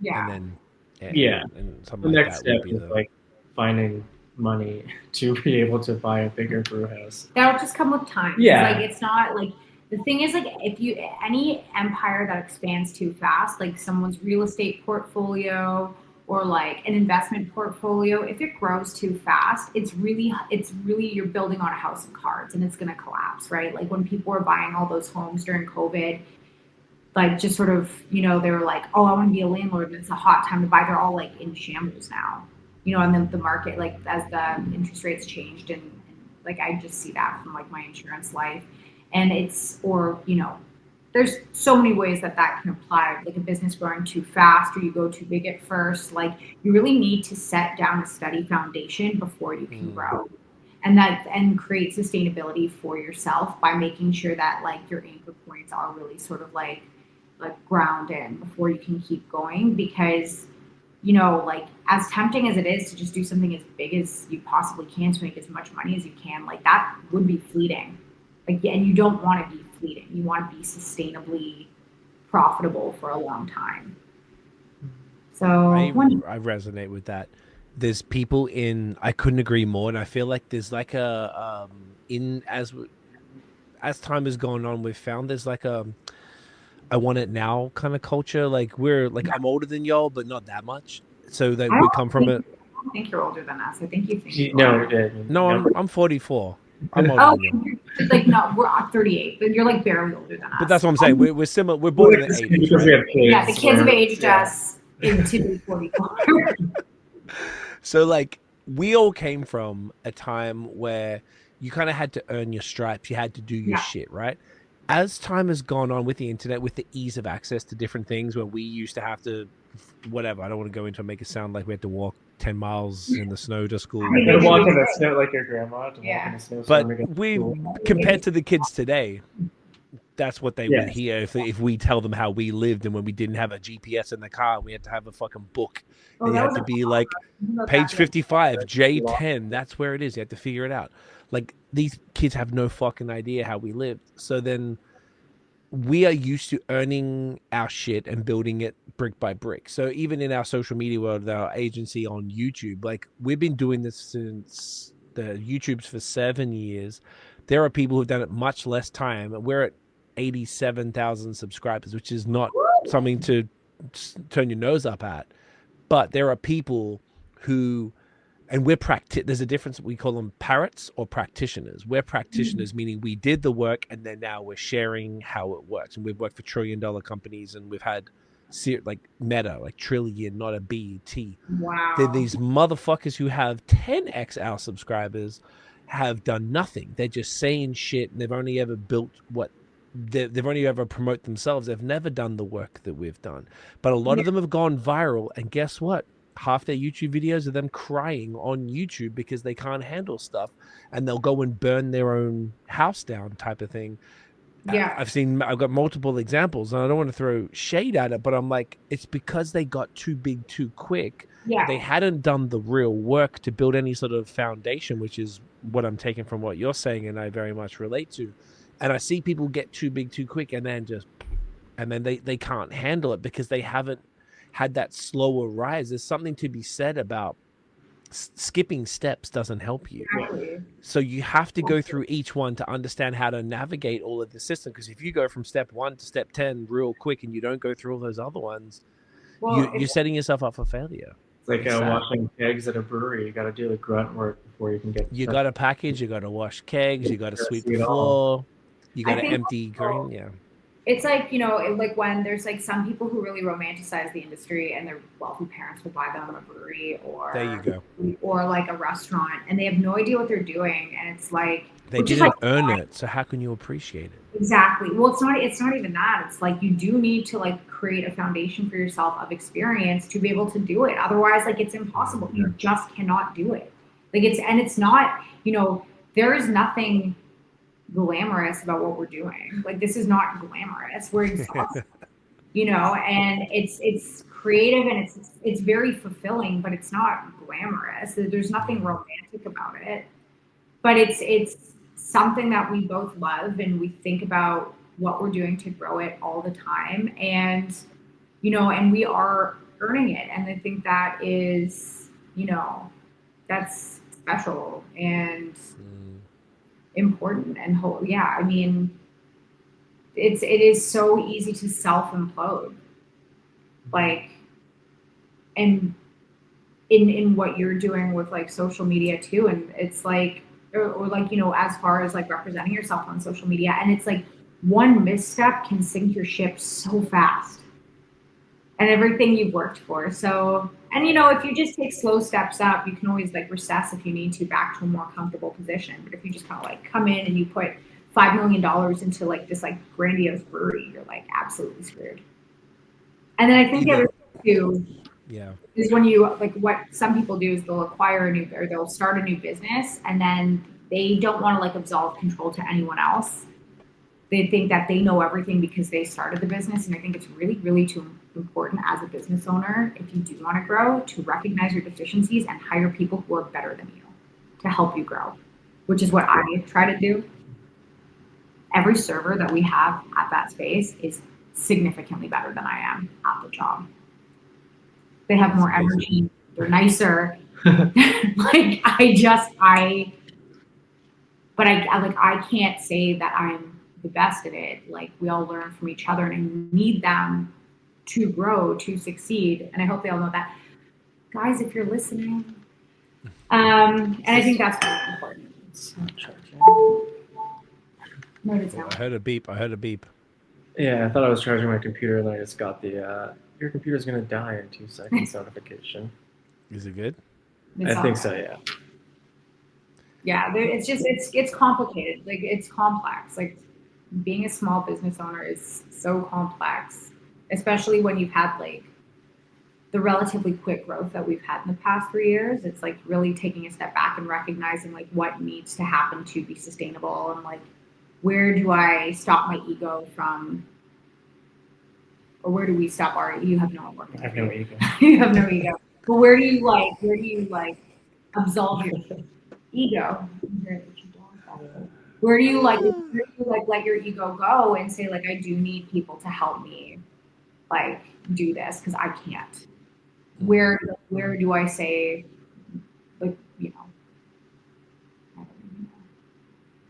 Even if you had the rapid growth, you haven't had like absurd growth. It's been fast in the sense of it's maybe faster than you anticipated, but the beauty, it's not like you didn't skip steps. You've had to struggle, hustle, challenges. It wasn't like everything was easy breezy. We've discussed that over the last 3.5 hours. Like, so because you've really like paid your dues, which is something that's important to people that are older than 20 for the most part, like that you actually, and it's not because like you have to do it, it's because you learn things that are absolutely essential for the rest of the journey.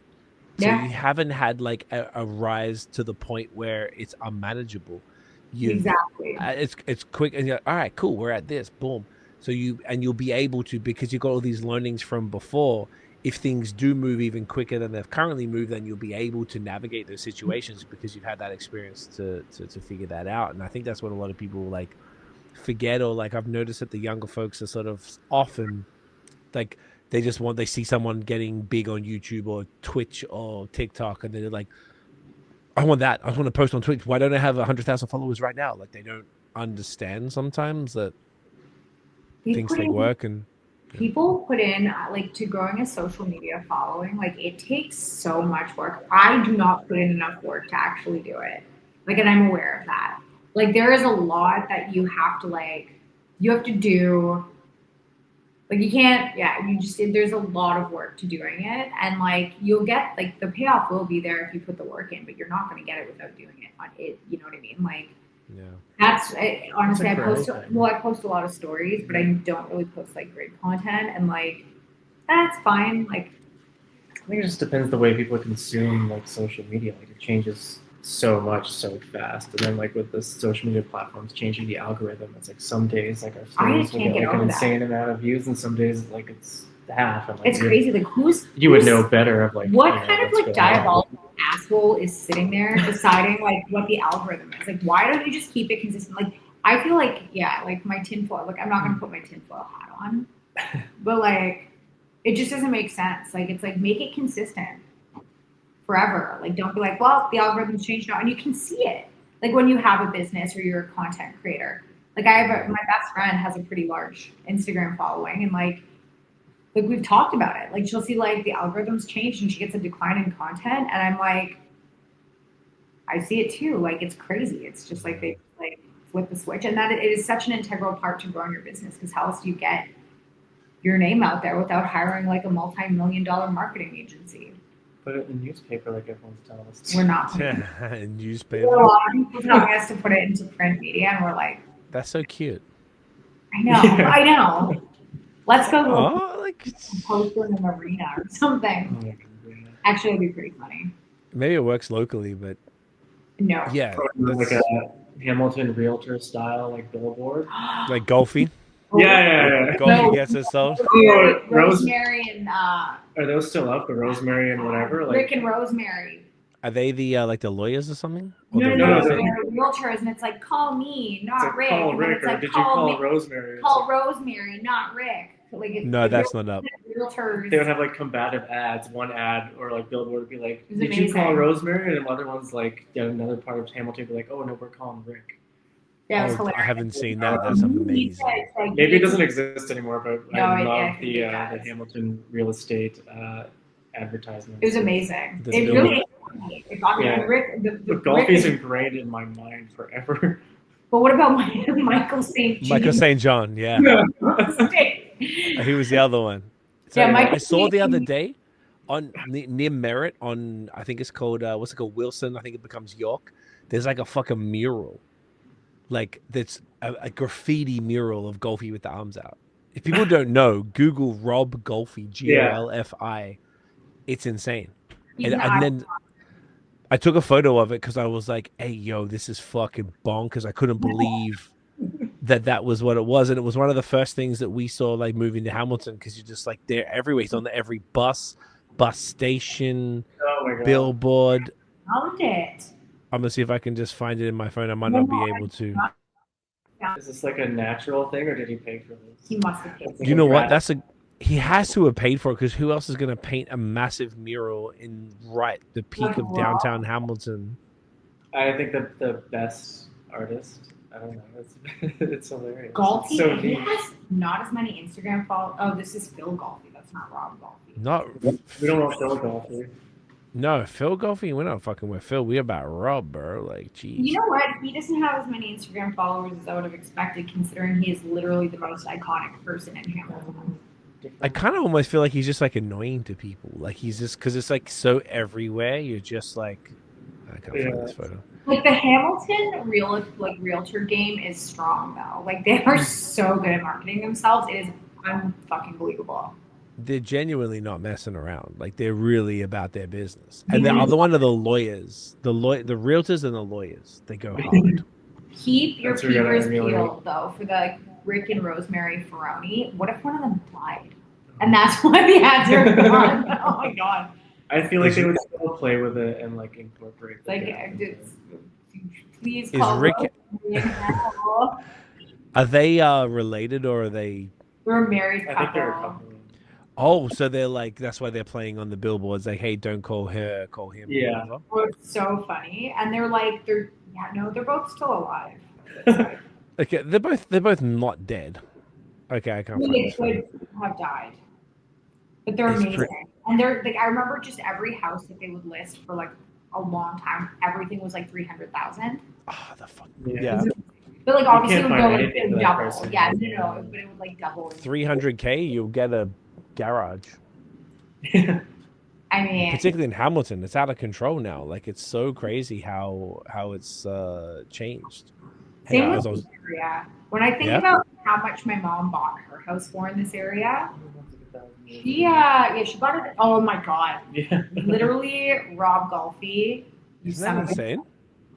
That is clearly the muralist who did the mural at Collective Arts. Like, so obviously. And he probably paid like $60,000 for that.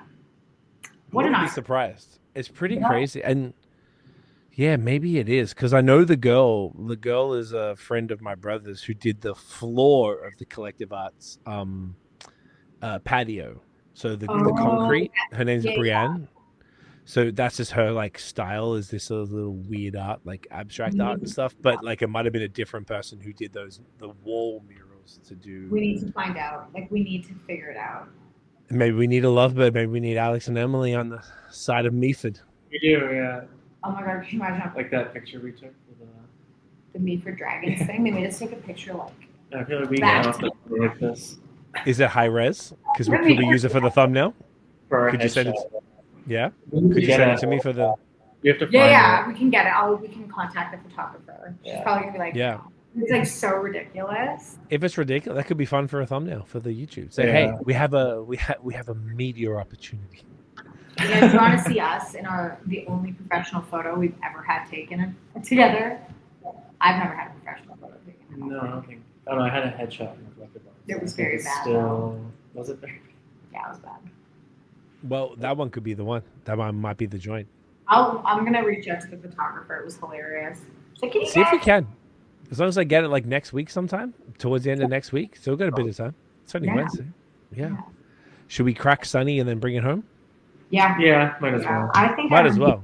sleep until 10 o'clock tomorrow. I still have to make the kids lunch, so I'm gonna be up till like 3 in the morning. I'm like debating, do we just give them a mental health day so that we can all Can kids have a mental health day? Is that a thing? We do that. Sometimes we don't feel like taking them to school. Like honestly, this is awful and I shouldn't be admitting this on like in a public arena, but sometimes I will keep the kids out of school occasionally for the day because I just want to spend the day with them. Like I just want to hang out with my kids, and because it's harder now. It's hard to spend time together as a family. Yeah, especially with like opening up the business in summer, like a lot of those summer moments we didn't have the opportunity to have. Yeah, that's completely fair. I feel like it's you know what? Fuck it. Sometimes you gotta do what you gotta do. What's best for the family, you know. Like, Days for me. Constantly I working. remember that. Yeah. If we're not open, I'm doing beer things, and then if we're open, one of us is at least there the whole day. So it's hard to get the time to just have the whole family hang out together. Maybe we should just do that. I respect it. I'm sure that'd be pretty. I feel like almost as a child, I would be like, "Yo, that's sick." My Like parents. that's way more. Yeah, my parents are cool as hell. That's way more fire than.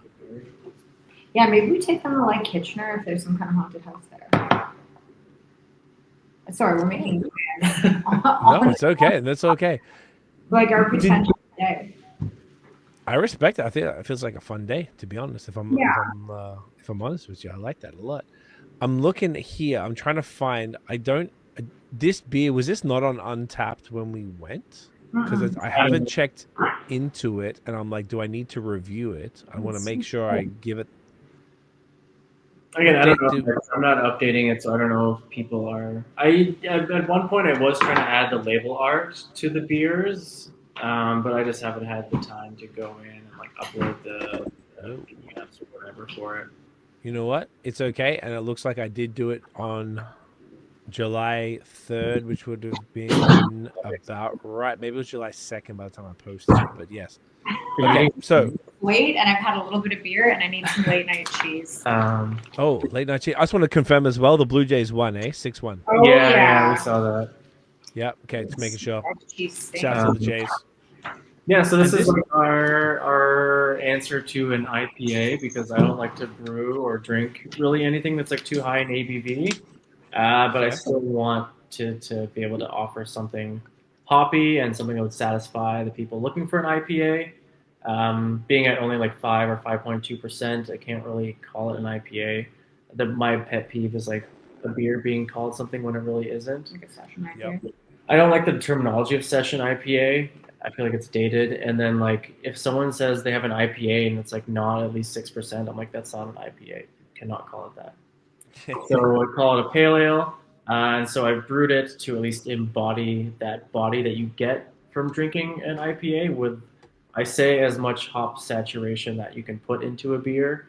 What I learned from like being at Collective Arts and just reading about IPAs in general is that like you can only throw so many hops into a beer until it becomes sort of like astringent, especially if you're just doing like traditional like hop pellets.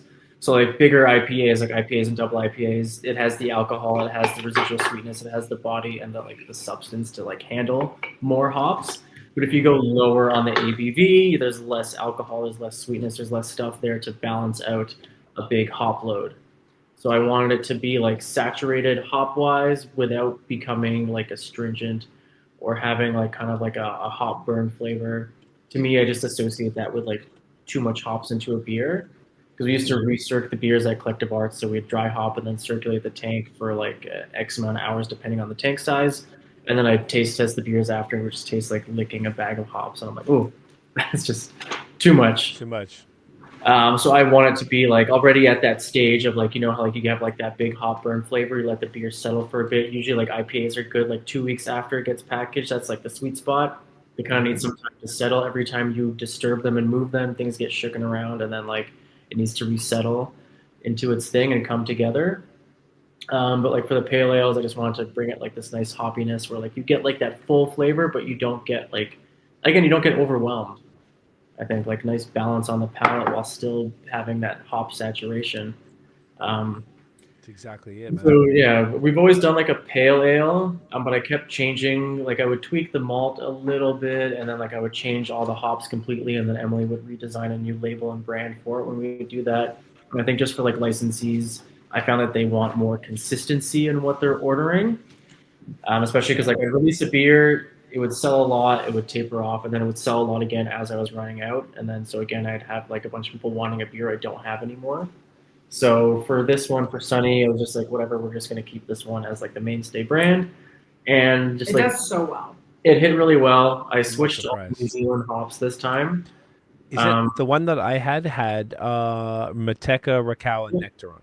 Yeah, it's all the same. I did like a little Sick. mini like hop contract so I can get the same hop. So yeah, Motueka on the whirlpool or cool pool. So we cool down the beer to 85 degrees so that this study's been done. So like you reduce any kind of like bitterness extraction while also maximizing the hop aroma. Mm-hmm. So we do that to get the most out of the hops that we're adding in there, and then it's dry hopped with Nectaron and Raquel. So you get like a lot of that like stone fruit from Raquel. The Nectaron gives it like I think like a pineapple-y, like passion fruit mango kind of thing. The Motueka brings like a big lime flavor up front. I've always loved like New Zealand hops, even like back in the day. The few times I would homebrew, the last one I did was like I used New Zealand hops before anyone was really doing like New Zealand forward IPAs or like New Zealand Pilsners or whatever. Like no one was really touching it. It was on a Father's Day, and you were watching. No, I remember that. Yeah, I was like brewing and barbecuing, and it was just like a whole mess, and it took the whole day. And I think that was the last time I homebrewed. Homebrewing is kind of rough, to be honest. I don't have time for it. So someone asked me, like I did a tasting at Brewed Bar. So the employees who used to work at Wheel Brew took over. And Barry, right? Yeah, I heard about that. I just did like a tasting the other day on the weekend. I forget where I was going with this. Oh, you're talking about home brewing. Yeah, someone asked me if I do any, like, how do I, trial out my recipes, and I just like I don't have time to homebrew or do trials anymore. Like I just go for it. I think you're like experienced enough, and like your brain works in a way that like you can kind of build it without trying it. Well, I try and stay on like the more mild sides because you can't take out anything if you've gone overboard, and so usually that just ends up in it being pretty balanced. So it ends up pretty good. But I also think like that it's kind of good too, because like what ends up happening is there's a subtlety that we've sort of like is kind of a lost art in a lot of craft beer. And it's kind of nice to have it brought back where you have to sort of like pause with what you're drinking to get those nuances, which I think is nice. Like balanced and restraint leads to more drinkability. Like I want someone to be able to have multiples of the beers versus just like having one and be like, okay, that was heavy, that's enough. I'm done. At least only 5.2, right? So it's like. I think that's our ABV beer ever. It is. It beats our 5% pale ale that we brewed last time. Oh, this is the highest? Yeah. Ever. No shit. Like it usually it's been as low as like 3.6 and then as high as 5.2. It's by design. Yeah, I guess. Yeah, what's the point of that? What's the reason? Because we started like with licensees, so like really like I don't go out and order a double IPA at a restaurant. Like so because we were selling to restaurants to start with, I had to think about beers that would fit in that setting. So stuff that would be like mild and not in flavor, but like sort of restrained and more mellow, not conservative, nothing that's going to like overwhelm your palate, something that's still going to go well with food or the experience that you're having, while also still being like a lower ABV. So like a lot of our licensees really enjoy or really appreciate that it's in short cans. And the low ABV, because people will have where they might have had one beer in a tall can that's a higher ABV, they'll have two. So it's actually an easier product to sell for them. For them, they can sell it at relatively the same price point, but they can get someone to buy two versus one. Right. I mean, it's smart. It's the way to go. And this one is this one contracted or in-house? Yes. No, this one is contracted. Okay. Just again for the volume, like I've done some in-house pale ales again with the Kvike yeast because that's more manageable at my lack of temperature control. So I'm just trying to brew with like the elements that I have available to me. Like I'm not going to brew something that I can't brew because I don't want to do it injustice. And especially for Sunny, like we released it in, I think it got released in mid-June. So we're the third batch is getting packaged next week. So for like our one-off, like or whatever contractor brands, apart from like Good Things, it's like our most rebrewed beer so far. That's great, man. Yeah. It's a really good This beer. is this is great. It's really nice to taste this on out of can and then having it on tap as well and trying. It's like it's super consistent. It's exactly It's great. It's bright. It's still like at 5.2. I agree with you. I think an IPA, when people call like a 6% beer a pale ale, I'm like, it's kind of an IPA, dog. Like, what are you doing here? Yeah, or like try and go lower and call it an IPA. It's like it's not. No, it's a pale ale like that. And both Nate and I, we don't fuck with session IPAs. Like, I just don't like the concept of it. I get it. It doesn't make sense, and I feel like it's just like it's like marketing terminology rather than like than like a style. An honest portrayal. It's just that someone said something smart to sell something. You know what I mean? And it's like, here's the shit version of the something you're gonna chug and like crush on your head is like the picture. But like, that's an idea. Like, what really is that even? Like, what really is that? Yeah, what is it? But That's a just pale ale, someone- you're like, oh yeah, pale ale. Idea. I feel like pale ales have moved into that category of like just being like a hazy IPA that's like at a lower ABV I think maybe and like that's a bit just more for like you. light. Maybe I don't know. Maybe just when you want to see the change. You I wanna think see. the hype dudes, the hype breweries in the States and in Canada have done exactly what you're talking about. And do you know what's funny is 5.2 seems to be the exact ABV that they're all using. And I'm like, I okay. just pick numbers by random. I'm just like, this sounds like a good number that the beer should finish at, and I just put it to that. That's what Badlands does. That's what Third Moon does. Badlands is like super consistent with like the 6.2 and the 8.2, right? That 6.5, 8.2, and 5.2. Third Moon does the same thing, and I believe Badlands might have done it first. A lot of the other ones, I think Counterpart kind of does that, or they might round it down a bit. Yeah, I was in Fidens and Treehouse, and they seem to be all pretty consistent. Like they call a 5-ish something as a pale ale, and then as you go over 6%, it becomes an IPA. It's like a different bracket. It's like saying like 7% beer is a double IPA. It's like, no. No, when people say 7.1 or 7, even 7.9, I have one from Fidens at 7.9. They call it double IPA. I'm like, it's like but is it? But what were you gonna say, Emily? Sorry, I cut you off. Oh, I just didn't know what the reason for like the precision in those like ABV numbers were. I don't know. There might be a reason. To me, it's like I don't know. Maybe it looks like a nice number. Superstition. Or it's like I would say it's cultural. When I say cultural, meaning like beer culture. Like the thing is, it seems to be, and I could probably speak to Ontario more than anywhere else because I don't know if it's consistent. In Ontario, it seems relatively consistent. If you go to the States, it's everywhere. It's all over the map. Like here, it's very like the ones who are known for doing haze will be 6.5 for an IPA. Yeah. Like just across the board.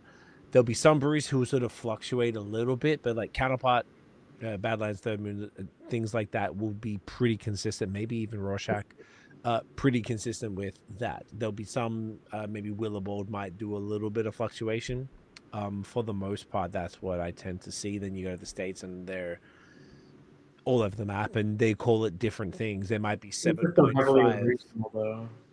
Pardon? They're so regional, like especially like state to state. It There's could be also there's like different laws in every county, or like one state's became like dry, or like there's so many different kinds of regulations. And then I feel like the culture is so stratified that like you get like the having like the California common, the Kentucky common, and like super like regional beer styles. So I could see the percentages being like tied more culturally to regional. I feel like Ontario is a larger unified craft beer scene where like people across the whole province understand it a bit more. Do you think that's because of the LCBO thing where it's like strong maybe. beer, extra strong beer, where you have to call it? Oh yes, that's like a legal federal thing where like you have to write light beer is anything that's like 4 or under, and then like beer is anything up to like 6 or 6.5. Then after that, it has to be strong beer. So and then extra strong after whatever time. So the strongest beer you can make is only 12.9%. No, 11.9, isn't it? Oh, is it? Yeah, maybe. 11.9. I don't brew beers. So whenever I see a stout that's 11.9, I say to the brewer, it's 11.9, and they're like, yeah, it's 11. Yeah, if it's not being sold the LCBO, no one's testing it, and no one's going to be a dick and call them out on it to have it be tested, then you're fine. No, it's a little different. Listen to this and be like, you know what I'm gonna do? I know.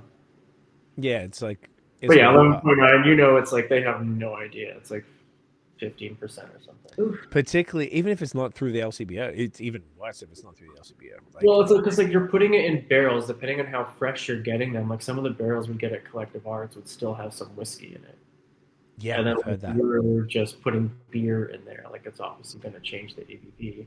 But then blending all the barrels together, it's like going to be so marginal. It's also like whatever's stuck in the barrel, it's gonna leach out into your beer too. Of course, yeah, And then and change no the one, flavors. if you're a small brewery, you're not going to invest in like a Lab. a lab or like even just the instrument that can like I forget what it's called, but it will tell you exactly how much like the alcohol content. Like most breweries, no. So the hydrometer is just based off density. So like you have your starting sugar and then your finishing gravity, and then you do a calculation to assume what the alcohol produced is there. But there's like an alkalizer, an alka something meter, but it'll tell you exactly the alcohol percentage in your product. As opposed to gravity, gotcha. As opposed to gravity, yeah, it just gives you the sugar concentration, then you're just calculating backwards to be like, okay, if this much sugar fermented, then I have this much alcohol. Gotcha. But yeah, there's actual instruments that'll tell you exactly how much alcohol is in your beer. So like for the, I shouldn't say it, but for the beer, I brewed like a very light beer instead of using water to rehydrate the grape skins. But I don't know what sugar content I'm getting out of the grape skins. So it's going to be a bit of like a blurry area of like what the actual ABV is going to be. Right. You can get pretty close, right? Yes, yeah, but like get it like close to an assumption. Yeah, you're not like trying to, because obviously the consumer wants to make a decision based on approximates. Yeah, exactly. Like you're drinking 11.9. Anymore, but I think one of the yes. things is with like reliably from Lovebird, you know that the ABV is going to be pretty low. Right, which is nice. Like, yeah, like everyone always asks, like, so what kind of beers do you produce, or like, what's your style, or what do you do? And like, it's hard because like even just looking at the lineup that we've tasted today, like, there's no like consistency in a beer style. Yeah, like it's sort of just like all over the place. Like I wouldn't say I specialize in something. I just like to brew what I like to drink. But like the unifying element between all of them, it's like a lower ABV balanced beers. I guess sometimes inspired by older European beer styles, but not necessarily. None of these though. Yeah, this is a very eclectic lineup. It's like part of my hardest question to answer is like, what kind of beers do you brew? I was like, I don't know. That you can't. Beers that I like to drink. Like it's hard. I can't say I brew any lagers or brew any IPAs. Like it's. But it's also nice everything. To specialize in one thing as well, because that can get boring. Like, yes, I understand like having, you know, like it is awesome to specialize in one thing. Like what Godspeed does is like phenomenal. Like obviously, like oh my god. But like, would that necessarily work for you? You are someone who experiments by, like, I guess by your education. You are an experimental person because that is sort of what you did coming up. Yeah. So like that might not necessarily work for you to be like to really hone in on one style and perfect that. Mm-hmm. But that could work for someone else. It might be better for you to just like try different things and then you'll find the perfect thing that way. Kind of thing. I'm really I wonder if the perfect thing is the variety, though. Like I would say now. You guys were just talking about. I'm looking at these and I'm thinking about all the beers I've had from Lovebird. I feel like everything is lower ABV and approachable, but also works well with food, which really plays into everything we've talked about tonight. In all the passions, cheese, just general cuisine, and sitting here eating bagels. Which is awesome. Now on fucking cheese. But like, yeah, I feel like everything you're doing here is definitely along those lines and sort of quite varied to hit multiple palates in a way that is like super pleasing, that like if you're into craft beer, there's going to be something that you're going to really enjoy. And it doesn't have to be high ABV for people to enjoy it. And the best part is you can come down to Meaford, to the brewery, and then crush a bunch of beers and still be able to drive because everything's really low ABV, which typically if I'm going out, I'm always driving. So it's really nice to not be like, oh, this is 8% plus double IPA that I'd love to try, but fuck, I gotta drive. Well, even if you did have that though, then you've got that wonderful fridge right there where you can go and take something to go as well. So it's Exactly. That's I think the most important thing is, as far as being responsible, like a responsible provider, like we have to make sure that people, there is no public transit. People are going to be driving. If we offer beers that are too high, they may over imbibe accidentally, and it's not even about our liability, but it's about like obviously that's important, is we don't want to have like our like we don't want to be held liable. Obviously, the more important thing is we don't want anyone to endanger themselves or get hurt. Like that's the most important thing. It's not about the financial repercussion for us. And the other thing too is making sure that that fridge is stocked with what we have to offer, so people can take it home and then drink in not a safer environment, but in a safe environment as well if they do want to have a couple more. I think that's really important. Like we have to be conscious of our responsibility to our community in that sense too. And the lower ABV works because you can, in theory, you're there for a couple hours, you can have 2 beers. And we have they're not on the menu right now, but we do have Holner glasses, the little guys. So if someone wants to try a beer at 6.5 ounces, you can have a pint and then try a second beer and have a teeny one later. That's actually really nice, to be honest. That makes a big difference because I want a little bit more, but not a full thing more. Then you're like, exactly. Yeah, because there's people rip around drunk on the country roads all the time. It is what it is. Did I say that was crazy? I can't believe that just came out of my mouth. Yeah, I was like, does that me? Did I say that? But it's true, and we just have to make sure that we're doing what you can, keeping a framework to make sure that they don't no one hurts themselves. Yeah, which is perfect. Do you guys mind if we just take a real quick bathroom break and then we'll bring this home and let you guys get to bed? Because I know it's past your bedtime. You're going to bed. No, okay, you do payroll. Payroll and make lunch for the kids. Okay, we'll do that. That's exciting. All right, we'll be right back. Alrighty, and we are back, and we're going to bring this home. This is look at this, 4 hours, guys. We did it. This is a banger. We got through. Honestly, thank you guys so much for taking the time, for hanging out, for sharing the beers and sharing the stories. You guys are awesome. I think everything you're doing is so important. It's wonderful what you've created in such a short time. You're, once again, not even 6 months into this new spot. And I really feel like there's such a bright future with what you're doing, with the hospitality that you're offering and the unique experience, as we were all saying, in this time of, if people are going to go out, they want that experience, and that's exactly what Lovebird is doing. So congrats on all the success. And it's so cool to see husband and wife with a family doing this, making it work, keeping it all up at 2:00 in the morning on a Wednesday evening. Makes me feel alive.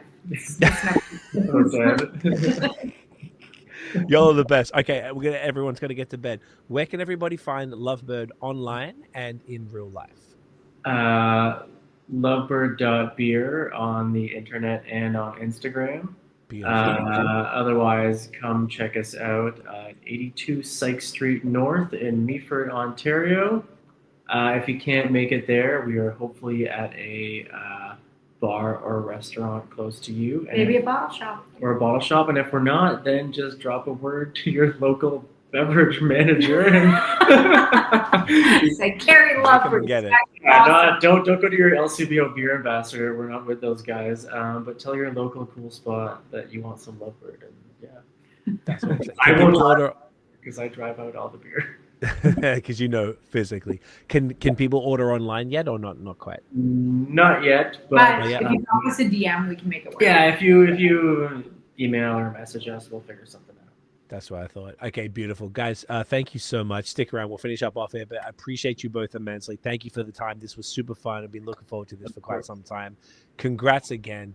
Guys, thank you so much for watching and listening. If you enjoyed the episode, smash the thumbs up, hit subscribe below, hit that notification bell so you know when the new drops. Follow us everywhere at BAOS Podcast. Check out the long form audio. Give us 5 stars on Spotify, Apple Podcasts. Not for me, goddammit. For Emily, for Alex, for Lovebird, for Meaford, Ontario, goddammit. And we'll see you in the next one. Cheers, y'all. Cheers. Thank you. Thank you.